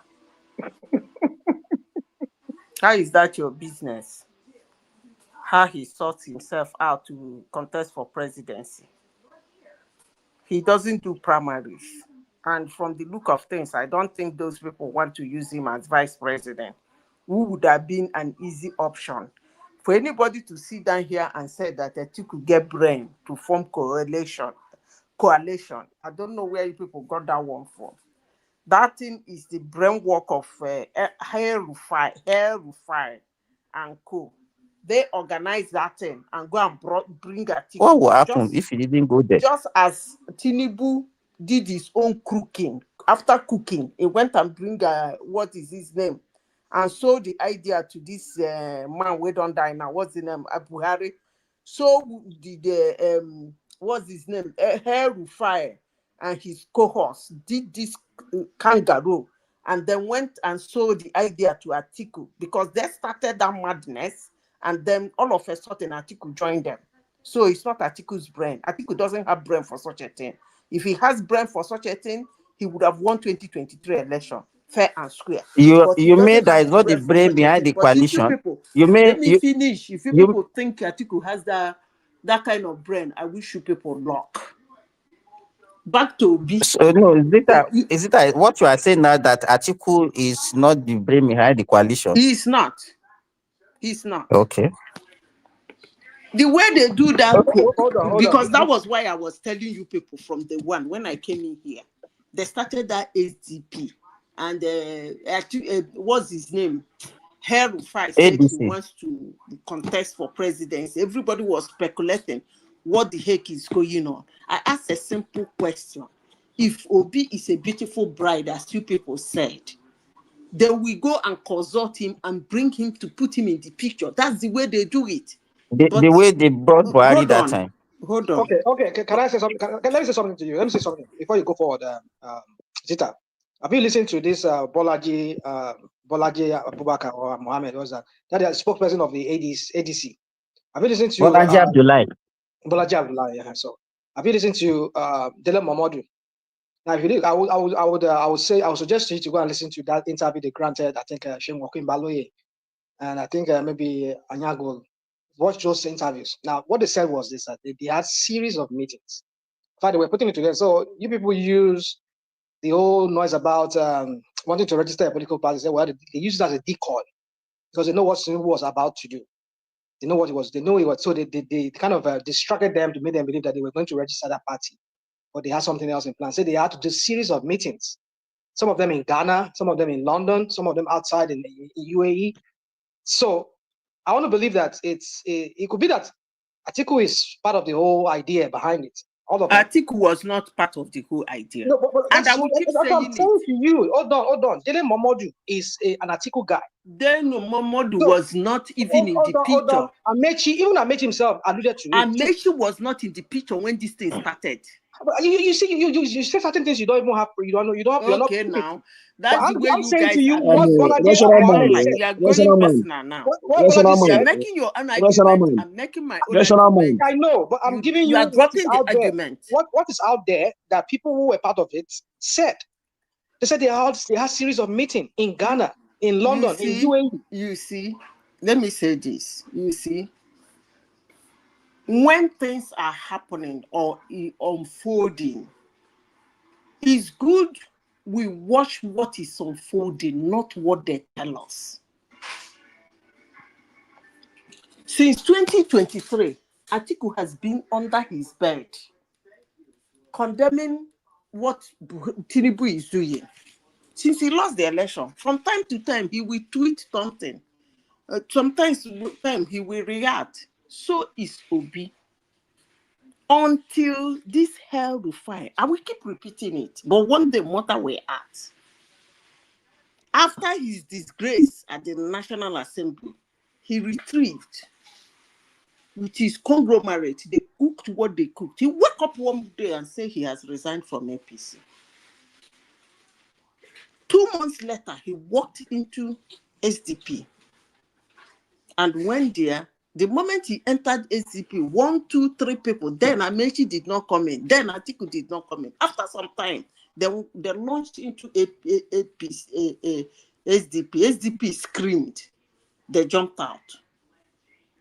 This same El-Rufai, he was the one that was the brain behind let's form this Atiku. I will keep repeating it. Atiku ain't got no brain to do such a thing.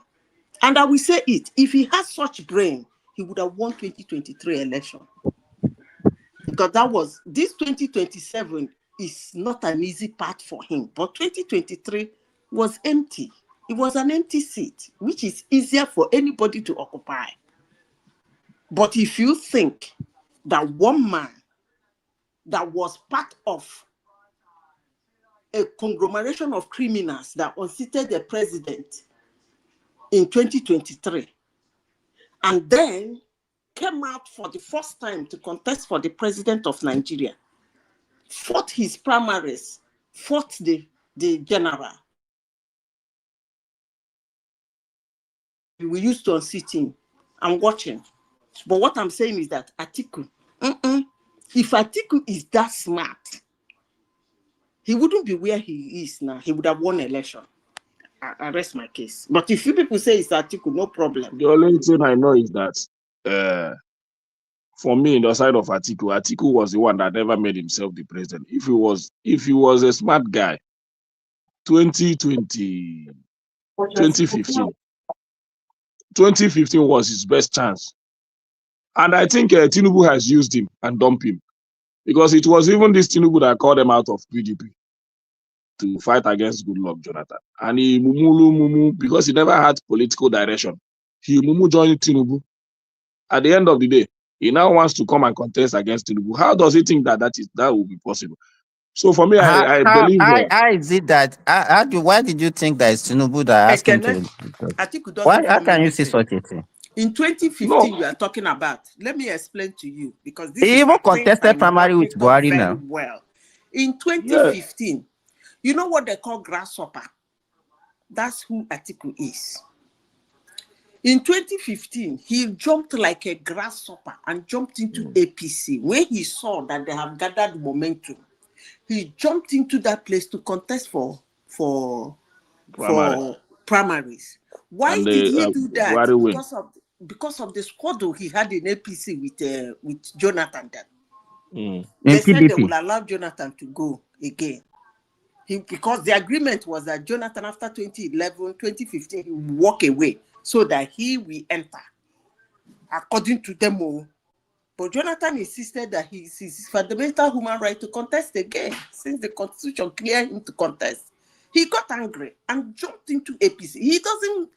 Atiku doesn't arrange anything. if he arranges something, if he had known something, he would have stayed put with good luck.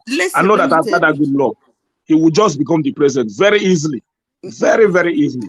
No, 2023 was his best that 2015 Atiku shot himself. Since that day, he never gets himself. 2023 was his best shot. Yeah, he had a very good chance in 2023, but he started spoiling his political career in 2015. But 2023, you see, because Atiku cannot tell me that. Let me tell you, I believe the reason why Obi left PDP in 2022 was because he knows that he's not going to get that primary, and in not getting that primary, he was not going to be vice to Atiku, and the Atiku cannot sense it. Atiku has already wanted a sitting governor who can bring out money for their campaign.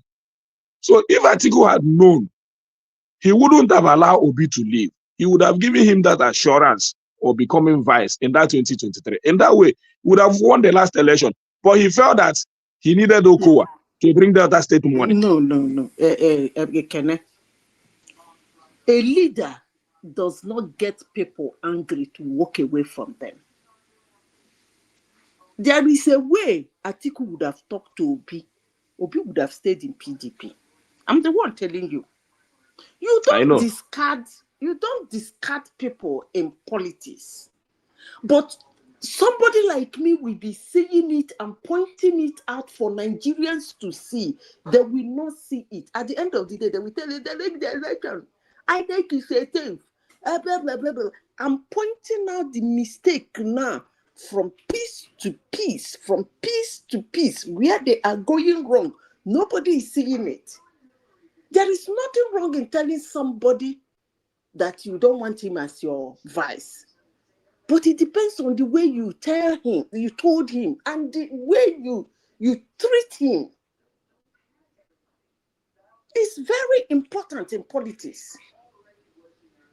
After all, Obi respect that Atiku. He don't wrong with him before now. He see him as his mentor, or when I say Oga. Even to tomorrow. I think the only politician who...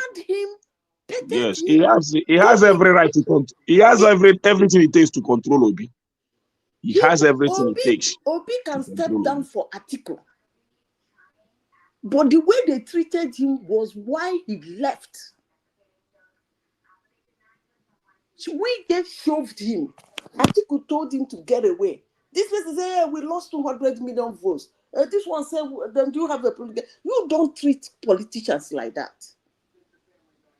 Because that person that didn't have a vote yesterday, the way you treat him today might make him have a vote. That's how politics work. But people don't know that. And people see all those loopholes. Can you imagine somebody saying that Atiku was the brain behind ADC? This is actually shocking to me and ridiculous. In the first place, that's not how coalition is being formed. The only thing, I don't want to talk about that coalition, but I know, just like what you said, that El-Rufai have upper hand. If El-Rufai have upper hand in that coalition, even more than Atiku. So, and he's the one bringing in both this APC retired and all that. I don't think Atiku has what it takes to bring in this APC retired. Are you telling? Listen, the way coalition is formed, El-Rufai has looked at himself. He has not tested his power in the federal level. Although maybe probably within him, he might say, I can. Maybe I do. But he's not too sure. But there is something I still want to understand, Madam Zita, before you go further. Between Atiku and Obi, who do you think we favor El-Rufai political future? And who do you think will El-Rufai support to favor his political future? Between Atiku and Obi. El-Rufai will not support Obi. If you want me to run down the reasons. The problem Peter Obi have is that he cannot fly in the north. I will keep saying that. As a politician, your actions and inactions on certain situations and circumstances happening around a community, a local government, a state, let alone a country that affects all these places I have mentioned, your actions and inactions towards those circumstances and situations plays a very big role in your political career. If you keep mum, they might read so many meanings into it. If you talk a lot, they might read so many meanings into it. You must be firm. For some people who are from the north, they prefer somebody who is kind of a little bit straightforward. You can cajole them to vote for you. But the moment they notice you are flippant, they wouldn't want to have anything to do with you. Now, let me say this. If Atiku pick Obi as vice president, they will lose. Let me tell you why they will lose. There will be so much anger in the South. And then there will be... That one is certain. There will be... Obi will lose face in the South in the sense that there will be a campaign of camoling. Like, it doesn't really matter, but they will use it to campaign against him. They will say things like, can you imagine a Southerner bringing a Northerner to come and take a position of a Southerner? Now, in the North, the people who want to jump in immediately after Atiku, after Tinubu, will not find it funny. They will say, what the heck is Atiku talking about? That he's going to do only one term and hand over to a Southern again? Mbano. So that's why I said their best shot, had it been two of them contested in 2023, it was actually their best shot. But they didn't. Now, Atiku has a problem. His problem is that I don't really know what Atiku think of himself. He's supposed to be a father. I'm telling you, Atiku is supposed to be a father. I don't really care that he's 100 years and still he's contesting to be president, or he's 300 years he wants to contest to be the president. It's his fundamental human right. If Nigerians want him at 1,000 years to be their president, that's fine. Oh, well and good. I don't care. But the thing is that let's talk about who wants to rule us. Atiku is not a father. You see that thing that happened in 2023 in a same place, in a slang line, like people do say, that man would have lost his face as a politician and as a leader. That madness was going on in PDP throughout the campaign period. He was moving about. In fact, he was behaving as if he has won the election. He neglected Obi, he neglected Wike and his dancing followers. And these are the major supporters from the South. Good. He neglected all the Southern. And you talked Okowa, who never tested anything. Use him as neglected all the Southern cry. He ignored all the Southerners. He shoved them off. For you people's information, apart from 2023, 2015 and 2019, PDP has been winning Lagos in presidency. Go and check the record. It wasn't surprising that Obi won it.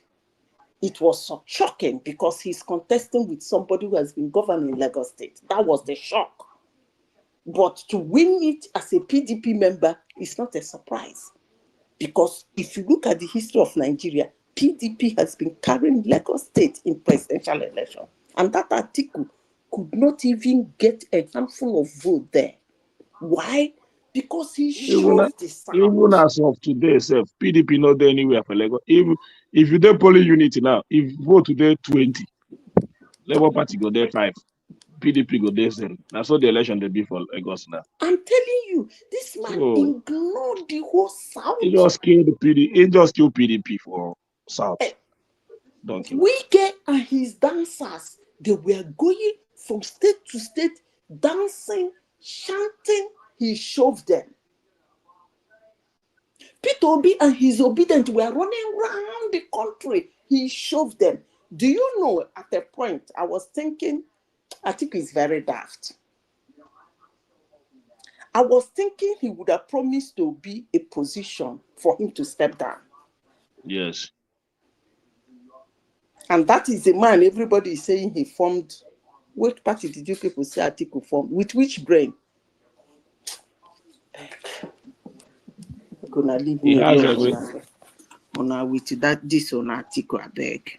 I think it's that article said, I don't even discuss of politics again. And it's just that I'm Obi follower, but I will not even advise Obi to contest if he didn't get that ticket. I will just tell him to go and sleep.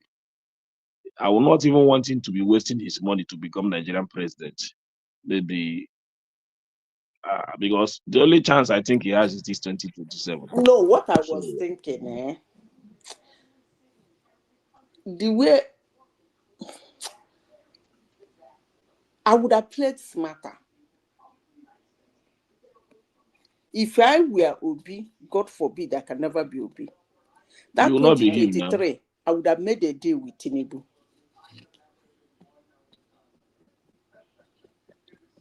But they so much ignored Tinubu. And they're planning again. That guy will flog them all. Mark my word, Kenneh. Tinubu will flog them. That guy is a chameleon. He doesn't talk much. He go flog them. Don't be surprised if he wins 2-3 states. The only thing I know is that I've just said it. If I have not been involved, I will not see how difficult it is. But because I've been involved via the polling unit, I know how difficult it is. And I will always say, Obi cannot do it. This is not a state election. Obi cannot do it. I know APC is flooded. But APC have this only local government election. APC they get 5 polling units again. 5. Obi would have been a vice president in 2031. Yeah, he has the capacity. That's what it's even better than to contest. It's even better to wait to that 2031 because they will now know that he is in the position to be a done a good deal with Tinubu. For some reasons, I don't know why Tinubu doesn't talk to Obi. Even when Obi campaigned and insulted against him, he doesn't have anything to tell that guy. For reasons I don't know. I've been monitoring 2 of them. He doesn't talk about him for some reasons. I wouldn't say he neglects him. I wouldn't he said Tinubu doesn't talk about Obi. In his campaign, he mentioned Obi. And he didn't actually mention his name. He said somebody is doing warehouse importers and exporters. After that election, that guy has been hammering him everywhere. Obi is reacting. Obi, that guy is not talking. But I believe that if Obi has played his card in 2023 very well, he would have been a vice president in 2021. Because a Northerner will come out. He needs a Southerner for president. I don't know. The anger so you are saying now in 2031, Zita, I don't know if can you hear me? If PDP is dead, I don't think PDP cannot revive again. Forget them. PDP cannot revive again. But PDP Zita, can you hear me? Time ago. When they lost the election in 2015, that was when they died. Can you hear me? This weekend that revived it. Atiku run to Dubai president. Hello? He went to Dubai and relaxed. It was Wike that was paying the bills, doing everything to revive it. Immediately it's 2023. Wike was thinking if they don't give him the ticket, he becomes a vice president. That was why he was squandering River State money on them. Immediately it's 2023, Atiku flew, grasshopper, landed again. It's his fundamental human right to contest presidency. Shebi next year go come out again, no wahala na. It's obvious he's coming out now. It's no longer speculation, Abi. That man, I'm seeing too much. I'm seeing even too much greed in him more than every Nigerian politician. That's the only thing I see in him. Is Remy still there? Remy? Yeah. Remy? Kenneh, I don't know why people bother about Nigerian politicians. Their only thing is to go and occupy Aso Rock. That's all what they're fighting. Let their name be in the history that they were. Can you imagine Amechi, House Speaker, Amechi, two-time governor, Amechi, two-time minister, Abi? He's not still satisfied. He wants to be president. Leave me.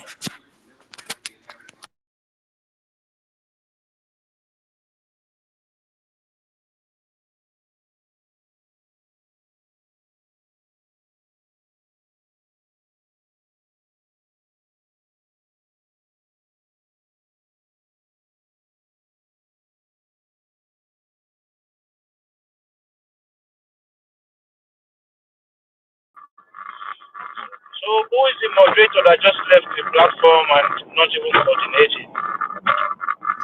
I didn't leave.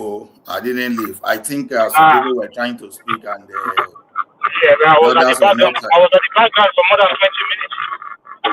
No verse. I did for like you know, Simba was trying to speak. I was listening. I was hearing Simba, but it's like Madam Zita and Kenneh decided not to let him speak. So I don't think so, because I don't think they hear him, because I think he was saying, well, I was at the background when he was asking, can anyone hear me? Can anyone hear me? I don't think he was good. Maybe he was. Yeah, I was hearing him, but I was where I did far, I did somewhere. So I just have to, I just ran to just come and intervene. So Remy, can you listen? Can you hear anyone? Yeah, I can hear you. Okay. What happened today? Kenneh did not come to criticize Tinubu. I didn't hear him criticize Tinubu today. What's going on? Is everything okay? No, it's like you came late. I think you came late. Okay. I think you came late. That's why. And it's like people are not really. It seems like people have left. So maybe he's already he's cashing out in the Tinubu government. Maybe that's why he changed his mind.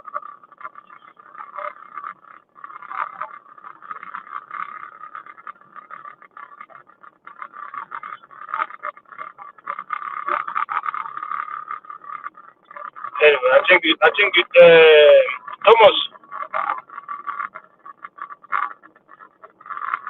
Hello? Yeah, I think if you want to shut it down, you can shut it down. I don't think Remy is still participating. Nobody's there. No, Madam Zita is back. So okay. Still want to, somebody is asking for the link.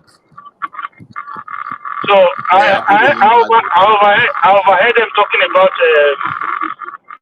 how Atiku should have reached out to Obi in that last election. I think what Madam Sita and Kenneh forgot was the role Obasa just played in that to influence Obi's decision in that 2023 election.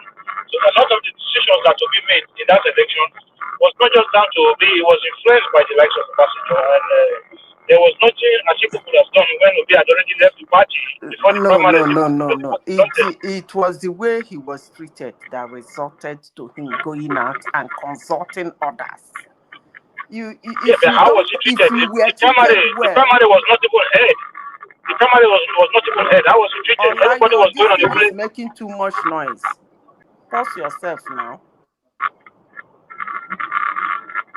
If everybody, are you talking to me? No, it's Ola. Ola is on. Yeah, so if everybody was going on a level No, playing it's not my device. So I think it's a progressive device. I don't know if it's mine, but I'm driving down, so maybe it could be because I'm on the road.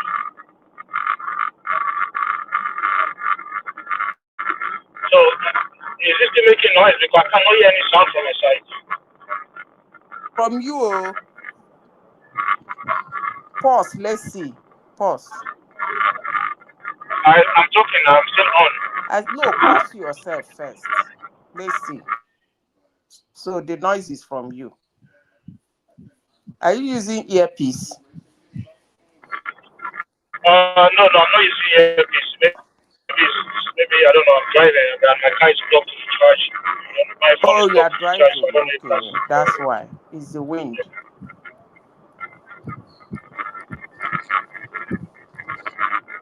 I'll just pause myself anyway. If I need to come in, I'll come in. I don't know. You can be talking with Adewale. Adewale is here. Mr. Adewale, a long time. Happy New Year.